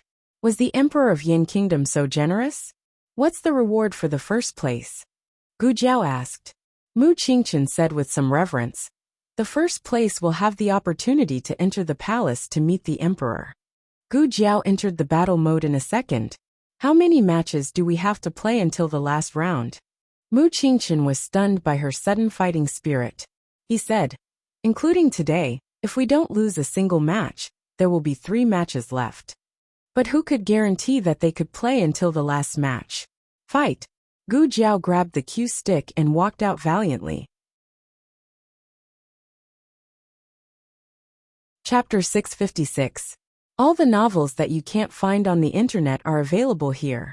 Tianqiong Academy had successfully defeated Qingyue Academy in the last round, which was quite impressive. They were looking forward to the duel between Tianqiong Academy and Pingyang Academy.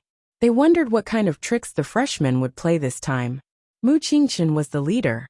Last time, Mu Chuan and Yuan Xiao followed him, and Gu Jiao was his tail. Today, Mu Chuan was a substitute and replaced Zhao Wei. However, Zhao Wei and Yuan Xiao both gave the second place to Gu Jiao. Gu Jiao didn't think there was anything wrong with it. It didn't make any difference to her whether she was second or fourth. As soon as Mu Qingchen entered the arena, all the girls in the stands became excited. They were in ancient times, where etiquette was very strict. If they were in modern times, Gu Jiao would probably hear a lot of girls calling him hubby. "Young Master Qingchen. Young Master Qingchen." There was really a bold girl who shouted at Mu Qingchen.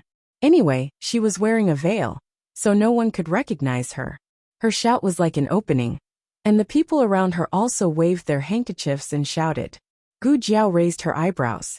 You have so many fangirls. In fact, there were already enough fangirls last time. After winning the archery competition, Mu Qingshan's popularity soared again, and many girls who didn't belong to him came through the back door to watch him perform archery. Amidst the cheers of young Master Qingshan, Gu Jiao actually heard someone call out young Master Xiao. Obviously, Mu Qingshan heard it too. When he was called young Master Qingshan, Mu Qingshan didn't even bat an eyelid. However, when Gu Jiao was called young Master Xiao, he couldn't help but turn his head to look in that direction. There was a sea of people, so how could he see who was calling? Wherever his gaze swept across, the young ladies all clutched their chests. They were about to faint. Young Master Qingshan was looking in their direction? Did he hear them calling him? He didn't look anywhere but at them. Is young Master Qingshan looking at me? I think he's looking at me. It was me. Mu Qingshan's action was just a subconscious one. When he realized it, he frowned slightly and quickly looked away. Gu Jiao, on the other hand, glanced at the crowd a few more times.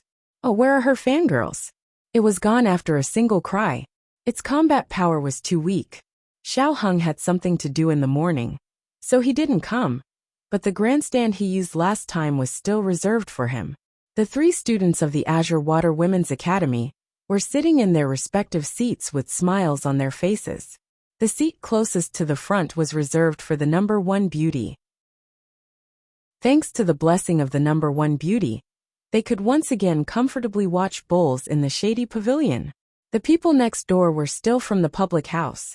Second Master Jing sat upright on the cushion, while Second Foreign sat beside him in a dignified and elegant manner.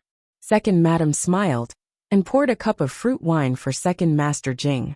She said gently, "Didn't my husband want to come and watch the bow? Why aren't you saying anything?" Second Master Jing was as still as a bell. "Don't you know why I'm not saying anything? I can't even watch the beauty," he muttered softly with hidden bitterness. "What did my husband say?" Second Madam didn't hear him clearly. Second Master Jing's eyelids drooped helplessly. "Nothing. I'm just worried about eldest brother." Second Madam turned her head to look at the Duke beside her. "With Miss Mu here, eldest brother will be fine." The Duke sat in a wheelchair, with Mu Xian by his side. Originally, Second Madam didn't plan to bring the Duke to watch the bow competition. After all, he had just recovered from his cold and needed to rest. However, Mu Xian said that it would be good for the Duke's condition to move around. The Duke stared at the bow without blinking. Mu Xian wasn't sure if he was conscious, but she still smiled and asked, "Duke, do you like to watch the bow competition?" The Duke couldn't answer. Mu Xian continued, "I heard that Madame Jing is good at the bow competition." Madame Jing, Jing Yinyan's birth mother, was the eldest daughter of the Xian Yuan family. The children of the Xian Yuan family were all highly skilled in martial arts.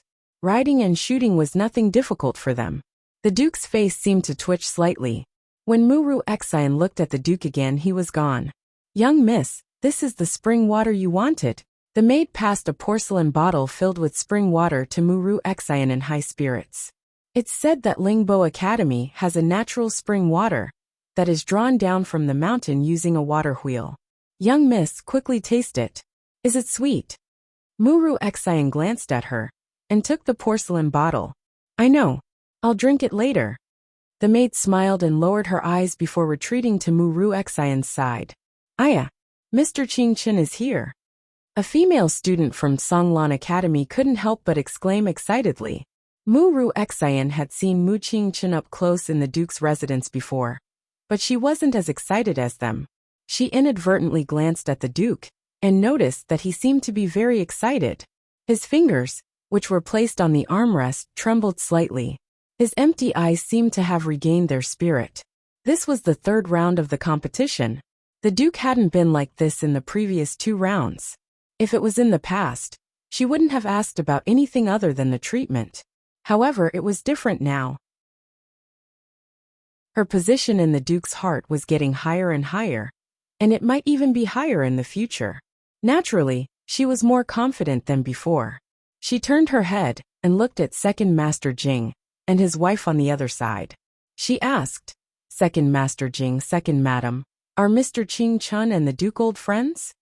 Of course they were old friends. Otherwise, Mu Qing Chun wouldn't have brought a doctor over to treat the Duke. The reason Mu Ru Xian asked this question was because she wanted to know more about the two of them. There wasn't anything that couldn't be said.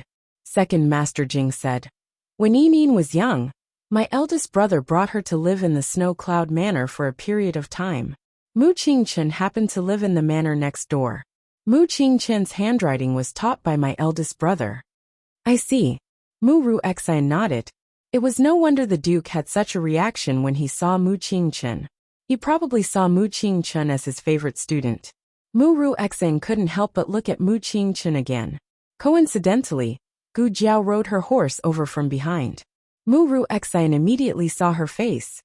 Why is it him? Mu Ru Xian looked at Second Master Jing in disbelief. Second Master Jing, didn't you tell me that you beat him so badly that he couldn't get out of bed? You even compensated him with 500 taels. Look at him now. Does he look like he was injured before? Second Master Jing instantly choked. Fuck, I forgot about this. Last time, Mu Ru Xian's arm was dislocated by Gu Jiao. Mu Ru Xian used the excuse of treating the Duke's illness to force him to capture that brat. Who would have thought that not only would he not be captured, he would also lose 500 taels. He lost face and naturally wouldn't admit it. He could only say that he originally wanted to capture him, but that brat wouldn't comply no matter what. He didn't control his strength and ended up crippling him. Second Madam also looked at Second Master Jing. That's right. That's what you also told me. Second Master Jing coughed lightly and looked at Gu Jiao, who was practicing on the field. He said seriously, I did beat him up. Who told him to recover so quickly? In order to divert attention, he stood up and went behind his eldest brother's wheelchair. Eldest brother likes to watch Mu Qing Chun hit the bow, right? Come. Let's go and watch. After saying that, he decisively pushed his wheelchair to the side of the railing. After the players from Tianqiong Academy were in position, the players from Pingyang Academy entered the field from the other side of the track. All four of them were dressed in black and held golf clubs in their hands. Their eyes were piercingly cold as they rode on tall horses. The aura of the four people and four horses was too strong. It was as if a strong murderous aura had shrouded the entire field in an instant. Zhao Wei suddenly touched his arm. What's wrong? Yuan Xiao, don't mention it. He also felt cold. Gu Jiao was still playing with her golf club. When she heard the sound of horse hooves coming from afar, she raised her head slightly. At this moment, the four students from Pingyang Academy had already arrived in front of them. She clearly felt that except for Mu Qing Chen's horse, her, Zhao Wei, and Yuan Zhao's horses all shivered and retreated a few steps. The game hadn't even started, and the horses were already scared. Gu Jiao frowned. The leader of the students from Pingyang Academy glanced at them. His eyes lingered on Gu Jiao's face for a while, but finally, he looked at Mu Qing Chun and said with a confident smile, I watched the game last time. Indeed, you have some tricks up your sleeves. However, I'm afraid you won't be so lucky this time. Mu Qing Chun said indifferently, you forced the Han family to send out the Black Wind Cavalry. It's enough to show how much you fear Tianqiong Academy. Gu Jiao caught two key words, the Han family and the Black Wind Cavalry. The corner of the man's mouth twitched. He tightened the reins and turned his horse around. Let's see who will win. The Han family? Gu Jiao turned to look at Mu Qing Chun. To be able to become one of the four great families of Xingdu, every disciple of the family is proficient in both the pen and the sword. Back then, Mu Qing Chun paused. There were some things that he didn't know whether he should say or not, but when he saw Gu Jiao's thirsty eyes, he sighed and said it. After the Xinyuan family's rebellion failed, the military power was divided into four families.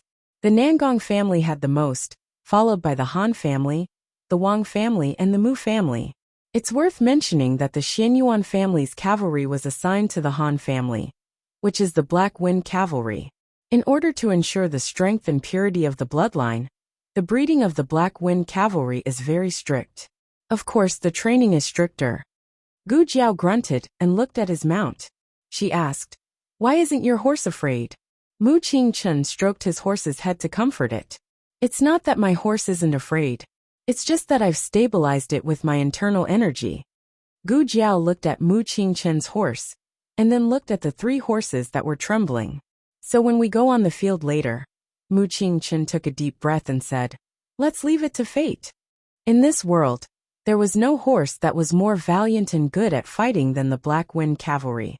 Just like how there would be pressure between experts, it was the same for horses. Wherever the Black Wind Cavalry appeared, tens of thousands of horses would retreat. On the spectators' stand, many people who had seen the Black Wind Cavalry before felt sorry for the Tianqiong Academy. It's over, it's over. It's all over now. Second Master Jing looked at the small figure on the field, whose aura was similar to his brother-in-law's, and sighed helplessly. Why is it over? Muru Exine walked over and asked in confusion. She was from the Chen Kingdom and didn't understand the political affairs of the Yin Kingdom. Second Master Jing pointed at the mounts of the Pingyang Academy and said, do you see those horses? Those aren't ordinary horses. They are the Black Wind Cavalry. Hearing the Black Wind Cavalry, Muru Exine was shocked speechless. It was rumored that the Xianyuan Cavalry was valiant and good at fighting. 10,000 of them could conquer a city, and 100,000 could conquer a country. They relied on the invincible Black Wind Cavalry of the Xianyuan family. It was rumored that this kind of horse was more ferocious and domineering than ordinary war horses. They were known as the men of sacrifice among horses. Is it necessary to have a match? Second Master Jing muttered. He knew clearly whether it was necessary or not. The Han family and the Mu family didn't get along well with each other. The young master of the Han family probably wanted to trample Mu Qingchen under his feet. That was why he sent out the Black Wind Cavalry. Sigh. Second Master Jing grabbed his collar impatiently. Annoying. I don't want to watch anymore. Wait. What was he annoyed about? Wasn't it exactly what he wanted when that brat's academy lost? Second young Master Jing smirked and stared at the boxing field with his bright and spirited eyes. The gong sounded, and the match officially started. The first ball was from the Tianqiong Academy.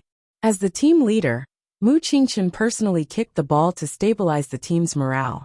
He shot the ball in the direction of Yuan Shao.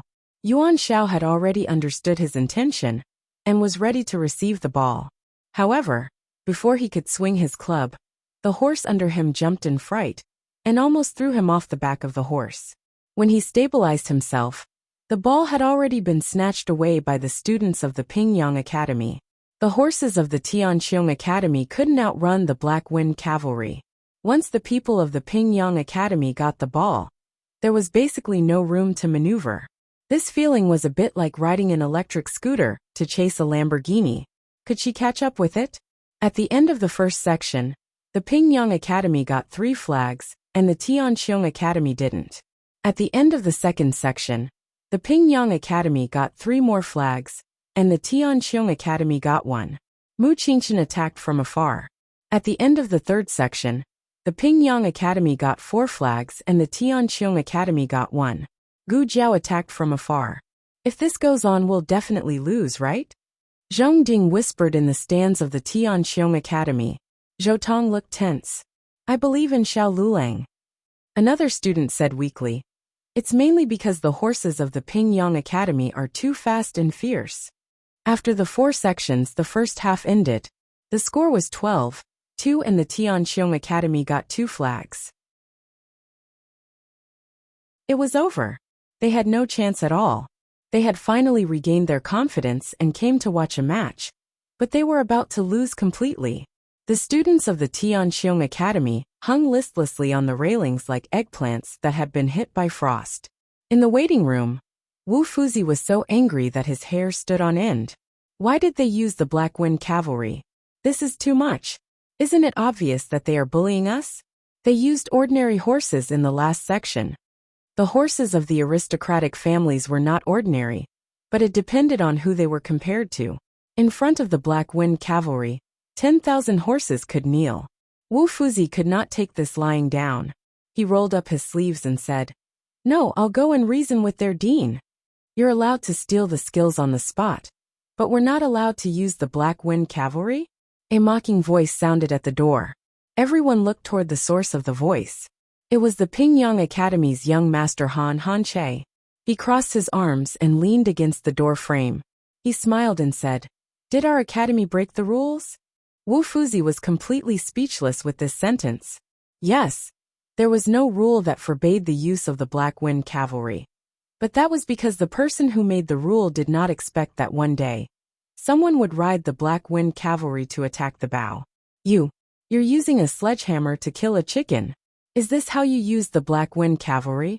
Han Che smiled contemptuously and said, "See you in the arena." Wu Fuzi clenched his fists and gritted his teeth to suppress his anger. He turned to Gu Jiao and said, "Xiao Lulang, your horse can't be used anymore. You have to change to another one. The academy's horses are all in the stables. Do you want to pick one or should I?" Gu Jiao's attack was the fiercest when she was blocking Pingyang Academy's path. Her horse was also the most frightened. On one hand, it was the pressure from the Black Wind Cavalry, and on the other hand, it was the threat from its master. Gu Jiao said, "I'll go." "That's true. It's all the same." There was no horse in the stables that was not afraid of the Black Wind Cavalry. The stables of the various academies were separated. There were guards outside the stables, and each academy's members could only enter their own stables. Tianchong Academy's stables were the innermost. Gu Jiao walked forward. As she walked, she suddenly felt a small black shadow flash past her. She tilted her head and frowned slightly. In the next second, the small black shadow flashed past her again. Gu Jiao narrowed her eyes and walked a few steps forward. When the small black shadow flashed past her for the third time, she decisively reached out her hand and caught the small black shadow. The small black shadow was lifted and hung in the air. Gu Jiao took a closer look and was instantly stunned. Jing Kong. She always used a teenage voice when she spoke outside, but little Jing Kong was familiar with her teenage voice. Little Jing Kong raised his head and shouted, "Jiao Jiao." Little Jing Kong threw himself into Gu Jiao's arms. Gu Jiao took advantage of the situation and hugged him. "Why are you here? Aren't you in class?" Xiao Heng said that he would send the little guy to Lingbo Academy before he went to do anything else. Little Jing Kong widened his eyes in a second. "I didn't skip class." Gu Jiao was speechless. Very well, it was a fact that he skipped class. Gu Jiao put the little guy on the ground and asked him to stand properly. Then, she bent down slightly and looked at him at eye level. She asked seriously, "Why did you skip class?" I. Little Jing Kong lowered his head and grabbed his little pocket. Gu Jiao pointed at the part of his pocket that his little hand was covering. "What's in your pocket? Take it out." Little Jing Kong took it out guiltily. It's little flower and little rope. I want to braid little Shi's hair." Gu Jiao was slightly stunned. Little Jing Kong mustered up his courage and raised his head. But I've finished all my homework. I've also memorized the teacher's lessons. I really learned everything before I came out." "Little Shi is here?" Gu Jiao asked. The little guy nodded and said pitifully, "Yes, I miss little Shi so much. Last time, I told Brother Xiaoshan that if he and Brother Yin came again, he would secretly bring little Shi over for me to play with."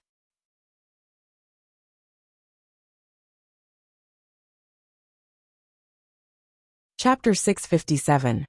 All the novels that you can't find on the internet are available here. The break was about to end.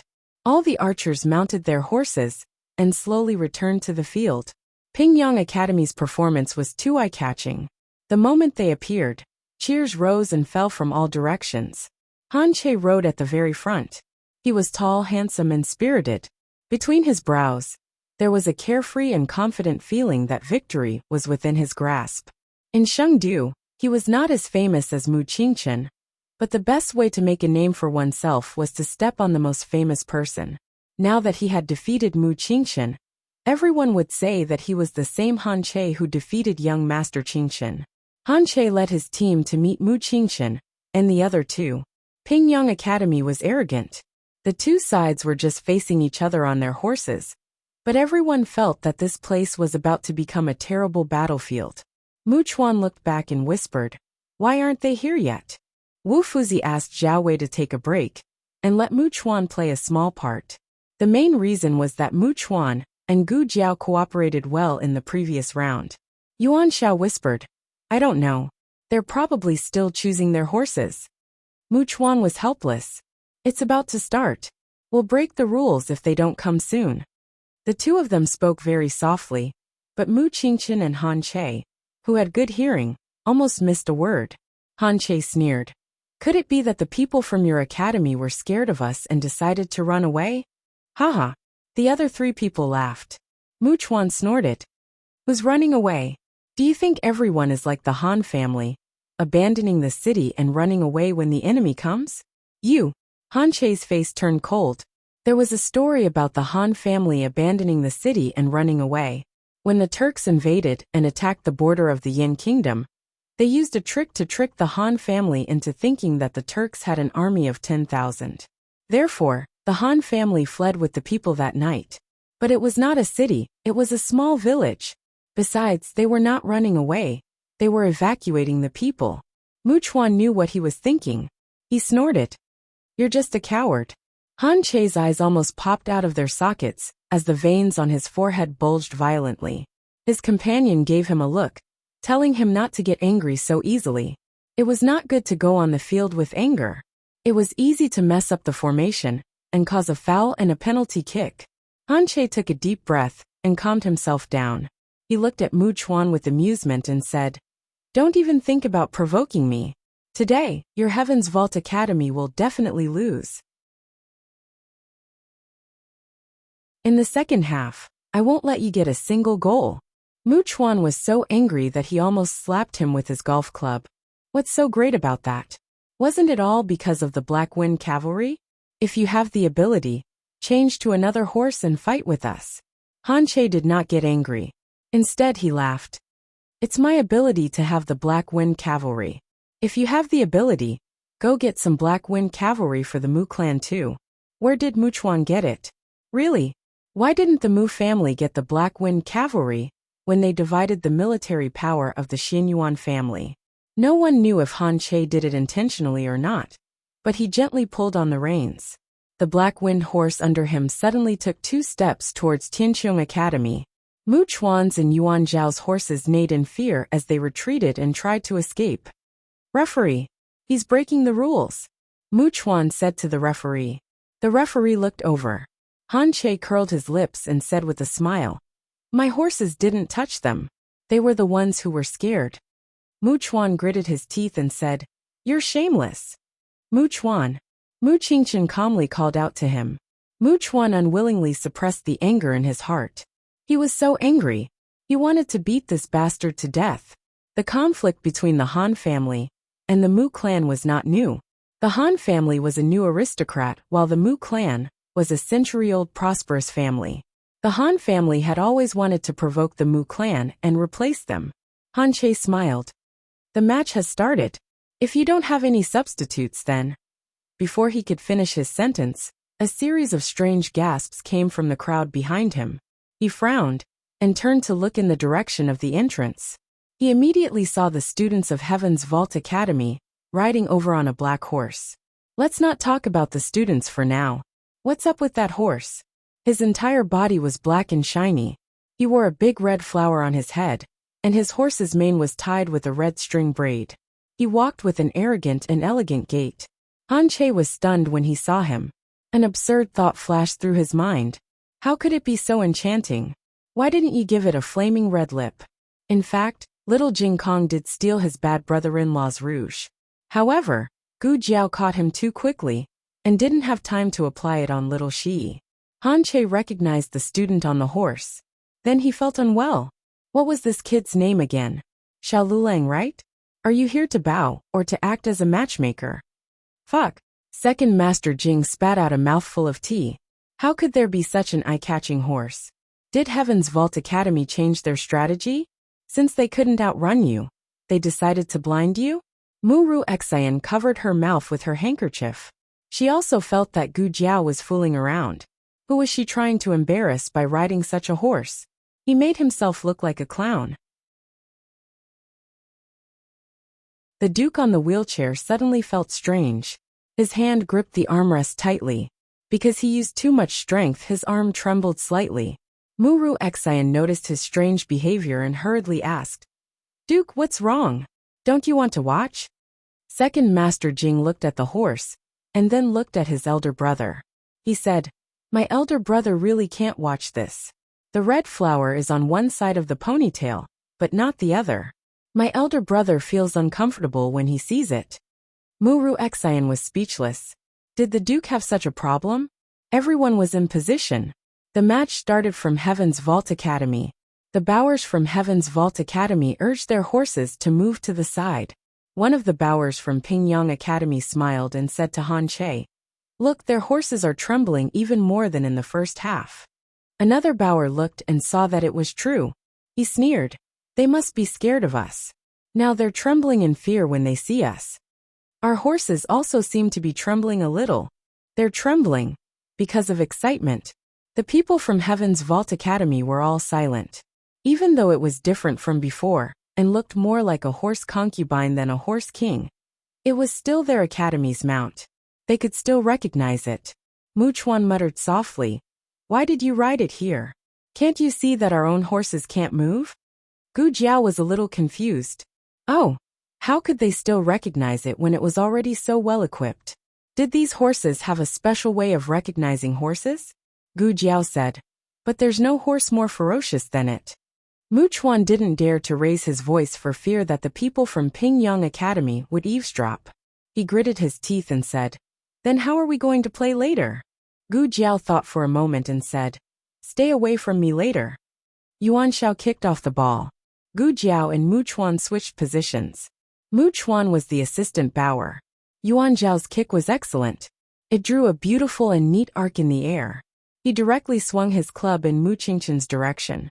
The people from Pingyang Academy seemed to have seen through his actions. Two of the bowers chased after Mu Qingqian. In terms of speed, their Black Wind cavalry was definitely not inferior to the horses from Heaven's Vault Academy. However, something was wrong as they ran. Whoosh! A black shadow dashed past him. The speed was unimaginably fast. It could only be described as scuttling.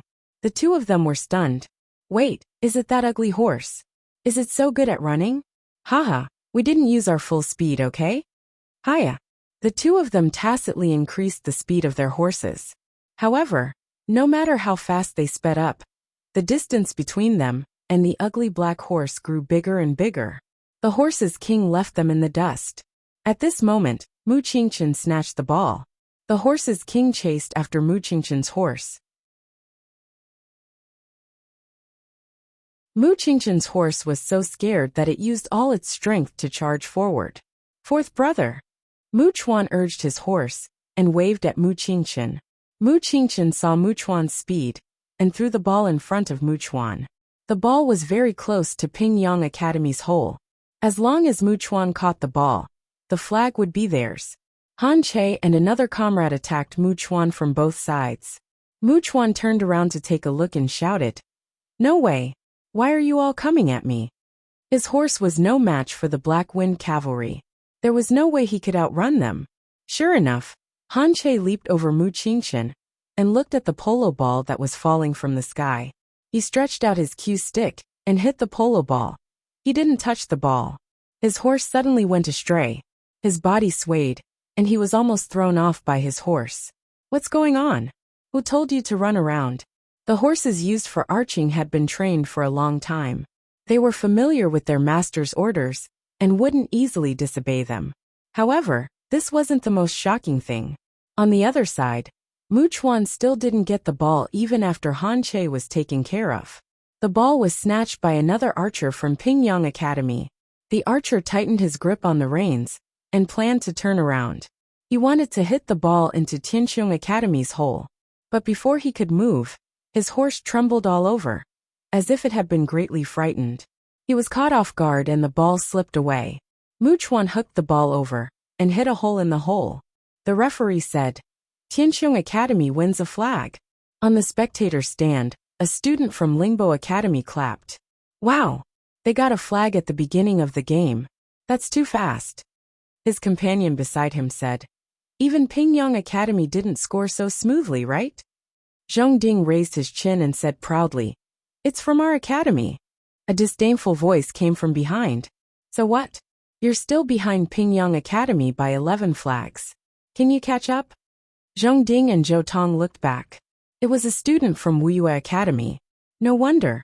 Zhou Tong straightened his back and said, "We won't lose. Just wait and see." They were no longer weak scholars who could be bullied by others. The student from Wuxia Academy mocked. "What if you lose?" Zhou Tong rolled up his sleeves. "If we lose, we'll kowtow to you and call you daddy. If we win, you'll kowtow to us and call us daddy. Heh, don't regret it." The game continued.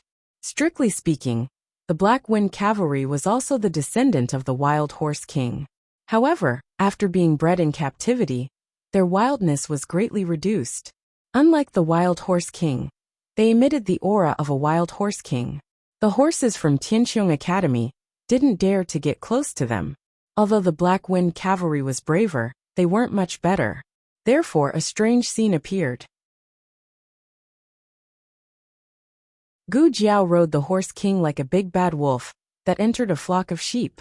Wherever she went, the sheep would scatter. Gu Jiao didn't try to snatch the ball.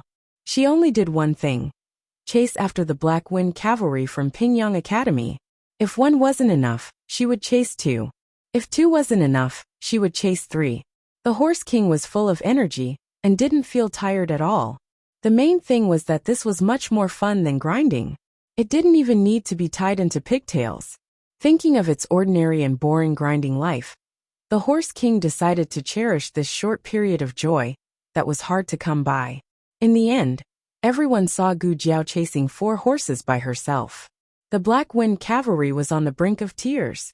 When they were fighting against Qinghua Academy, Gu Jiao was as serious as Gu Jiao was in this game. Pingyang Academy was in a complete mess because of her. "Referee, he broke the rules." A student from Pingyang Academy complained. The referee walked over. Gu Jiao asked calmly, "Did I intercept you from the front?" She had been chasing after them from behind. "Did my horse touch your horses?" There was at least half a horse's length between them. "Is my cue interfering with you and your horses?" "Golf club. You didn't even wave your golf club after entering the arena." Gu Jiao smirked evilly. "Your horses are timid. Don't blame me." Wasn't this what Han Che had said to Tianqiong Academy just now? My horses didn't touch them. They were the ones who couldn't take the fright. They didn't expect Han Che's words to turn into a slap to their faces so quickly. Painful, really painful. This kid is good. On the spectator's stand, Second Master Jing couldn't help but praise Gu Jiao. "It's that horse that's powerful." Muru Xian said. "Anyone riding that horse would win." Second Master Jing frowned. He didn't agree with her words. "Do you think anyone can ride that kind of wild horse?" He was a martial artist. Years ago, when the Xianyuan family was on the decline, he had the opportunity to choose a Black Wind horse that belonged to him. His brother-in-law had asked him, "Do you want a horse that is easy to ride or a good horse?" He didn't understand at that time, but gradually understood later. It was a pity that he would never have the chance to tell his brother-in-law the real answer in his heart. Under Gu Jiao's and her horse's efforts, Pingyang Academy didn't score a single ball after 3 rounds. They finally managed to snatch a ball, and Han Che had already brought it to Tianqiong Academy's hole. Gu Jiao rode her horse and stopped there. Han Che's horse immediately turned around and ran. "Han Che, are the 3 of you going to snatch the ball?" Gu Jiao asked the 3 students from Pingyang Academy, who were eyeing them covetously. The 3 students' mouths twitched. "You might not believe it, but I want to go over, but my horse won't." "Oh." Gu Jiao shrugged and sighed. "Thank you for letting me win." The 2 of them raised their chins and valiantly snatched the ball away. When the game was nearing its end, there was a shocking reversal in the numbers of both sides. From 12-2 to 12-20, Tianqiong Academy had 20 points. Everyone's focus shifted from who scored the ball to who would be the next one to be chased down. The faces of the students from Pingyang Academy turned green. They thought that with the Black Wind horse, there would be no mistakes. Who would have thought that the kid's horse would mess everything up? What kind of crazy beast was that horse?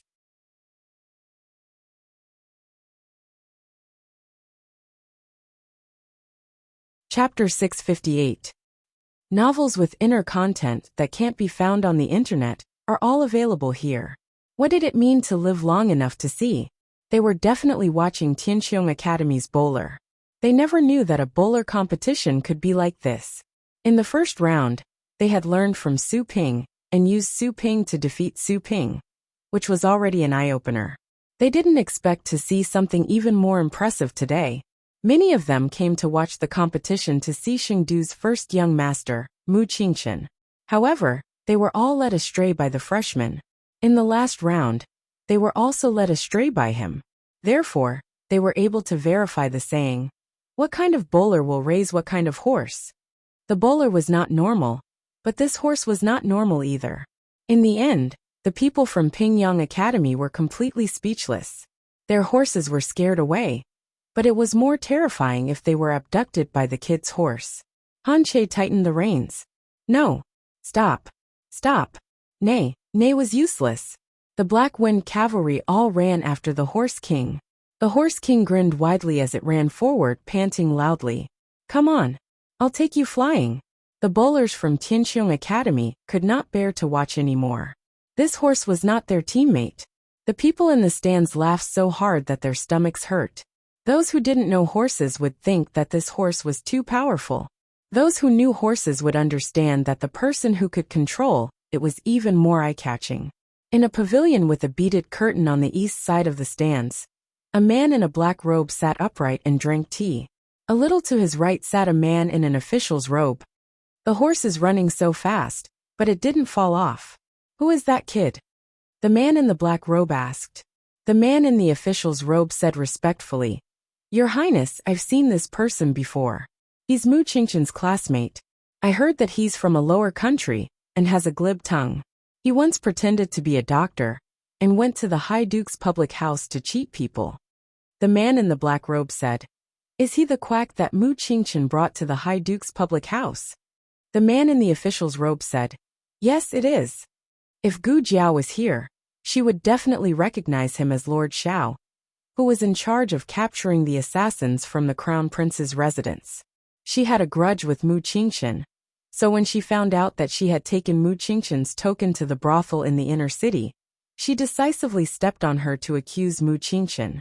It was also because of him that Gu Jiao openly went to the public house." The black-robed man said thoughtfully, "I think this person is quite capable. Don't beat him up just because you have a grudge with Mu Qingchen." Sir Xiao lowered his eyes. "Your Highness is right. This lad's horsemanship is indeed impressive."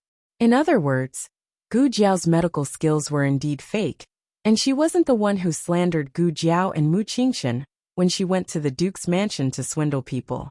The black-robed man seemed to be interested in that brat. Official Xiao was worried that he would ask for that brat's name. He didn't want anyone from Mu Qingchen's side to squeeze into His Highness' side.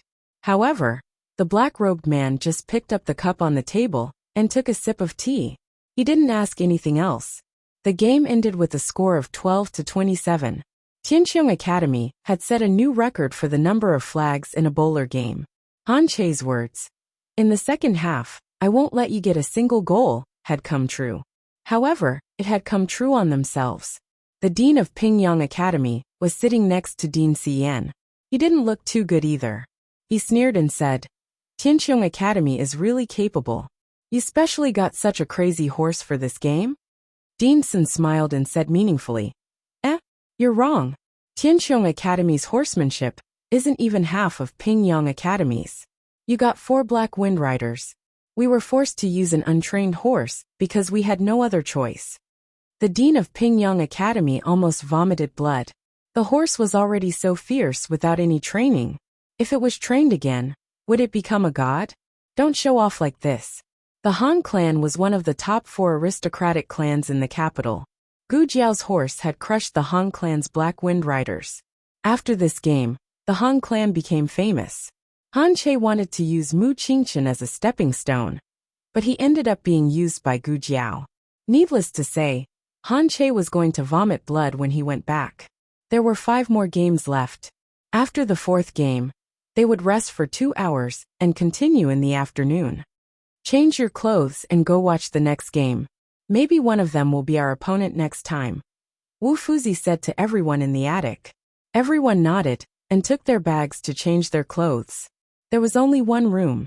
As usual, Gu Jiao asked others to change first. Everyone thought she was shy and didn't suspect anything. After all, Mu Qingchen never changed his clothes in the same room as others. You change first, Mu Qingchen said to Gu Jiao when only the two of them were left. Okay. Gu Jiao entered the room. Click. It was the sound of the door being bolted. Mu Qingchen was speechless. After changing their clothes, they went to the stands of Tianqiong Academy.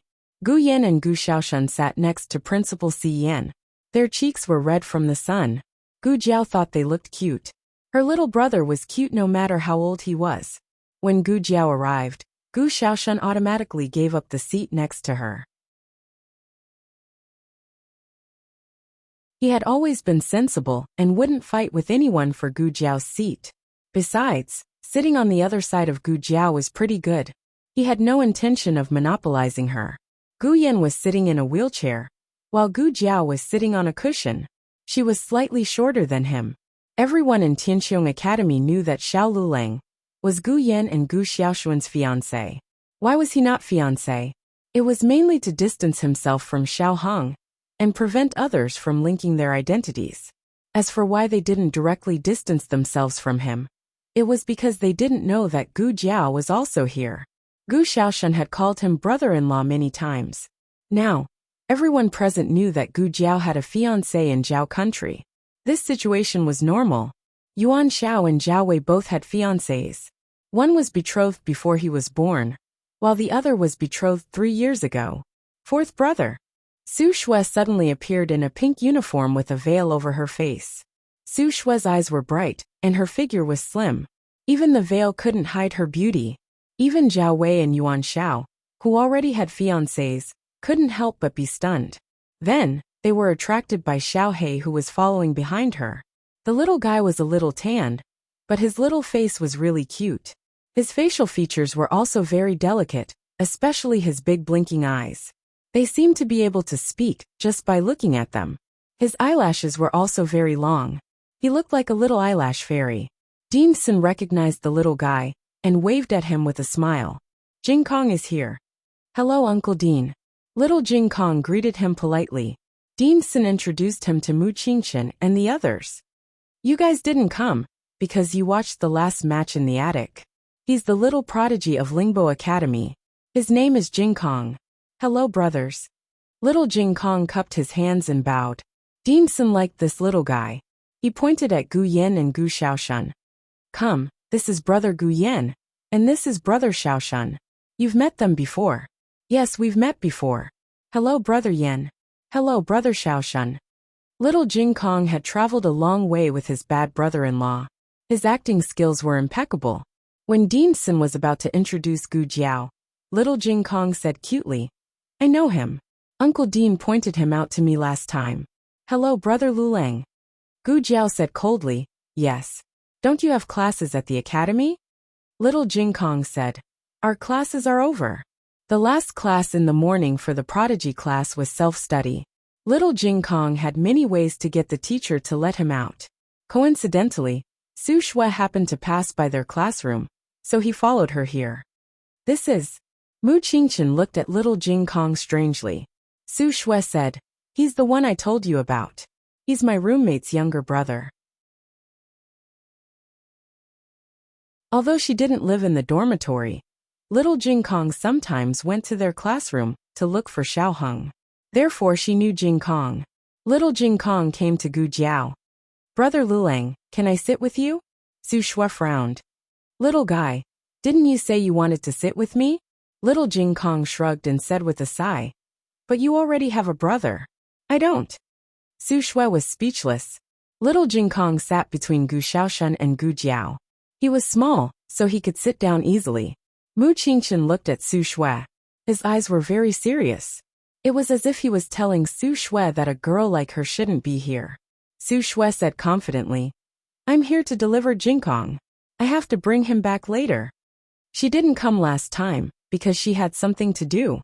This time she wouldn't miss it. It's okay. Deanson smiled. Shepherd boy, prepare a seat for Miss Sue. Yes. The shepherd boy placed a cushion beside Mu Qingchen for Su Shui. Su Shui sat beside Mu Qingchen with a smile. Fourth brother. Her brother was here. Who could say anything? Moreover, the female teacher from Pingyang Academy was here too. Under such circumstances, there was no need to be too concerned about gender. The fourth match began. The two teams were Mount Song Academy and Purple Forest Academy. These two academies were very good at bowling. They were evenly matched and played very skillfully. There were no jaw-dropping scenes. Everything was normal. Both sides had broken a few rules and were penalized a few times. Everyone was a little confused. It was exciting, but why did they feel that something was wrong? On the opposite side of the stands, the Duke looked as if he had just gone through a terrible torture and was relieved of a burden. Muru Xian felt that it was strange. He stopped looking at the horse because it made him uncomfortable, but he kept staring at it. Although that horse was very eye-catching, that was all. The Duke was still watching, but his eyes weren't looking at the field below. Instead, they were on the opposite side of the stands. On the opposite side were the teachers and students from Pingyang Academy and Tianxiong Academy. Who was the Duke looking at? Mu Qingchen. There was a small accident in the 7th section of the 4th match. One of Mount Song Academy's bowler claimed that he was hit by the other team's cue stick. The other team denied it. In the end, the referee ruled that Black Bamboo Academy's bowler had broken the rules. Mount Song Academy's forfeit was a flag. The two teams were tied at 13. It was the last rest. Who do you think will win? Mu Chuan asked. Yuan Xiao said, Black Bamboo Academy. Their offense is more aggressive. Zhao Wei said, but they keep breaking the rules. This is the 3rd forfeit. Gu Yan said, Mount Song Academy is lying. Yuan Xiao and Zhao Wei were stunned. Is that so? As soon as they finished speaking, the shepherd boy who went to the attic to fetch water hurriedly came up. Oh no! Mount Song Academy and Black Bamboo Academy are fighting. Conflicts in the field were not rare since ancient times. The group of people sat down and decided to go to the attic to take a look. The shepherd boy happened to be there and brought the news. The rest of the people on the stands did not know about it yet. The teacher of Pingyang Academy was puzzled. Why did everyone leave? Deanson, Little Jing Kong, Guyen Su Shui, and Mu Chuan were left there. Mu Chuan was responsible for watching Su Shui and Little Jing Kong. When the group of people arrived at the attic, the two sides were engaged in a fierce fight. The guards could not intervene. Archery was a sport that only the children of noble families could afford to play. The children of humble families could not even afford to buy a horse for archery. Moreover, these children of noble families had been practicing martial arts since they were young. How could ordinary bodyguards compare to them? Gu Jiao and Mu Qingchen walked over and separated the wrestlers from each other. Yuan Xiao and Zhao Wei helped the guards to restrain the people they threw at them. The scene was extremely chaotic. After everyone was separated, there were still people who wanted to riot. Mu Qingchen shouted, "Stop it, all of you. I won't be polite to anyone who dares to attack again." The two sides finally stopped. Everyone thought that everything was over. Who would have thought that the two sides would use their inner force to hit the wall at the back of the hall? The wall finally could not withstand the pressure and collapsed with a bang. On the other side of the collapsed wall, there were about 20 to 30 servants preparing tea for the attic and the entire grandstand. Mu Qingchen clenched his fists. "Look at what you've done." The wrestlers from Mount Song Academy and Black Bamboo Academy were stunned and ashamed. They were just fighting. They did not want to hurt innocent people. Gu Jiao glanced at the two sides and said, "Come and save them." Everyone began to save them. The wrestlers did not come to the stage, which naturally attracted the attention of the arena. Then the whole academy knew about the accident in the attic. Lingbo Academy had a doctor, but only one.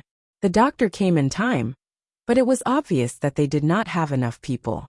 Gu Jiao said to Yuan Xiao, "Go find Gu Xiaoshan and ask him to bring me my first aid kit. Also, find someone to get a few stretchers." There were so many people. She did not know if the medicine in the first aid kit was enough. Okay. Yuan Xiao answered and immediately went to do it. Gu Jiao said to Mu Qingchen, "There is not enough space in the hall. I need an open space." "Okay." Mu Qingchen took Zhao Wei and asked several guards of Lingbo Academy to use ropes to make a large open space outside the hall. Gu Xiaoshan came quickly.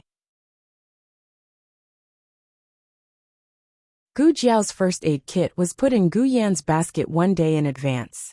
In addition to the first aid kit, there were some medicine that Gu Yan needed. "Lulang, here it is." Gu Xiaoshan stepped over the rope and came to Gu Jiao's side.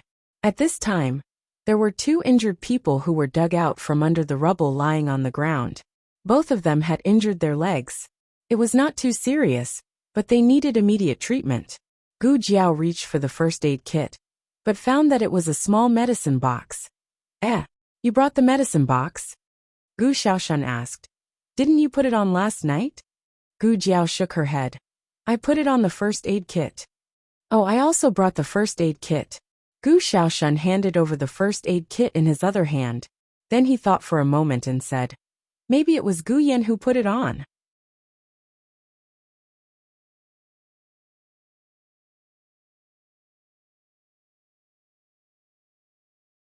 Chapter 659. Patients were carried out one after another. Gu Jiao didn't dwell on this issue anymore. Gu Jiao and the doctor from Lingbo Academy had a simple discussion about the patient's triage. After all, they were busy with their own things, so it was difficult to achieve the effect of 1 + 1 + 2. The doctor from Lingbo Academy nodded in agreement. "Little brother, you're right. Most people would save the more important patients first. If they were of the same status, they would save the most seriously injured patients first." Actually, this wasn't the best choice for a doctor. However, there were too few people who understood this and dared to do it. After the triage, Gu Jiao asked Mu Qingchen to clear away the irrelevant people at the scene. Other than the doctor and a few people she asked to stay, no one else was allowed to come close. First, it would affect the treatment. Second, it would cause trampling and shoving. As for whether the medicine box was exposed or not, it was a matter of life and death, so they couldn't care less. However, after asking around for so long, other than the state preceptor himself, no one else knew about these modern machines. There was nothing to worry about. "Sister, I found a room inside. The light is good," Gu Xiaoshan said to Gu Jiao. Gu Jiao nodded. "Okay, I'll send in the patients who need surgery after I'm done with the triage." Out of the 5 patients carried out, 3 had superficial wounds, 1 was seriously injured, and the other had a dislocated right arm. The seriously injured patient had internal bleeding and was in a critical condition. The doctor from Lingbo Academy shook his head. "It's impossible to save him. If the people from the state preceptor's hall were here, there might be a chance, but the doctors among the people were afraid." "The stretcher is here," Yuan Xiao said. Mu Chuan and Wu Fuzi came over too. The academy didn't have a stretcher, so Wu Fuzi brought them to make it at the last minute. There were 6 stretchers in total. Gu Jiao pointed at the seriously injured patient. "Carry him in." The doctor was stunned. "Little brother, what are you doing?" Gu Jiao said, "I'll leave you the first aid kit for the surgery. You saw how I used the medicine just now." "I think I saw it, but..." The doctor looked at the patient who was being carried in disbelief. "Can this person really be saved? Is this student a Bauer?" It wasn't surprising that he knew some simple bandaging. But was he really confident in treating such a serious injury? "Little brother." The doctor had good intentions. He didn't want the young man to be impulsive and kill the patient. He didn't want the young man to be responsible for it. Before he could speak, Gu Xiaoshan arrived and said to Wu Fuzi and Zhao Wei, who were carrying the stretcher, "This room." Wu Fuzi and Wu Fuzi carried the injured inside. To be honest, the 2 of them could see that there was something wrong with that person's injuries. Xiao Lulang was just an outsider who came to help. He didn't have to work so hard. To put it bluntly, they were also worried that Xiao Lulang would kill him. "Bring the other stretchers over there." Gu Jiao pointed in the direction of the collapse. The collapsed area was on the right side of the attic. It wasn't far from the open space in front of them. "What do I do?" Mu Qingchen asked. Gu Jiao said, I need planks to fix the arms and legs. Mu Qingchen said. Okay, I got it. Mu Chuan hurriedly said. Fourth brother, I'll go too. Mu Qingchen said. I'll go alone. You stay here and don't let anyone in. Mu Chuan felt the trust and weight in his fourth brother's words. He said seriously, yes, fourth brother. The dean of Lingbo Academy also arrived at the scene. He thought it would be chaotic, but everything was in order. Everyone had a clear division of labor. Even Mount Song Academy and Black Bamboo Academy, who were originally fighting, put aside their previous grudges and worked together to dig a hole in the collapsed area to save the patient. As for the situation that he was most worried about, it didn't happen. Mu Qingchen led the academy, and the Mu family's guards to surround the scene. Even a fly couldn't get in. It was under these circumstances that he saw Gu Jiao. Gu Jiao had just connected a patient's dislocated arm when Mu Qingchen came over with planks of various sizes.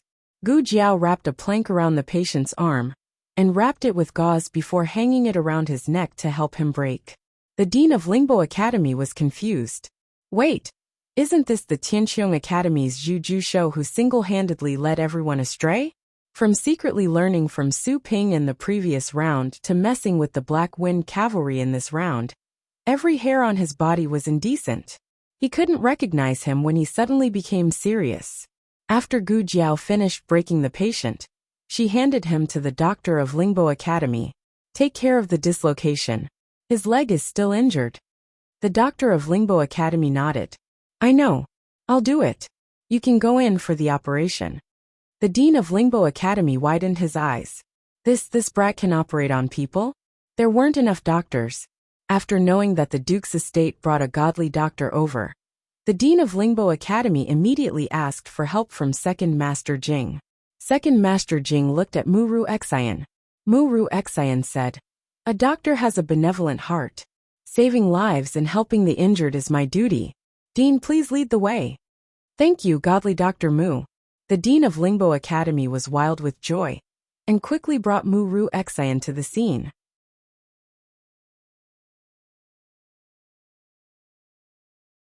Muru Xian didn't let anyone take her medicine box from the carriage. It was full of precious medicines, and she couldn't bear to use it on a group of servants. It just so happened that the others didn't know she brought it. Gu Jiao was halfway through the operation. The patient's internal bleeding was very serious.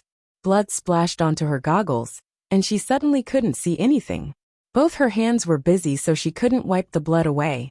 Xiaoshun, she called out. Mu Qingchen and Wu Fuzi were fixing the deck for the patient with fractures. When they heard her call, they quickly got up and walked over. Just as he was about to ask Gu Jiao what she needed, he saw a tall figure enter the room before him. The owner of the figure extended a slender hand and used a handkerchief to wipe the blood off Gu Jiao's goggles. Hemostatic forceps, she said. That person skillfully took the hemostatic forceps and handed it to her. She took it and clamped the blood vessel. Needle holder, she said again. The man handed her the needle and forceps without any mistake. She was halfway through the suturing when she suddenly realized that Gu Xiaoshun didn't know about these things. Only Gu Yan knew because Gu Yan was the only one who asked her out of curiosity. She abruptly looked at the person beside her and was slightly stunned. Xiaoheng didn't speak. There were people watching outside, so he couldn't speak. Gu Jiao caught a glimpse of Mu Qingchen at the door from the corner of her eyes. She pretended not to notice and continued to suture. Thank you, Mississippi. Please pass me the third pair of scissors on your right. A life is at stake. If I offend you, please forgive me. Xiaoheng was wearing the uniform of Tsonglan Academy and a veil. His side profile was as delicate as jade. Qingchen, come and help. Wu Fuzi's voice sounded outside. Mu Qingchen looked at the two of them deeply. In the end, he didn't enter the room. He turned around and helped Wu Fuzi treat the wounded. Gu Jiao had already classified the wounded and left enough medicine for the doctors of Lingbo Academy. The treatment on the scene was busy, but not in a panic. This was the situation Muru Xian saw. She came with the attitude of a savior, but here, there didn't seem to be much use for her. She had been to the scene of the accident with her master before. The accident wasn't so big, but it was still very messy.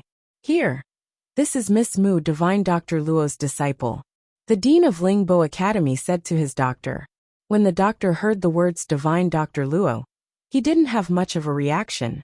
He pointed at a patient with a thigh injury. "I'll have to trouble Miss to help treat his injury." The scene that Muru Xian expected to be the center of attention didn't appear. She frowned and looked at the other unconscious patient lying in a pool of blood. She said, "I'll treat him first. His injuries are more serious." Serious and urgent were two different things.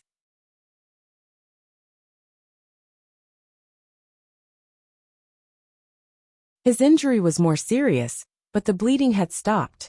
His injury wouldn't worsen for the time being.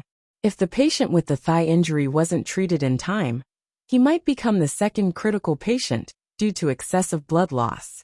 Fortunately, the doctor was about to finish treating the patient, so he didn't say anything. Muru Xian treated the unconscious patient, while the doctor went to stop the bleeding for the patient with the thigh injury. Gu Jiao finished the first operation. After that, Gu Xiaoshan brought in a few more patients. Their injuries weren't too serious. When Mu Qingchen passed by the door, he paused and casually glanced inside. He happened to see Xiao Heng wiping the sweat from Gu Jiao's forehead. "Gauze," Gu Jiao said. Xiao Heng casually picked up a piece of gauze and handed it to her. Outside the door, Muru Xian and the doctor from Lingbo Academy were also treating a patient's injury. The two didn't discriminate between men and women. They passed things and helped each other. However, for some reason, Mu Qingchen felt that the atmosphere at Gu Jiao's side was different from Muru Xian's side.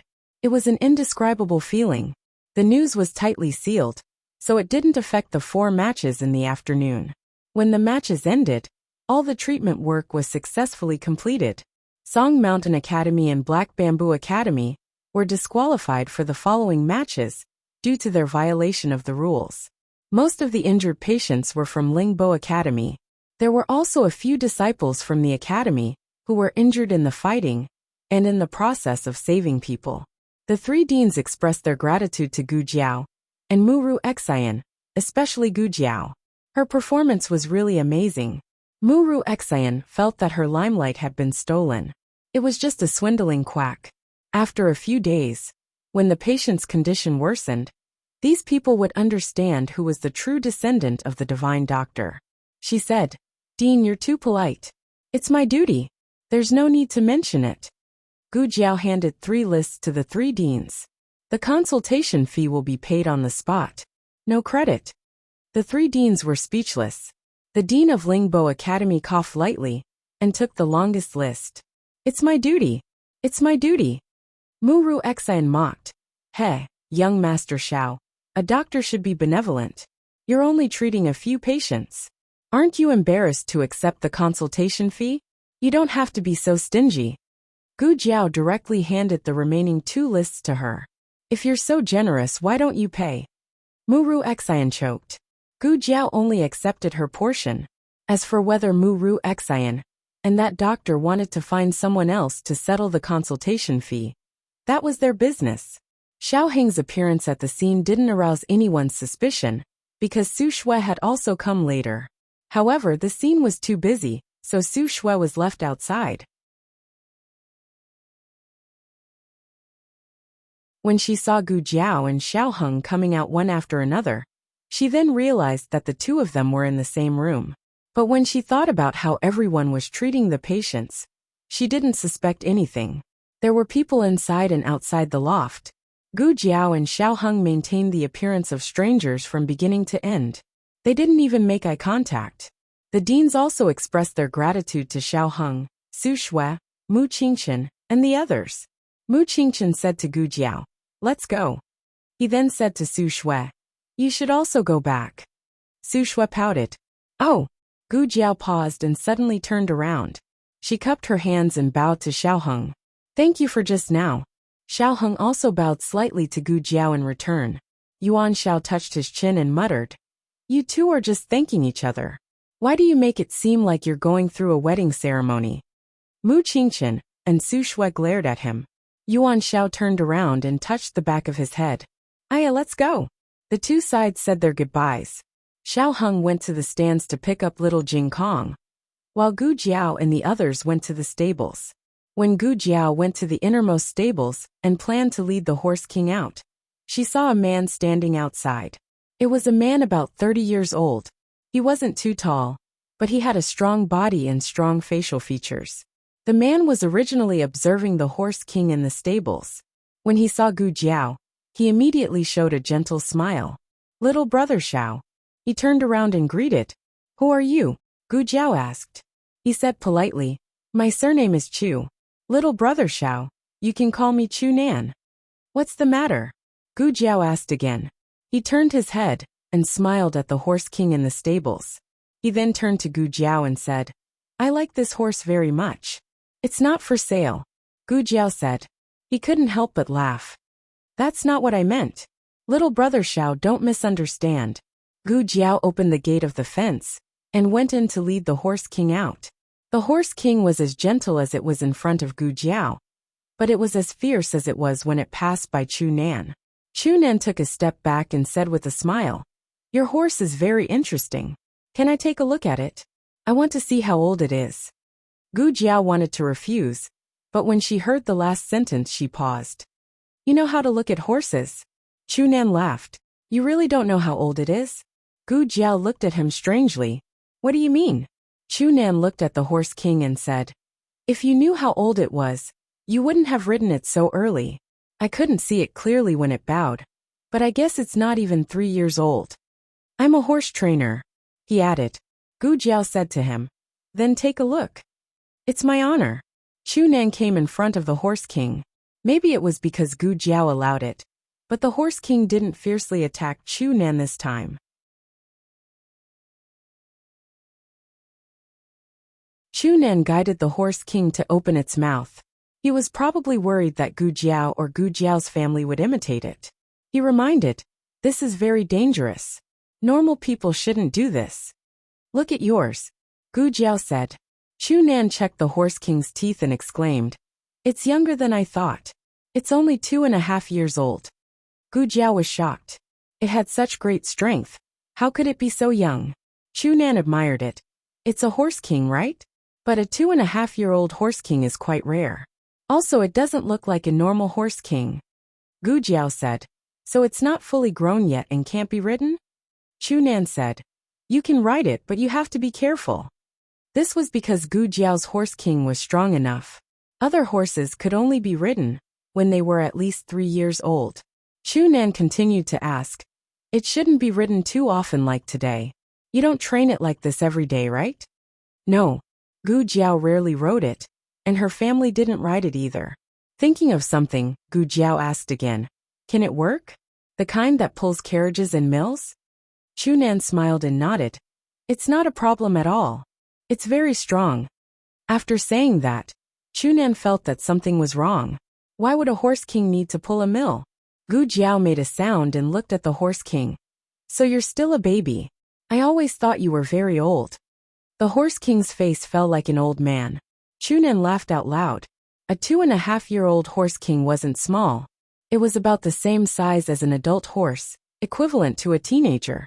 It was the age when it was the most rebellious, so it couldn't be blamed for being so happy in the boxing ring. What Chu Nan didn't say was that this was a good horse that was hard to come by in 100 years. The only thing that could be compared to it was the mount of war god Xianyuan Li. Unfortunately, Xianyuan Li and his mount had died in battle. After Gu Jiao led the Horse King away, Chu Nan also left the stable and walked in the opposite direction. Han Che had been waiting for a long time. "Young master." Chu Nan bowed. Han Che asked seriously, "How is that horse?" Chu Nan told him the truth. Han Che frowned. "How is our Han family's Black Wind King compared to it?" Chu Nan was slightly stunned and patted his head. "I forgot about Black Wind King. Of course Black Wind King is better. Black Wind King is a rare horse. But Black Wind King belongs to Big Brother." Han Che looked at the Horse King that was led away by Gu Jiao. "If only it was mine."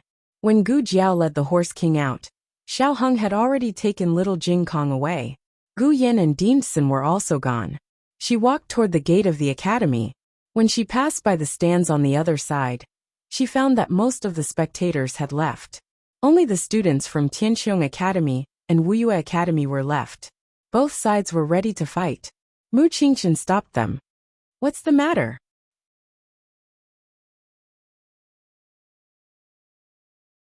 Gu Jiao walked over and asked. Without waiting for Mu Qingchen to speak, Zhou Tong pulled Gu Jiao's sleeve, as if she had seen her savior. She pointed at the students from Wuxia Academy and said, "They made a bet with us. If our academy won, they would call us father. But they didn't admit it, and even wanted to beat us up." Gu Jiao asked Zhou Tong, "Did you beat them up?" Zhou Tong pursed her lips. "Almost." Young Master Qingchen arrived. A student from Wuxia Academy said, "Heh, don't think that you're so great just because you won 2 matches. You just cheated with a horse." Zhou Tong said angrily, "Who cheated? You better watch your mouth." Gu Jiao sighed and said, "Forget it. Stop arguing. It's my fault." Everyone was stunned. Mu Qingchen frowned. Although the students from Wuxia Academy did not know why Gu Jiao admitted her mistake, they guessed that Gu Jiao was scared. They suddenly felt confident. The leading student sneered. "You also know that you're wrong." Of course. Gu Jiao nodded seriously and looked at the people from Wuxia Academy. "It's the father's fault for not teaching his son well. You're shameless. It's my fault."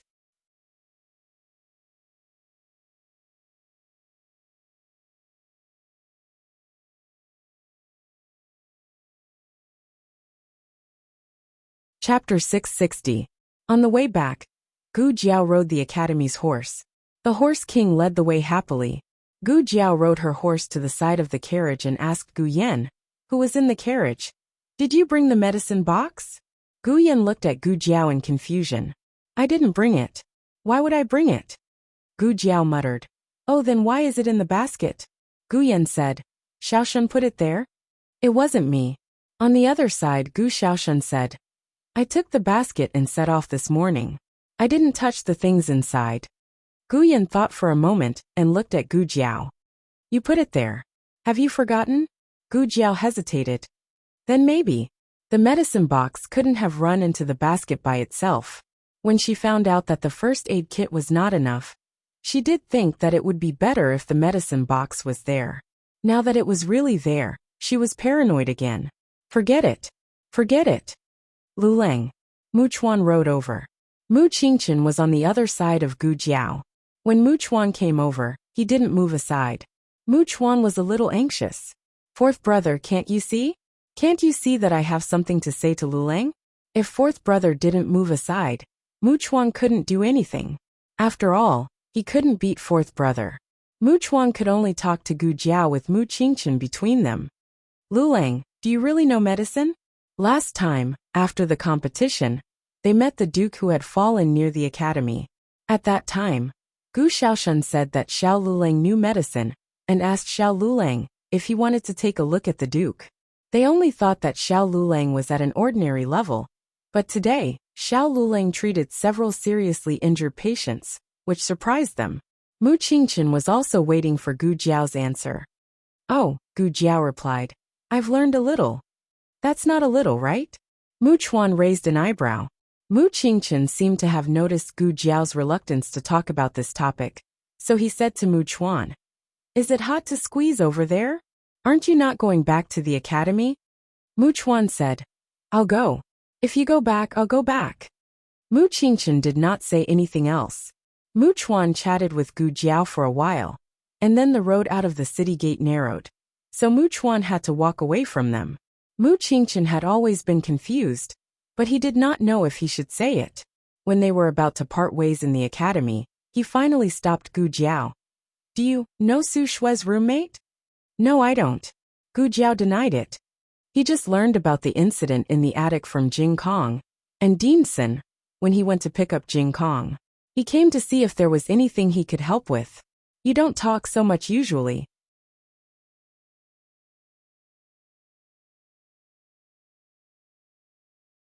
Mu Qingchen said with a complicated expression. Gu Jiao blinked and said confidently, "Isn't it because of his beauty? I'm a little tempted." Mu Qingchen was choked by her words.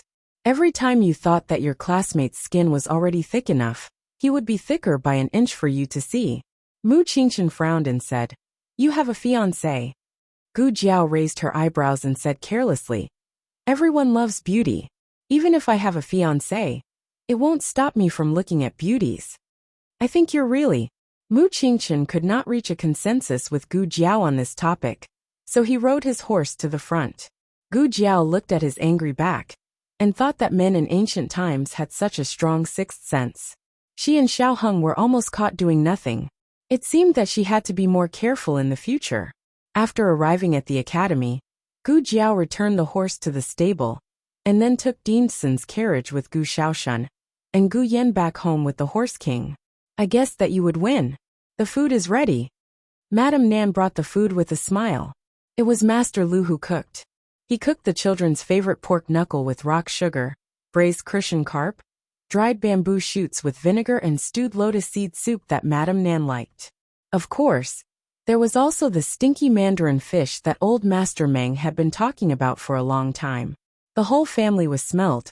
The Horse King rolled its eyes and stuck its tongue out in the backyard. It swore that it would never walk away from this stinky old man again. Guyan was allowed to eat a piece of shiny pork knuckle skin today, and was very satisfied.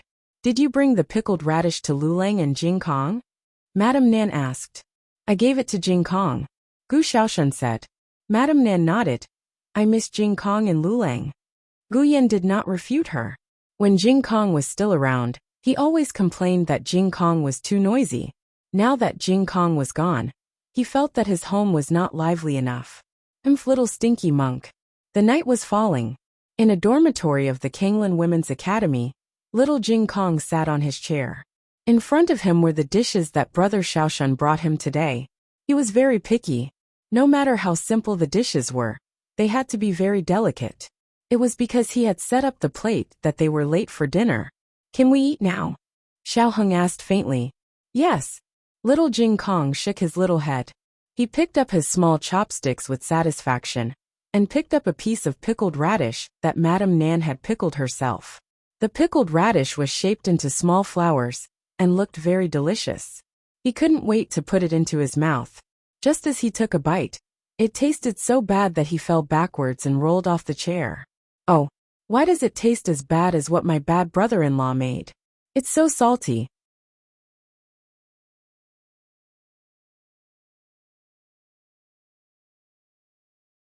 Because little Jingkong had eaten 2 salty dishes, he drank 2 large cups of water, causing his stomach to be round when he went to bed. He climbed onto the bed with great difficulty, and lay down on the mattress, like a little salted fish without a soul.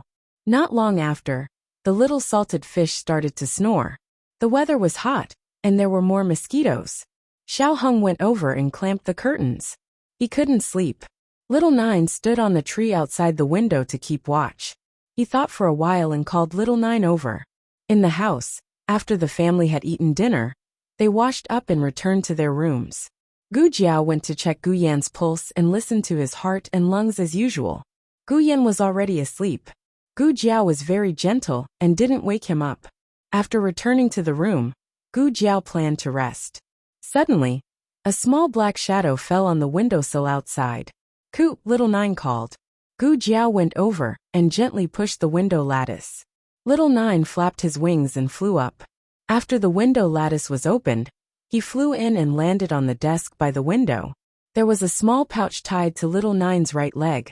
Gu Jiao took down the pouch and opened it. There was a stack of banknotes, a note and a brand new hairband. The hairband was made of blue ice silk. It was very soft to the touch, and the color was very good. It complemented the blue and white uniform of Tianqiong Academy. The banknotes were worth 1,000 taels. There were only 2 simple words written on the note: household use. Gu Jiao supported her chin with one hand and played with the ice blue hairband with the other. She looked at the word household use over and over again. In other words, this was a love letter. Gu Jiao smiled. She opened the drawer and took out a piece of paper. She knew how to write a love poem too. Xiao Heng sat in the room and waited. He wasn't sure if she had rested, but when facing Gu Jiao, he wouldn't hesitate so much. Luckily, Little Nine flew back after a short while. Little Nine was holding the pouch in her mouth. He opened the pouch and took out a paper crane from it. The paper crane was made from the water-patterned paper he gave her. He still remembered her indescribable expression when she received the paper. He didn't expect that she would bring the paper to Yin country's capital. There was something else in the pouch. He took it out and saw that it was a note written on the water-patterned paper. The first one read, "The mountain has no edges, the heaven and earth are united, only then I dare to break up with you." Xiao Heng's handsome face turned red. Was this lass confessing her feelings to him? Did she have to be so explicit? The second one read, "I won't be lovesick in my life. Only then will I be lovesick, and I will be lovesick." Xiao Heng's face turned even hotter. So she missed him so much. The third one read, "The bottom of the lovesick tree is endless. I hate myself for not knowing."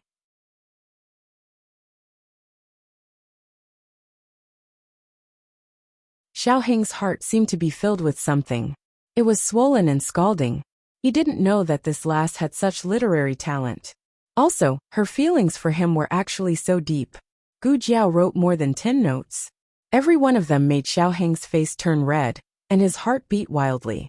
But it wasn't just from one note that the love poem on the note gradually became a little strange. The world is long, and the world is long, but sometimes it ends. This hatred is endless. The corner of Xiao Heng's mouth twitched. This love can become a memory, but at that time, it was already lost. Xiao Heng's face stiffened. "Returning your bowl of heartless tears. I hate that we didn't meet before." At the end, she even drew half of a little person beating her chest and stamping her feet. Xiao Heng.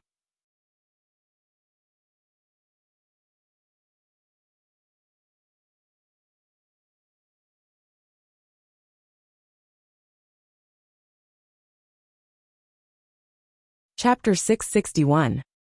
Gu Jiao had a problem. She would feel sleepy after reciting poems. She could grit her teeth and persevere at the beginning, but at the end, she was so sleepy that she didn't even know what she had written. Even the purse was taken away by Xiaojiao. Xiao Heng was angry and amused at the same time when he read the last part. He had thought that those poems were written from the bottom of her heart. Now, it seemed that she had copied them from somewhere. Looking at the last few notes, the words were crooked. She must have been so sleepy that she didn't even know where she had copied them. Xiao Heng gritted his teeth in anger. "What a waste of my excitement. I won't fall for your tricks again, little liar." She must have fallen asleep. Xiao Heng didn't reply. Xiaojiao saw that there was nothing else for him to do, and flew back to the tree branch. Xiao Heng still couldn't sleep. If it wasn't for the love poems, he wouldn't be so petty as to care about this. It was the information he had found during the day that made him need to calm down and carefully sort it out. After Gu Jiao told him that the people behind Nangong Li were the royal family, he went to the busiest tea house in Sheng, due to find a few storytellers to understand the royal family's background. He didn't find out much, but he did know a thing or two about the Nangong family. The Nangong family and the Crown Prince's residence were close. This was a tacit secret in Shengdu. The Crown Prince of Zhao Country lived in the East Palace, while the Crown Prince of Yin Country left the palace to build a residence. The Crown Prince of Yin Country was the king's second son. His birth mother was Imperial concubine Han. The young master who had prepared the viewing platform for him that day was the Crown Prince's eldest son, Ming Jun Wang. Ming Jun Wang was cousins with Han Che, who had struck the bow at Pingyang Academy today. Even though there was no evidence that the Crown Prince's residence had instigated the Nangong family, the Crown Prince's residence was still the most suspicious. So the question was, who was the Crown Prince's residence? Why did they want to deal with him? Tonight, Chengdu was particularly stuffy, and there wasn't the slightest bit of coolness at night. The Duke's residence that had been busy for the whole day gradually quieted down. Muru Xian sat in her room. "Bring some more ice over," she said with a frown. "Miss, what's wrong with you?" The maidservant asked, puzzled. There were already 2 basins of ice in the room, and if there were any more, she would catch a cold. "I'm not happy," Muru Xian said gloomily. Thinking of what had happened in the academy, she increasingly felt that Xiao Lulang was getting in her way. She said angrily. He saw that this was a great opportunity to make friends with the 3 deans.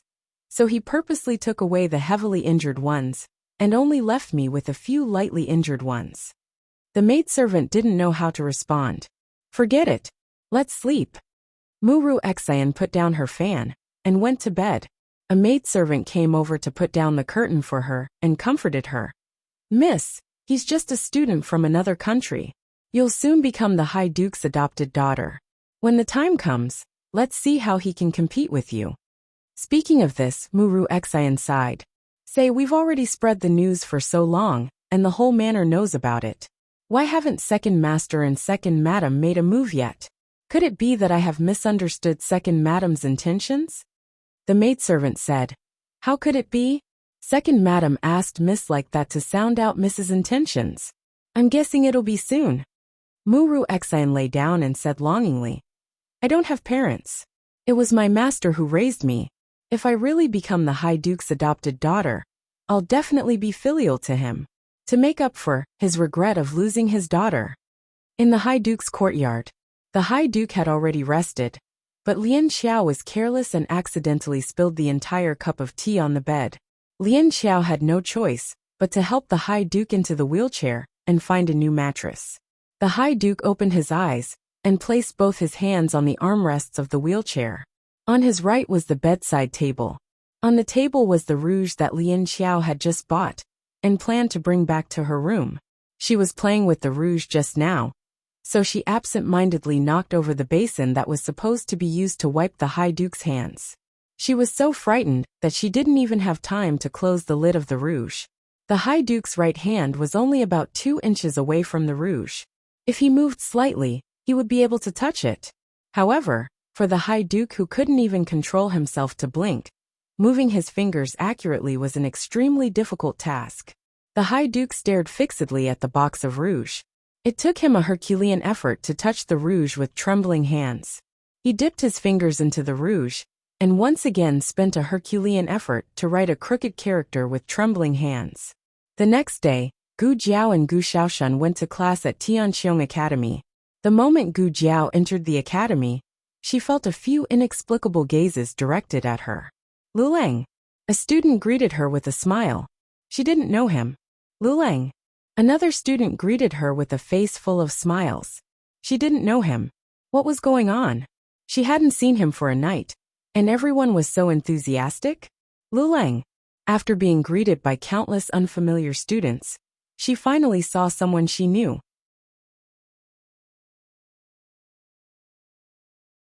Zhou Tong. Xiaoshan. Zhou Tong stopped in front of Gu Jiao and Gu Xiaoshan with a smile. Gu Jiao asked, Is something going to happen today? Why is everyone like that? Zhou Tong asked, Like what? Lu Lang. About 17 unfamiliar students greeted Gu Jiao. Gu Jiao signaled with her eyes. Like just now. Zhou Tong looked at the back of the student who was walking away and suddenly smiled. You're talking about everyone knowing you. What's so strange about that? Don't you remember that you won the competition yesterday? Gu Jiao said. That doesn't mean they all know me. It wasn't like they all went to watch the competition. Zhou Tong chuckled and grabbed her wrist through her sleeve. Come with me and you'll know. Gu Xiaoshan bared her teeth. Hey, let go of my sister. Zhou Tong brought Gu Jiao to the academy's bulletin board. It was already surrounded by the academy's students. Lu Lang is here. Someone in the crowd shouted. The people who had been gathered in front of the bulletin board suddenly dispersed and made way for Gu Jiao. This treatment caught Gu Jiao a little off guard. Zhou Tong didn't stand on ceremony with them. He happily pulled Gu Jiao to the front and pointed at the bulletin board. Look. Gu Jiao looked at it. On the left side of the bulletin board was yesterday's competition and the great commendation for them. On the right side were portraits of them, but only Gu Jiao was riding on a horse. She held the reins in one hand and the cue stick in the other. Half of her back was shown. She turned her head and revealed half of her face. What was revealed was the right side of her face that didn't have a birthmark. Her clothes fluttered in the wind, and her hair ribbons flew across her face. She looked indescribably valiant. Even next to the handsome Mu Qingqian, she didn't pale in comparison. Gu Jiao looked at the young man in bright clothes and almost didn't recognize herself. Was this how she looked in the eyes of others? Zhou Tong said. We worked together to draw it. We drew it all night. Only then did Gu Jiao notice that Zhou Tong's eyes were dark. She then looked at Zhong Ding and the others who were putting up the portraits. They all had heavy dark circles under their eyes. This was something that Gu Jiao had never experienced in her previous life. In her previous life, she was always first in the exams and won many prizes. However, no one could get close to her. Or rather, she didn't want to get close to anyone. Her identity meant that she couldn't have any friends. How did we draw? Zhou Tong asked expectantly. Gu Jiao's gaze swept across Zhou Tong, Zhong Ding, and everyone who went to the competition yesterday. Everyone looked at her with anticipation and anxiety in their eyes. Not bad, Gu Jiao said. Everyone smiled as if relieved of a burden.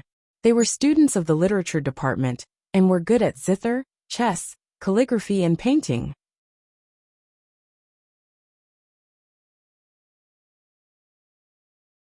However, they didn't know why they had to wait until Gu Jiao personally acknowledged their drawings. Don't you all have classes? Gu Jiao asked indifferently. Zhou Tong smiled. Yes, we have classes. Gu Jiao turned around and walked away coolly. After taking a few steps, she said casually, draw a few more. The walls at home are a little empty. Tianqiong Academy hadn't been so popular for a long time. Although they were called the Royal Academy, in fact that was many years ago. The last time they had a top scholar was 17 years ago. After that, they didn't even have a second or third place, let alone a top scholar. They weren't good at literature or martial arts and were often laughed at. Now that they had won 2 consecutive competitions and defeated 2 powerful academies, they were elated. Dean Sim was also very happy. He called Gu Jiao, Mu Qingchen, and the others to his duty room and praised them. You did well in these 2 competitions and showed Tianqiong Academy's standard. However, don't be arrogant. Train well and strive to win glory for the academy in the next competition. Mu Qingchen and the others cupped their hands. Gu Jiao raised her eyebrows. That's it. Dean Sim was stunned. Gu Jiao said, aren't you going to give me something more practical? For example, the prize money? Dean Sim was speechless. Ahem. Dean Sim coughed and said seriously, the academy is short on funds recently. If you win next time, we'll give you everything. Gu Jiao caught the main point. Then you won't give us anything if we lose? Dean Sim coughed. You little brat. Can you not talk about money every 3 sentences? How can people who read books stink of money? Gu Jiao asked. So are we giving or not? Dean Sim was speechless. Was it too late for him to say no? On the way back to Bright Heart Hall, Mu Qingchen asked Gu Jiao, are you short on money? Gu Jiao raised her eyebrows. You can say that. Do you have a way to earn money? Mu Qingchen said, I can lend you as much as you want. There's no need. Gu Jiao waved her hand. She wasn't short on money now. She was just preparing for a rainy day. Gu Yan's surgery would take place next month. It might cost a lot of money. Gu Jiao said seriously. If you have a way to earn money, call me. I won't treat you badly. I'll let you be the middleman and earn some money. Mu Qingchen was speechless.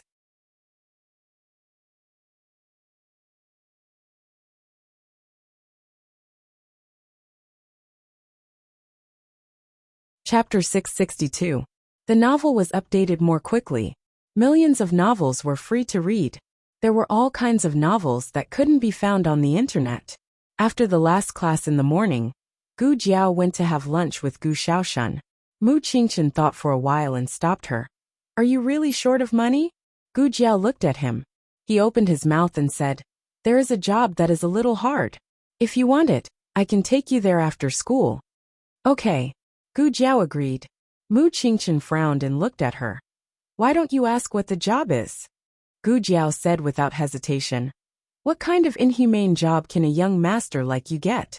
Mu Qingchen was speechless. After school, Gu Jiao told Gu Shaoshun to go home first. She had something to do. Sister, do you want me to go with you? Gu Shaoshun asked in a low voice. No need. Gu Jiao said. She could work alone. Gu Shaoshun always listened to her. Hearing this, he scratched his head and said, oh, then I'll go first. Come back early. After seeing Gu Shaoshun off, Gu Jiao turned right and walked a dozen steps to get into Mu Qingqin's carriage. She sat down on the side seat. Mu Qingqin must have told the driver, so the coachman started the carriage without saying anything. It was still early, and the carriage was stuffy. Gu Jiao opened the window slightly. The bright sky shone in, and everything in the carriage was clearly visible. Mu Qingqin turned his eyes and caught a glimpse of the ice blue hairband on her head. This kind of ice blue silk material was very precious and couldn't be bought in the outer city. Of course, it could be bought in the inner city, but Gu Jiao didn't have the habit of dressing luxuriously. "Why are you looking at me?" Gu Jiao noticed that he was looking at her. "The hairband is good." Mu Qingqin looked away. Gu Jiao touched the hairband Xiaoheng gave her and shook her head in her heart. "Well, I think it's good too." Mu Qingqin couldn't help but look at her again. She couldn't hide the happiness in her eyes. He didn't know whether it was because of the hairband that she obviously didn't buy herself, or because she was going to make money. "Now that you've become famous, there will be a lot of people who want to know you. Don't get too close to everyone." Gu Jiao, Gu Jiao. Gu Jiao originally thought that he would bring her into the inner city to do something. Unexpectedly, the carriage turned and headed in the other direction of the outer city. After traveling for about 10 miles to the east, the carriage arrived at a majestic mansion. There were a few guards standing guard at the entrance of the mansion. The coachman flashed his token, and the guards walked over. Mu Qingqin lifted the curtain and said to the guard, "It's me." The guards hurriedly cupped their hands and allowed the carriage to pass.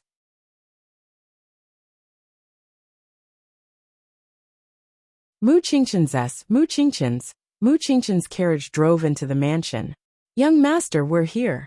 Mu Qingqin got out of the carriage. Gu Jiao jumped out of the carriage as well. "Wow!" Gu Jiao couldn't help but exclaim when she saw the scenery in front of her. Was he really in the mansion? What a big, Mu Qingqin thought. There was an orchard to the east of a forest to the south, and a long path to the west. There was a long and winding path to the west, and there was a lotus pond to the north. The lotus leaves in the pond were as green as jade, and there were white and pink lotus flowers. The scenery was so beautiful. "Where are we?" Gu Jiao Mu asked. "Yin Shanjuan's mansion," Mu Qingqin said. "Yin Shanjun." Gu Jiao Mu had never heard of it. Mu Qingqin didn't explain too much. At this moment, a pretty maid walked over and greeted Mu Qingqin with a smile. "Young Master Qingqin." Mu Qingqin nodded slightly. "Is your young master here?" "Yes," the maid said with a smile. "I'll take you there. This is..." She looked at Gu Jiao Mu. Gu Jiao Mu Qingqin was wearing the Tianqiong Academy uniform. She looked a little young, and the birthmark on the left side of her face was hard to miss. Mu Qingqin introduced her calmly. "She's my classmate. Her surname is Xiao." "Young Master Xiao." The maid greeted him politely. Gu Jiao Mu nodded. "This way, please." The maid didn't ask why Mu Qingqin brought his classmate here. She led them to the orchard on the other side of the field. They met many servants along the way, and all of them knew Mu Qingqin. After entering the orchard, Gu Jiao Mu heard a few anxious girls' voices.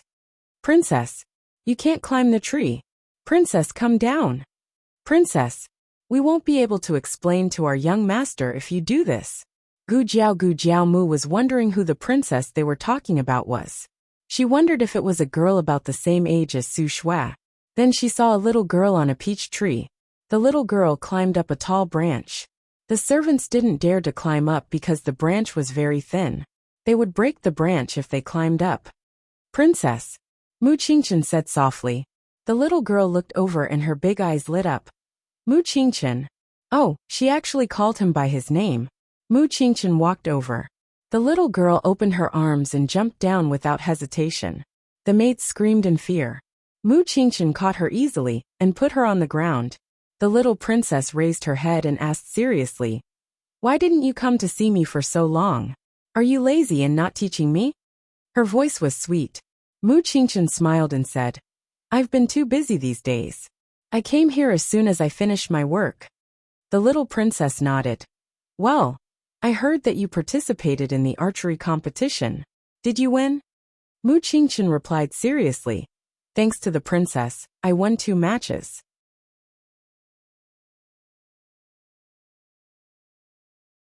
Then you're good, the little princess said. Then she turned her head and saw Gu Jiao walking over.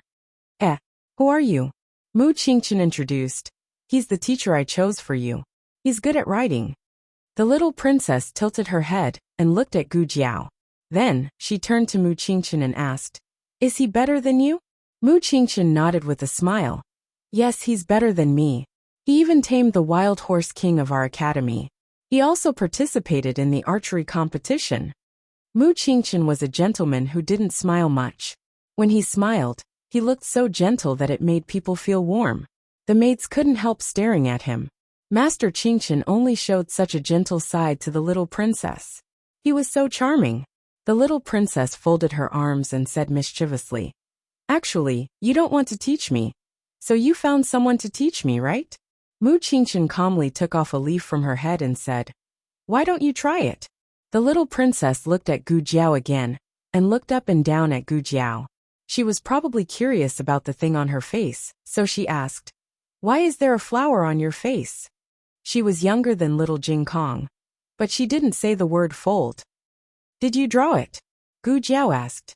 The young commandery princess said in a very dignified manner, Draw one for me as well. The maids chuckled. Mu Qingchen introduced Gu Jiao to the job of teaching the little princess to ride. Mu Qingchen was not good at teaching children. Yesterday, he saw that Gu Jiao got along well with Su Shue's roommate's younger brother. He thought that Gu Jiao had a talent for communicating with children. That's it? Gu Jiao asked. Mu Qingchen said, The little princess has asthma. You know medicine, so there's no one more suitable than you. Oh, Gu Jiao understood. Do you come every day or? Mu Qingchen shook his head. No, you can come every 3 to 5 days. You can decide how long you want to practice according to the little princess's physical condition. 50 taels a month. Gu Jiao was very satisfied with the work intensity and the pay. Because it was the first day, Mu Qingchen was worried about whether Gu Jiao was qualified for the job, so he stayed with Gu Jiao. The two went to the stable to accompany the little princess to choose a horse.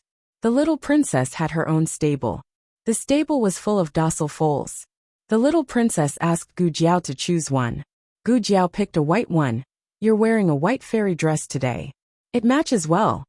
It was unknown if the word fairy had pleased the young princess, but she raised her chin and said, That's right, I think so too. The servant in the stable brought the little princess's special saddle. Gu Jiao fastened the saddle and carried the little princess up. Before the little princess sat down, she threw herself at Gu Jiao. Wait. I'm scared. Gu Jiao hummed and said, What's there to be afraid of? It's very docile.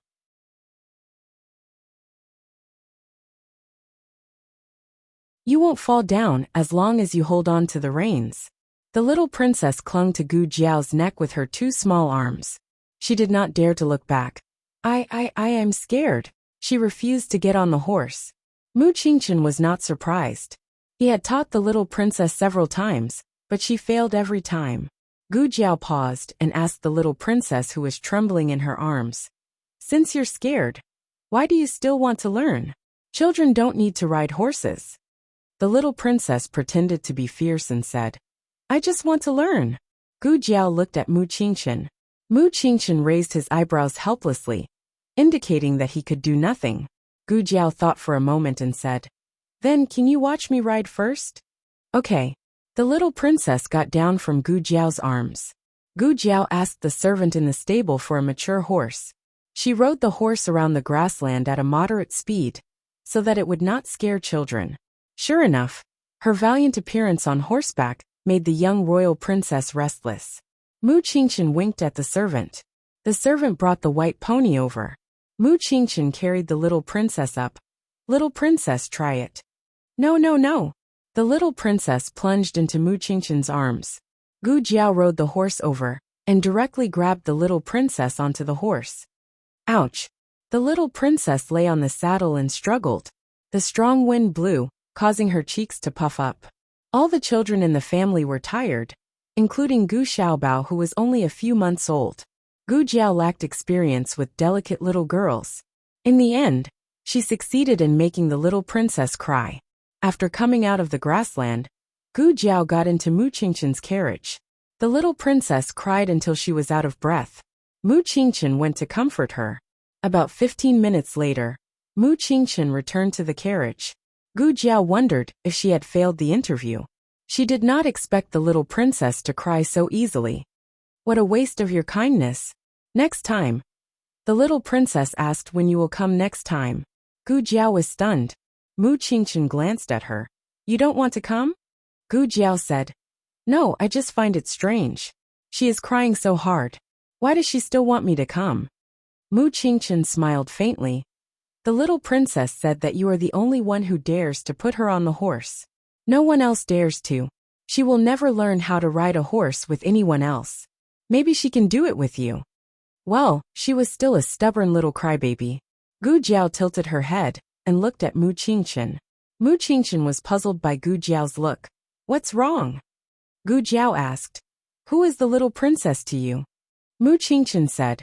Her father, Yin Shanjun, is a close friend of Dukan. He lived in Dukan's manor when he was young.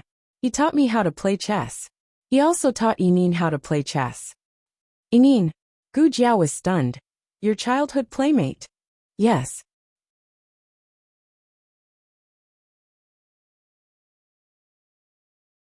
Mu Qingchen nodded. This was the first time Mu Qingchen mentioned the name of his childhood playmate. Gu Jiao felt that the name was a little familiar. She seemed to have heard it somewhere. Yin Shanjun is not in the mansion these days. He has gone on a long journey. Mu Qingchen said as if he was explaining why he didn't take her to visit Yin Shanjun. Gu Jiao said, Oh. She didn't care about that. She was thinking about that name. Yinin. She couldn't get the name out of her mind. The carriage went out of the mansion. Young master, where are we going now? Back to the academy? The coachman asked. Mu Qingchen looked at Gu Jiao.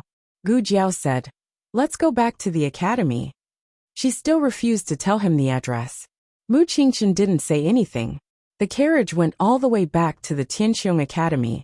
They came from the southern gate of the city, so they had to pass by there on their way back. It was hot, so Gu Jiao kept the window open. As they approached the city gate, a group of soldiers and horses suddenly appeared on the official road. Leading the group were several officials riding on fine horses. Behind them were a group of able-bodied men in ragged clothes, their hands tied with ropes. Gu Jiao had never been curious about the affairs of the government. She just glanced at them casually, but she didn't expect to see a familiar figure. She pushed the half-open window to the maximum.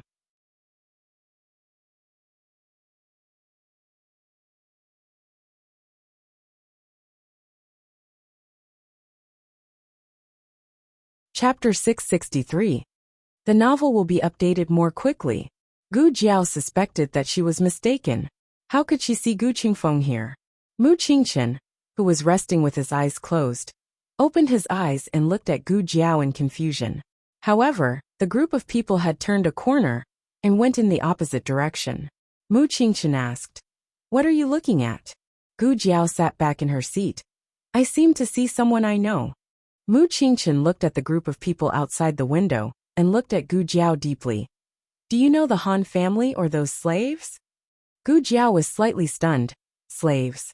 Mu Qingchen looked at her and said, Are you mistaken? Gu Jiao closed the window. Maybe I'm mistaken. Gu Qingfeng couldn't have come to the Yin kingdom, let alone become a slave. There was a mineral vein at the foot of the Dongshan Ridge outside the city of Xingdu, and the Han family was responsible for mining it. Some days ago, there was an accident in the mine, and a group of slaves died. The Han family bought a new group of slaves without stopping. Most of these slaves were servants who had been marked as slaves. Some of them were poor people in the Yin kingdom, some were prisoners who had been severely punished, and some were strong men from the black market. The team stopped at the checkpoint of the mine. The guard looked at the corvée laborers tied up with ropes, and clicked his tongue in disdain. These corvée laborers don't look very useful. There aren't many of them who are strong. An officer riding on a horse said, The market is not good now. It's good to have them. Let's make do with them. The guard said, Okay, go to work. We're waiting. The officer smiled. It's so late. Aren't you afraid that something will happen again? The guard smiled helplessly. What can I do? It's my superior's order. His mouth said that there was nothing he could do, but his expression was clearly indifferent. Well, they were just a group of lowly slaves. Who would care about their lives? The group of people entered the mine. Several officials found an open space for them to rest. It wasn't that he sympathized with them, but they were already very tired after such a long journey. They needed to rest and eat something to recover their strength. Everyone sat down on the ground.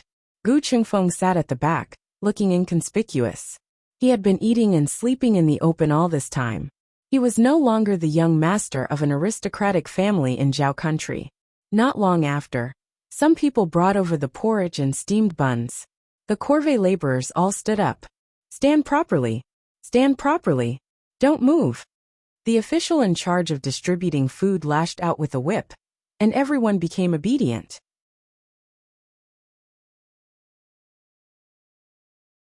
Each person had a bowl of porridge and 2 steamed buns. When it was Gu Qingfeng's turn, there was only half a bun left. Gu Qingfeng didn't say anything. He took the bowl of porridge and the hard steamed buns, and ate them in big bites. After being hungry a few times, he understood that if he didn't eat fast enough, he would be hungry until the next meal. Sure enough, as soon as he wolfed down half of the steamed bun in his hand, the officer urged them to enter the mine. Sir, can you give me some more food? I don't have enough to eat. I don't have the strength to work. A corvée laborer over 50 years old cupped his hands and begged the officer. The officer whipped him, causing him to roll on the ground. Now you have strength. He fell in front of Gu Qingfeng. If it was in the past, Gu Qingfeng would have helped him up. But now Gu Qingfeng didn't do anything. He just silently walked around him and followed the group. The group entered the mine. Some ores were on the surface and could be directly mined. Some ores were underground and needed to be dug into blind shafts. They had been sent to dig a well. There were already a few old corvée laborers digging. Go get a shovel yourselves. The officer shouted. Everyone hurriedly walked over and picked up a shovel from the ground. They copied the old corvée laborers and started digging. Gu Qingfeng also picked up a shovel and started digging like a professional. They dug until the middle of the night. When everyone was exhausted and had no strength left, they were brought back to a large shared room to rest. Dozens of people were squeezed into one room. The smell was so bad that it was suffocating. Gu Qingfeng lay on a wooden board in the corner. On one side was a corvée laborer, and on the other side was a gray mud wall. Perhaps they were tired. Almost everyone fell asleep as soon as they lay down. After the officer finished checking the room, he locked the door, and then turned to leave. In the darkness, Gu Qingfeng slowly opened his eyes. He wasn't here to be a corvée laborer. Since he had already arrived at Chengdu, he didn't need to continue mingling with a group of slaves. He had to think of a way to leave. As he thought about it, he turned over and inadvertently pressed down on the wound on the outside of his right leg. He gasped in shock. Fuck, the mark of a slave was really painful. He couldn't help but swear. After returning to the house, Gu Jiao told her that she was the young princess's riding teacher. After all, she would be visiting often in the future. It was better to tell her family clearly. Madame Nan gave Gu Jiao a bowl of corn rib soup. Which young princess? Is there a princess in the outer city? She knew that a princess was someone with status. Usually, she lived in the inner city. Yan Shanjun's daughter. Gu Jiao said. Yan Shanjun. Madame Nan felt that this title was familiar. But she had left Yin Kingdom for too many years. She couldn't remember it.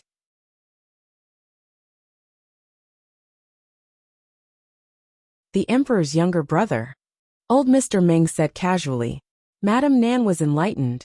She smiled and said, Ah yes, the emperor's younger brother. No wonder it sounded familiar. Gu Jiao was surprised. The emperor's younger brother has such a young child? She remembered that Commandery Prince Ming was the crown prince's legitimate son. He was the emperor's grandson. Commandery Prince Ming looked about the same age as Xiaoheng. The emperor was at least the same age as the old duke. Madame Nan said thoughtfully, I don't know. She didn't deliberately inquire about the royal family. Her understanding of the royal family was limited. Old Mr. Meng drank a mouthful of soup and said calmly, Yan Shanjun is the Empress Dowager's posthumous son. He is almost 30 years younger than the emperor. Now Gu Jiao understood. Yan Shanjun was the king's youngest brother. His daughter was of the same generation as the crown prince. Didn't that mean that even Commandery Prince Ming had to greet the young Commandery Princess politely when he saw her? Gu Jiao suddenly smiled. This little guy's seniority is quite high. Everyone looked at her with a strange expression. After saying so much, your focus was only on seniority? That was Yan Shanjuan's daughter, the young princess of the royal family. It was said that being with the emperor was like being with a tiger. Not to mention the Yin kingdom's royal family. Madame Nan was somewhat worried. Old Mr. Meng seemed to be knowledgeable. She asked old Mr. Meng, "Is this Yan Shanjun easy to get along with?" If his temper was bad, he would rather give up this job. Yan Shanjun is fine, old Mr. Meng said and glanced at Gu Jiao. You didn't make the young princess cry, did you? Gu Jiao said seriously. No, how could I make her cry? Old Mr. Meng nodded. That's good. The emperor dotes on this young princess very much. Those who made her cry were all killed by the emperor. Gu Jiao was speechless. Early the next morning, Gu Jiao practiced the red-tasseled spear as usual. She didn't know if it was because she saw Gu Chengfeng, but Gu Jiao thought of the whip that she had neglected for many days. She also took it out and practiced for a while. After that, Gu Jiao and Gu Xiaoshan went to the academy.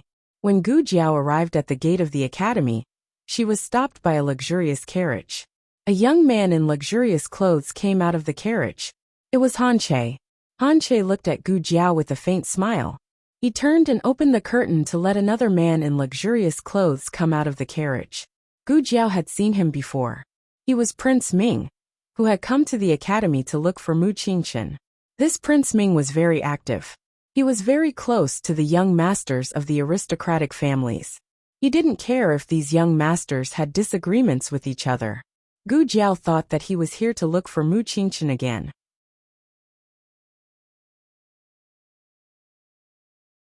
She turned around and planned to go around the carriage to enter the academy. Unexpectedly, Han Che stopped her.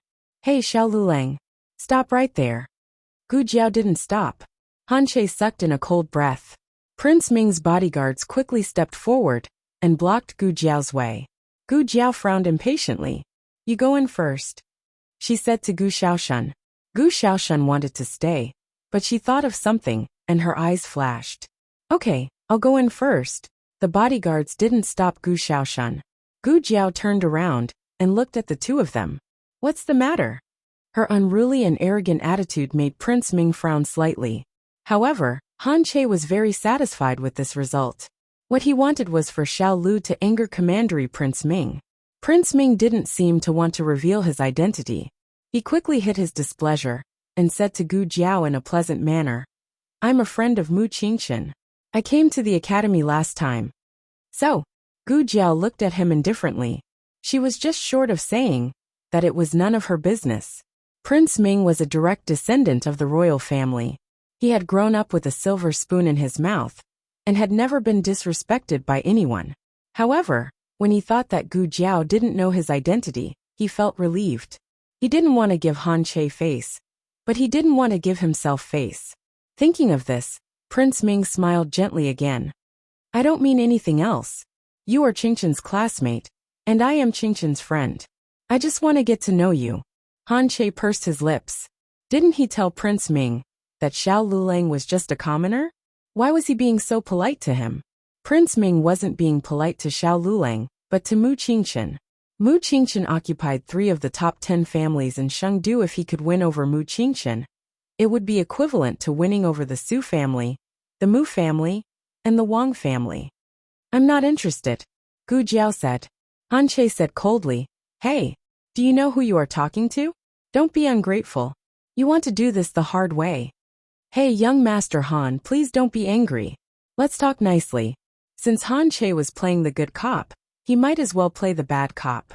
He smiled and said to Gu Jiao, I was caught up with something at the last minute during the archery competition, so I couldn't see it with my own eyes. I heard that you have a very powerful horse. Can I have a look? No. Gu Jiao refused immediately. Prince Ming almost choked on his own blood. Did she think that it wouldn't work if she didn't reveal her identity? Han Che added oil to the fire and mocked. Xiao Lulang. This young master beside me just wants to see your horse. Even if he wants your horse, you have to give it to him. Do you understand? Gu Jiao looked at the two indifferently. So you are here to steal my horse? Prince Ming frowned. He was just here to take a look, but he really wanted to steal it.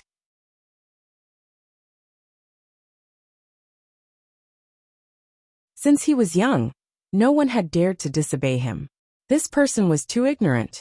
Even if he didn't reveal his identity, his royal aura was enough to intimidate him. Inside the gate of the book, the students of the academy who had caught a glimpse of this scene exclaimed that they were doomed.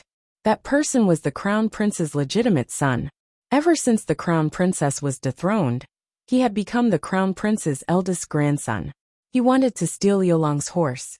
Even if Gu Xiaoshan called young Master Qingshan, there was nothing he could do. What's going on? Why are you all crowding here? Don't you need to go to class? President Sun walked over and asked. The students turned around. One of them whispered, President, Prince Ming is here. He wants to steal Liulong's horse. What? President Sun's expression changed.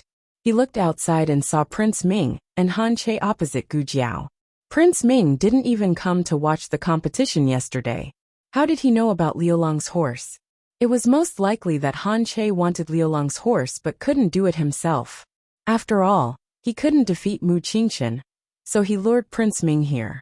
There was nothing Prince Ming couldn't get if he wanted it. It was over. Liulong's horse couldn't be saved. How is this stealing? Prince Ming smiled faintly. Although he said that he wouldn't steal it, the brocade guard beside him had already placed his hand on the hilt of his sword. Just as Prince Ming was about to order his men to draw their swords, a horse carriage sped over and stopped beside Gu Jiao.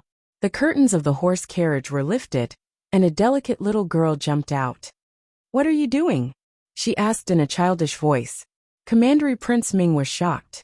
The little princess, who was not even 5 years old, jumped out of the horse carriage and walked up to Prince Ming. She raised her tender face and asked sternly, Why aren't you greeting us? How embarrassing.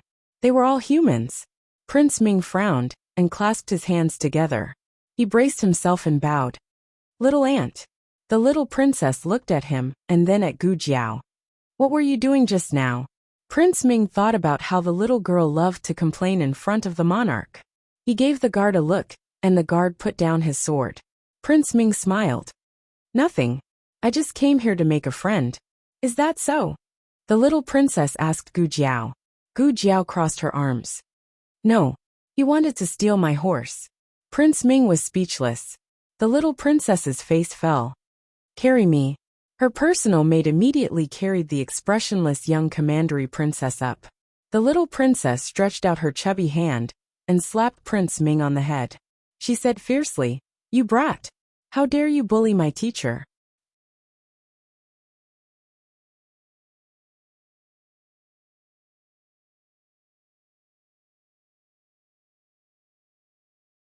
Chapter 664.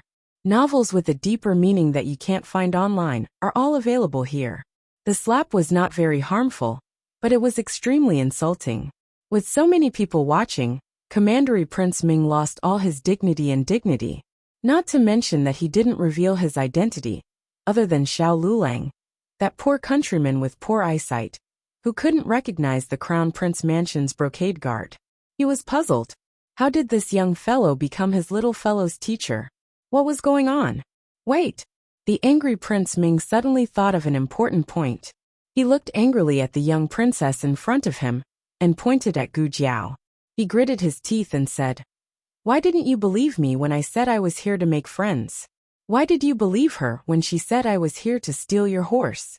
What you did was unfair. The young princess choked. She suddenly felt a little guilty. She did seem to be unfair just now. However, the young princess also wanted to save her face. She would never admit her mistake. She rolled her eyes and said sternly, Isn't that because you're always lying? You have a bad record, and your words are not trustworthy. You are not trustworthy. You. Prince Ming was so angry that he almost died of anger. Not only did she hit him in front of everyone, she even exposed his shortcomings. The young princess found reasonable evidence to support herself, and suddenly became bold and confident. Are you still not going to admit it? Last year, you secretly went cockfighting and were caught by the crown prince's cousin. This year, you cheated and asked someone to write an essay for you. Last month, you even lied to the emperor. Humph. Do you think I'm a child and don't remember? He was finished. He was completely finished. He was exposed by the little fellow. Actually, it was a small matter. Cockfighting was just for fun. He cheated because he was too lazy to do his homework. It was not that he did not know how to do it. As for lying, how could it be called lying? He said he missed the emperor day and night. Was there anything wrong with that? How could there be such an infuriating child in this world? Prince Ming could not be calculative with the young princess. Not only could he not be calculative, but he also had to coax her and give in to her. Otherwise, she would go to the emperor and complain about him. After all, she loved to complain. Could he go and complain about it? Of course it was possible, but wouldn't it be embarrassing? How old was the young princess? How old was he? Little royal princess did not know that royal Prince Ming was giving in to her, because she was young. She always thought that it was because of her seniority, and that he could not be unfilial.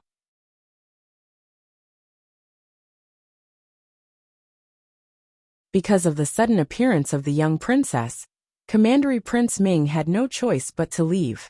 Before he left, the young princess even bowed to him.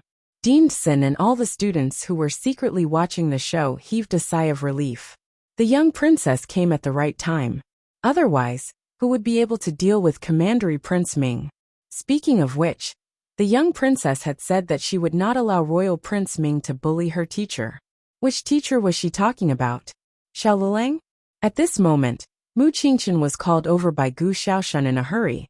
However, he found that Commandery Prince Ming and Han Che had already left. All his plans were in vain. Princess, why are you here? Mu Qingchen greeted the young princess. Put me down. The young princess said. The servant girl put the young princess down. In fact, the young princess was not often carried by others. That would make her seem very small. She always remembered that she was an elder. The young princess pointed at Gu Jiao and said to Mu Qingchen, I'm here to look for her. Gu Jiao asked curiously, Why are you looking for me? To ride a horse. The young princess said, Yesterday, when I asked you what time you would be coming over, you did not give me a definite answer. Oh, so she still had to reply. She thought that she could just go over after school. Gu Jiao reflected seriously. It's my fault. I'll be more careful next time. She did not have the burden of an adult in front of a child. The young princess was very satisfied with her attitude. She hated it when people talked nonsense and made up all kinds of excuses to fool her like she was a child. For example, her unfilial nephew, Royal Prince Ming. The young princess looked at Gu Jiao and said, Then you can tell me now. Gu Jiao said, After school today, I'll go over to look for you. After school ends at 5 p.m., I'll be there for half an hour. The young princess nodded. Okay, it's a deal. Then she bid farewell to Gu Jiao and Mu Qingchen and went back in the carriage. Gu Jiao was a little confused. She came all the way here just to ask about the time of school. She did not understand the world of the royal little boy. On the other hand, in the mine surrounded by mountains, Gu Qingfeng and the others dug the well for the whole day. The weather was hot, and some of the corvée laborers collapsed on the ground from heatstroke. Gu Qingfeng also suffered from heatstroke. He felt nauseous and weak, but he was not paralyzed. His sleeves were rolled up high, revealing his tanned skin. Every time he chiseled, the firm but not overly exaggerated muscles on his arms could be seen. Finally it was dusk. The corvée laborers were almost paralyzed with exhaustion. Gu Qingfeng was so tired that he sat on a rock and panted with sweat all over his back. Such days had started since he entered the Yin Kingdom. If he was not in the mine, he was in other places.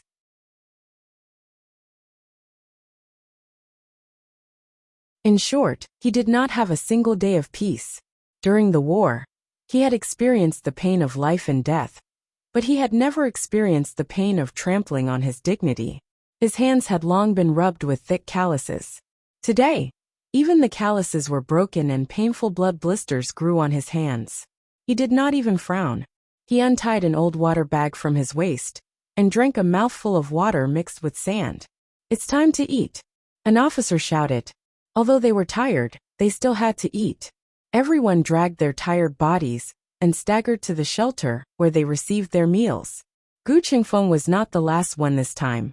He took the first place and got a bowl of thick porridge and 2 big cornmeal steam buns. Then he found an empty space and sat down, wolfing down the food. Judging from the weather, it was going to rain tonight. Because of this, they did not need to continue digging the well tonight. They were afraid that they would be buried in the well. After the meal, everyone was escorted back to the shared bunk and was not allowed to enter or leave without permission. The weather was extremely hot. The shared bunk was full of 20 to 30 people. It was like a steamer, and the unpleasant smell kept fermenting in the room. Gu Qingfeng laid on the innermost wooden board. His expression did not change at all. It was as if he was used to this smell. About an hour later, dark clouds covered the sky, and the sky darkened all of a sudden. Not long after, the sky began to flash with lightning and thunder. Gu Qingfeng understood that the opportunity to escape had come. After the last person in the shared bunk fell asleep, Gu Qingfeng got off the bed and quietly walked to the door. The door was locked from the outside. It was impossible to pry it open. He did not have any tools and could only use his internal force to open it. But he could not alert the patrolling guards. He could only wait for the next thunder. A white flash of lightning flashed, and the ants on the ground were clearly illuminated. Now was the time. With a loud bang, Gu Qingfeng broke the bronze lock with a caw-caw sound. He opened the door and walked out. He wrapped the broken lock with his hair and pretended to lock it back. The thunder gradually stopped and heavy rain poured down. Gu Qingfeng ran into the heavy rain without looking back. The heavy rain could cover his tracks and also hide the presence of the guards. He needed to be more careful than usual. He did not want to bump into them and be caught on the spot. Aya, why is it raining so suddenly? My clothes are all wet. I don't know if we can start work tomorrow. What about the officials? They don't want us to dig a well anyway. Gu Qingfeng hid behind a large tree and allowed the 2 patrolling guards to pass by him in a hurry not far away. When the 2 walked far away, he continued to run towards the checkpoint. There were also guards at the checkpoint.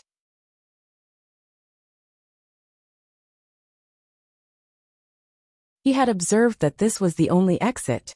The other places were filled with poisonous grass and traps. He waited in the rain for a while. The guard seemed to be tired and started to nap. Gu Qingfeng silently flashed in front of him. It would be a lie to say that he was not nervous. His heart was in his throat. Fortunately, he was not discovered, and he successfully left the mine. Then he ran in the direction he came from. His clothes were soaked in the heavy rain. He did not dare to stop for a moment. He was afraid that the group of people would catch up. He did not know how long he ran. He ran until his legs almost did not belong to him. He came to a secluded official road. He held onto a tree by the side of the road and gasped for breath. Suddenly, the sound of horse hooves came from afar. There is only one official road here. He must have gone this way. It was the officials of the mine. They found out that he had escaped so quickly. Gu Qingfeng gritted his teeth and looked up at the branches above his head. He jumped onto the branches. Fortunately, there was no thunder now. Otherwise, even if he was not caught and beaten to death, he would have been struck to death by lightning. Go! The group of people ran under the big tree. Hearing the sound of horse hooves getting farther and farther away, Gu Qingfeng leaned against the tree trunk and panted. Only after he sat down did he feel the pain in his leg. The place where the slave mark was branded with a soldering iron had not healed. Now that it was in the rain, it hurt like a drill.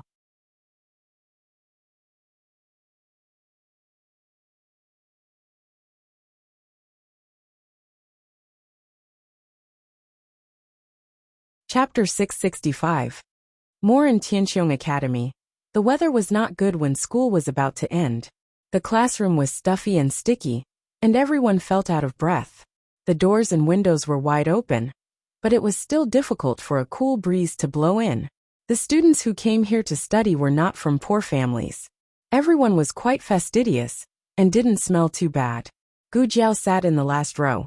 Mu Qingchen was on her left, and the back door was on her right. She could breathe enough fresh air from her seat. Zhou Tong, who was in the front row, was sleepy. First, the weather was stuffy. Second, he stayed up late to paint again. In the lecture, Teacher Gao was explaining the Pythagorean theorem, which was the Pythagorean theorem that Gu Jiao had learned in her previous life. Zhou Tong. Teacher Gao suddenly called out his name. Zhou Tong trembled and stood up with a confused expression. Teacher Gao said lightly, "You can answer this question." "What's the answer?" Zhou Tong swallowed. What kind of question was this? What did he mean by the answer? 80. Gu Jiao whispered expressionlessly. Mu Qingchen looked at Gu Jiao strangely. Zhou Tong straightened his back and said loudly, 80. Teacher Gao looked at Zhou Tong suspiciously, and then looked behind Zhou Tong. There were only two people behind Zhou Tong, Mu Qingchen and Xiao Lulang.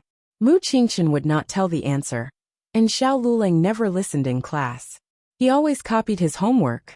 Okay. Teacher Gao answered and asked Zhou Tong to sit down. Zhou Tong was relieved, and raised his sleeve to wipe the cold sweat on his forehead. After class, Mu Qingchen picked up the questions left by Teacher Gao, and pointed to one question. He asked Gu Jiao, "What's the answer?" "I don't know," Gu Jiao said without hesitation. "What about this question?" Mu Qingchen changed the question. "I don't know," Gu Jiao said. Mu Qingchen frowned and looked at her. "Why do you know when Zhou Tong asks you? Zhou Tong doesn't know how to do it. And you don't know how to do it either?" Gu Jiao said casually. "I don't know how to do it. I just guessed it." Not long after, Gu Xiaoshan ran over to Gu Jiao. "Lulang, let's go back." Gu Jiao began to pack her bag.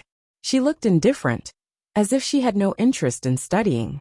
Mu Qingchen looked at her deeply and asked, "Have you ever thought about taking the imperial examinations?" "I'm not from the Yin Kingdom," Gu Jiao said. Mu Qingchen said, "Any student of the academy can take part in the imperial examination." The Yin Kingdom was a superior country that paid great attention to talents.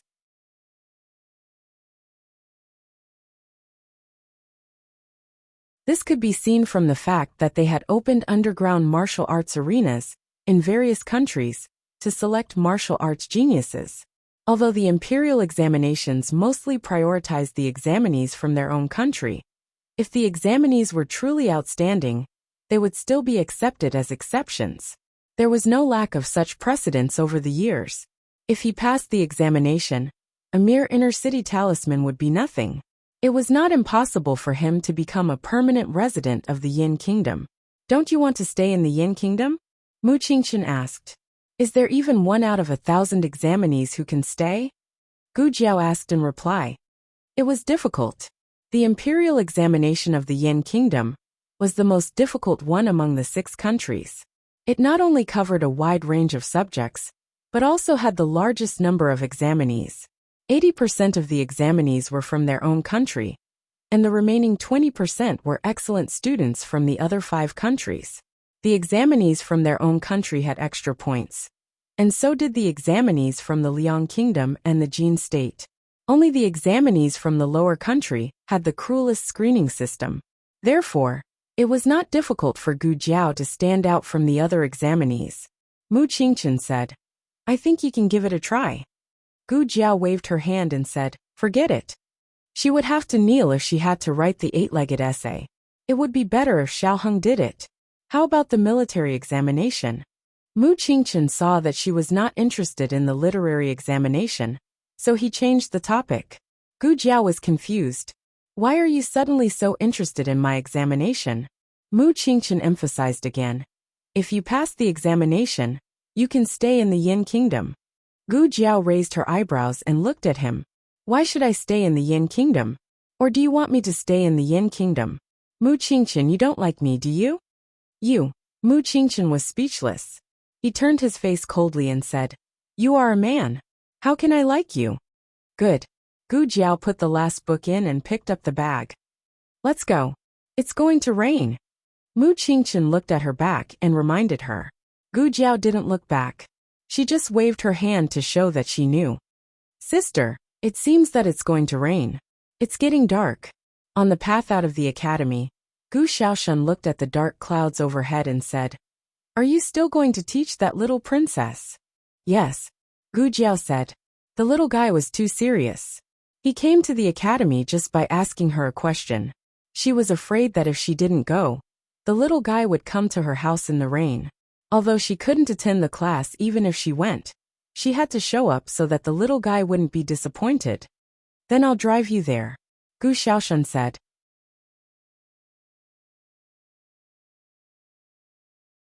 Since the Horse King was only 2.5 years old, the family seldom let the Horse King pull the carriage. They usually only let it pull the mill. Fortunately, there was a horse at home. Gu Xiaoshan took the horse out and put it on the shaft of the carriage. Then he went into the house to get a cloak and a straw raincoat. When he came out, the Horse King was the one pulling the carriage. The horse stood far away in the alley. Gu Xiaoshan was stunned and scratched his head. What's going on? Who changed it? Why is it you?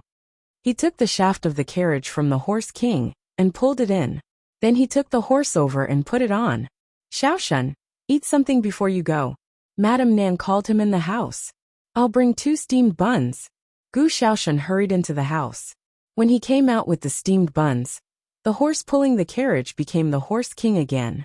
Know this? Gu Xiaoshan was confused. Sister. Gu Jiao came out and looked at the Horse King. Then she looked at the horse that was frightened by the Horse King and said, Come out. The Horse King didn't move. It meant that it had to go out. Gu Xiaoshan said, Sister. Gu Jiao said, Forget it. You go in the house. I'll go by myself. Oh. Gu Xiaoshan scratched his head and turned to go into the house.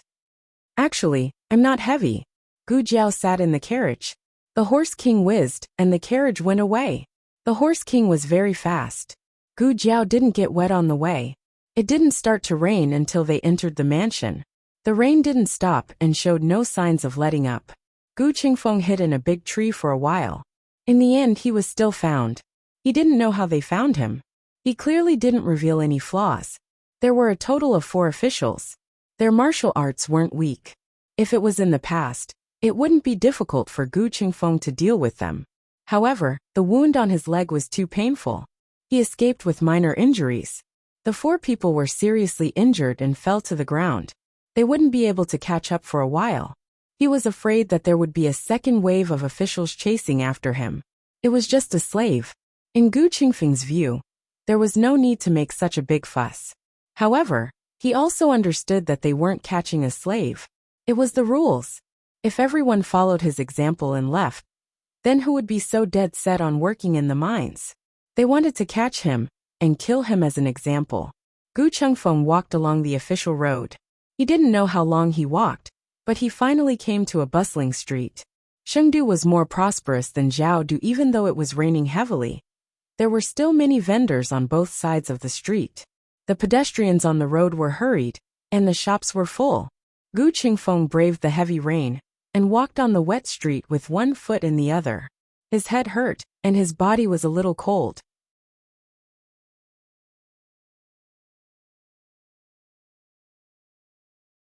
Suddenly, he was bumped into by a man walking towards him. The man scolded, Don't you look where you're going? Gu Qingfeng ignored him. He didn't understand anyway. On the way to Chengdu, he was locked up with a group of slaves from a lower country. There weren't many opportunities to learn the language of the Yin Kingdom. After walking for a while, he had a splitting headache and his mind was dizzy. According to his previous experience of being sick, he should have a high fever. He found an open space under the eaves and sat down against the cold wall. Hey, go away. The beggar on the side scolded. This is my territory. Gu Qingfeng glanced at him and was too lazy to move. The beggar pointed at the brand on the outside of his right calf with a stick. So you're a slave. Then you dared to fight with me for territory. In the Yin Kingdom, the status of slaves was lower than that of beggars. They were not people but goods, cats and dogs. Gu Qingfeng didn't understand what he was saying. He was too tired and just wanted to rest for a while. He didn't want to cause trouble. But this person was too noisy, and even hit him with a stick. Gu Qingfeng could pinch him to death with his fingers. But he was just an old beggar with a lame leg. Why bother with this kind of person? In the past, Gu Qingfeng would bother. But now he wouldn't. After experiencing more injustice and abuse, this kind of unfriendliness was not worth mentioning at all. Gu Qingfeng couldn't stand the noise and dragged his tired body away. He fell in an alley full of water. People came and went in the alley. No one noticed that a person had fainted here. Finally, a carriage stopped nearby, and a gorgeously dressed middle-aged woman walked into the rouge shop with a young maid in a flirtatious manner. When the two came out of the rouge shop, the little maid inadvertently glanced and saw the figure on the ground. "Mother, there's someone over there." In the Yin Kingdom, only the brothel madam could be called mother. The middle-aged woman stared at her and said, "How many times have I said, we're not a brothel? It's changed to a theater. Call me madam." "Madam." "Yes, madam." The maid hurriedly changed her words, thinking that a theater was similar to a brothel. Alive or dead? The middle-aged woman looked at the person in the alley. Gu Qingfeng was lying on the ground. His body was tall, and the bones of his hands were delicate and slender. "Oh, you're quite pretty." The middle-aged woman and the maid walked over with an umbrella. The maid squatted down and touched his neck. "He's still breathing." He seems to be talking." The maid put her ear close to his neck. "What did he say?" the middle-aged woman asked. "He doesn't seem to be from Shengdu. The language of the Yin Kingdom is so strange." The maid listened carefully for a while, and finally understood a few words. He said, "Tianqiong Academy." "Madam, is he a student of Tianqiong Academy?"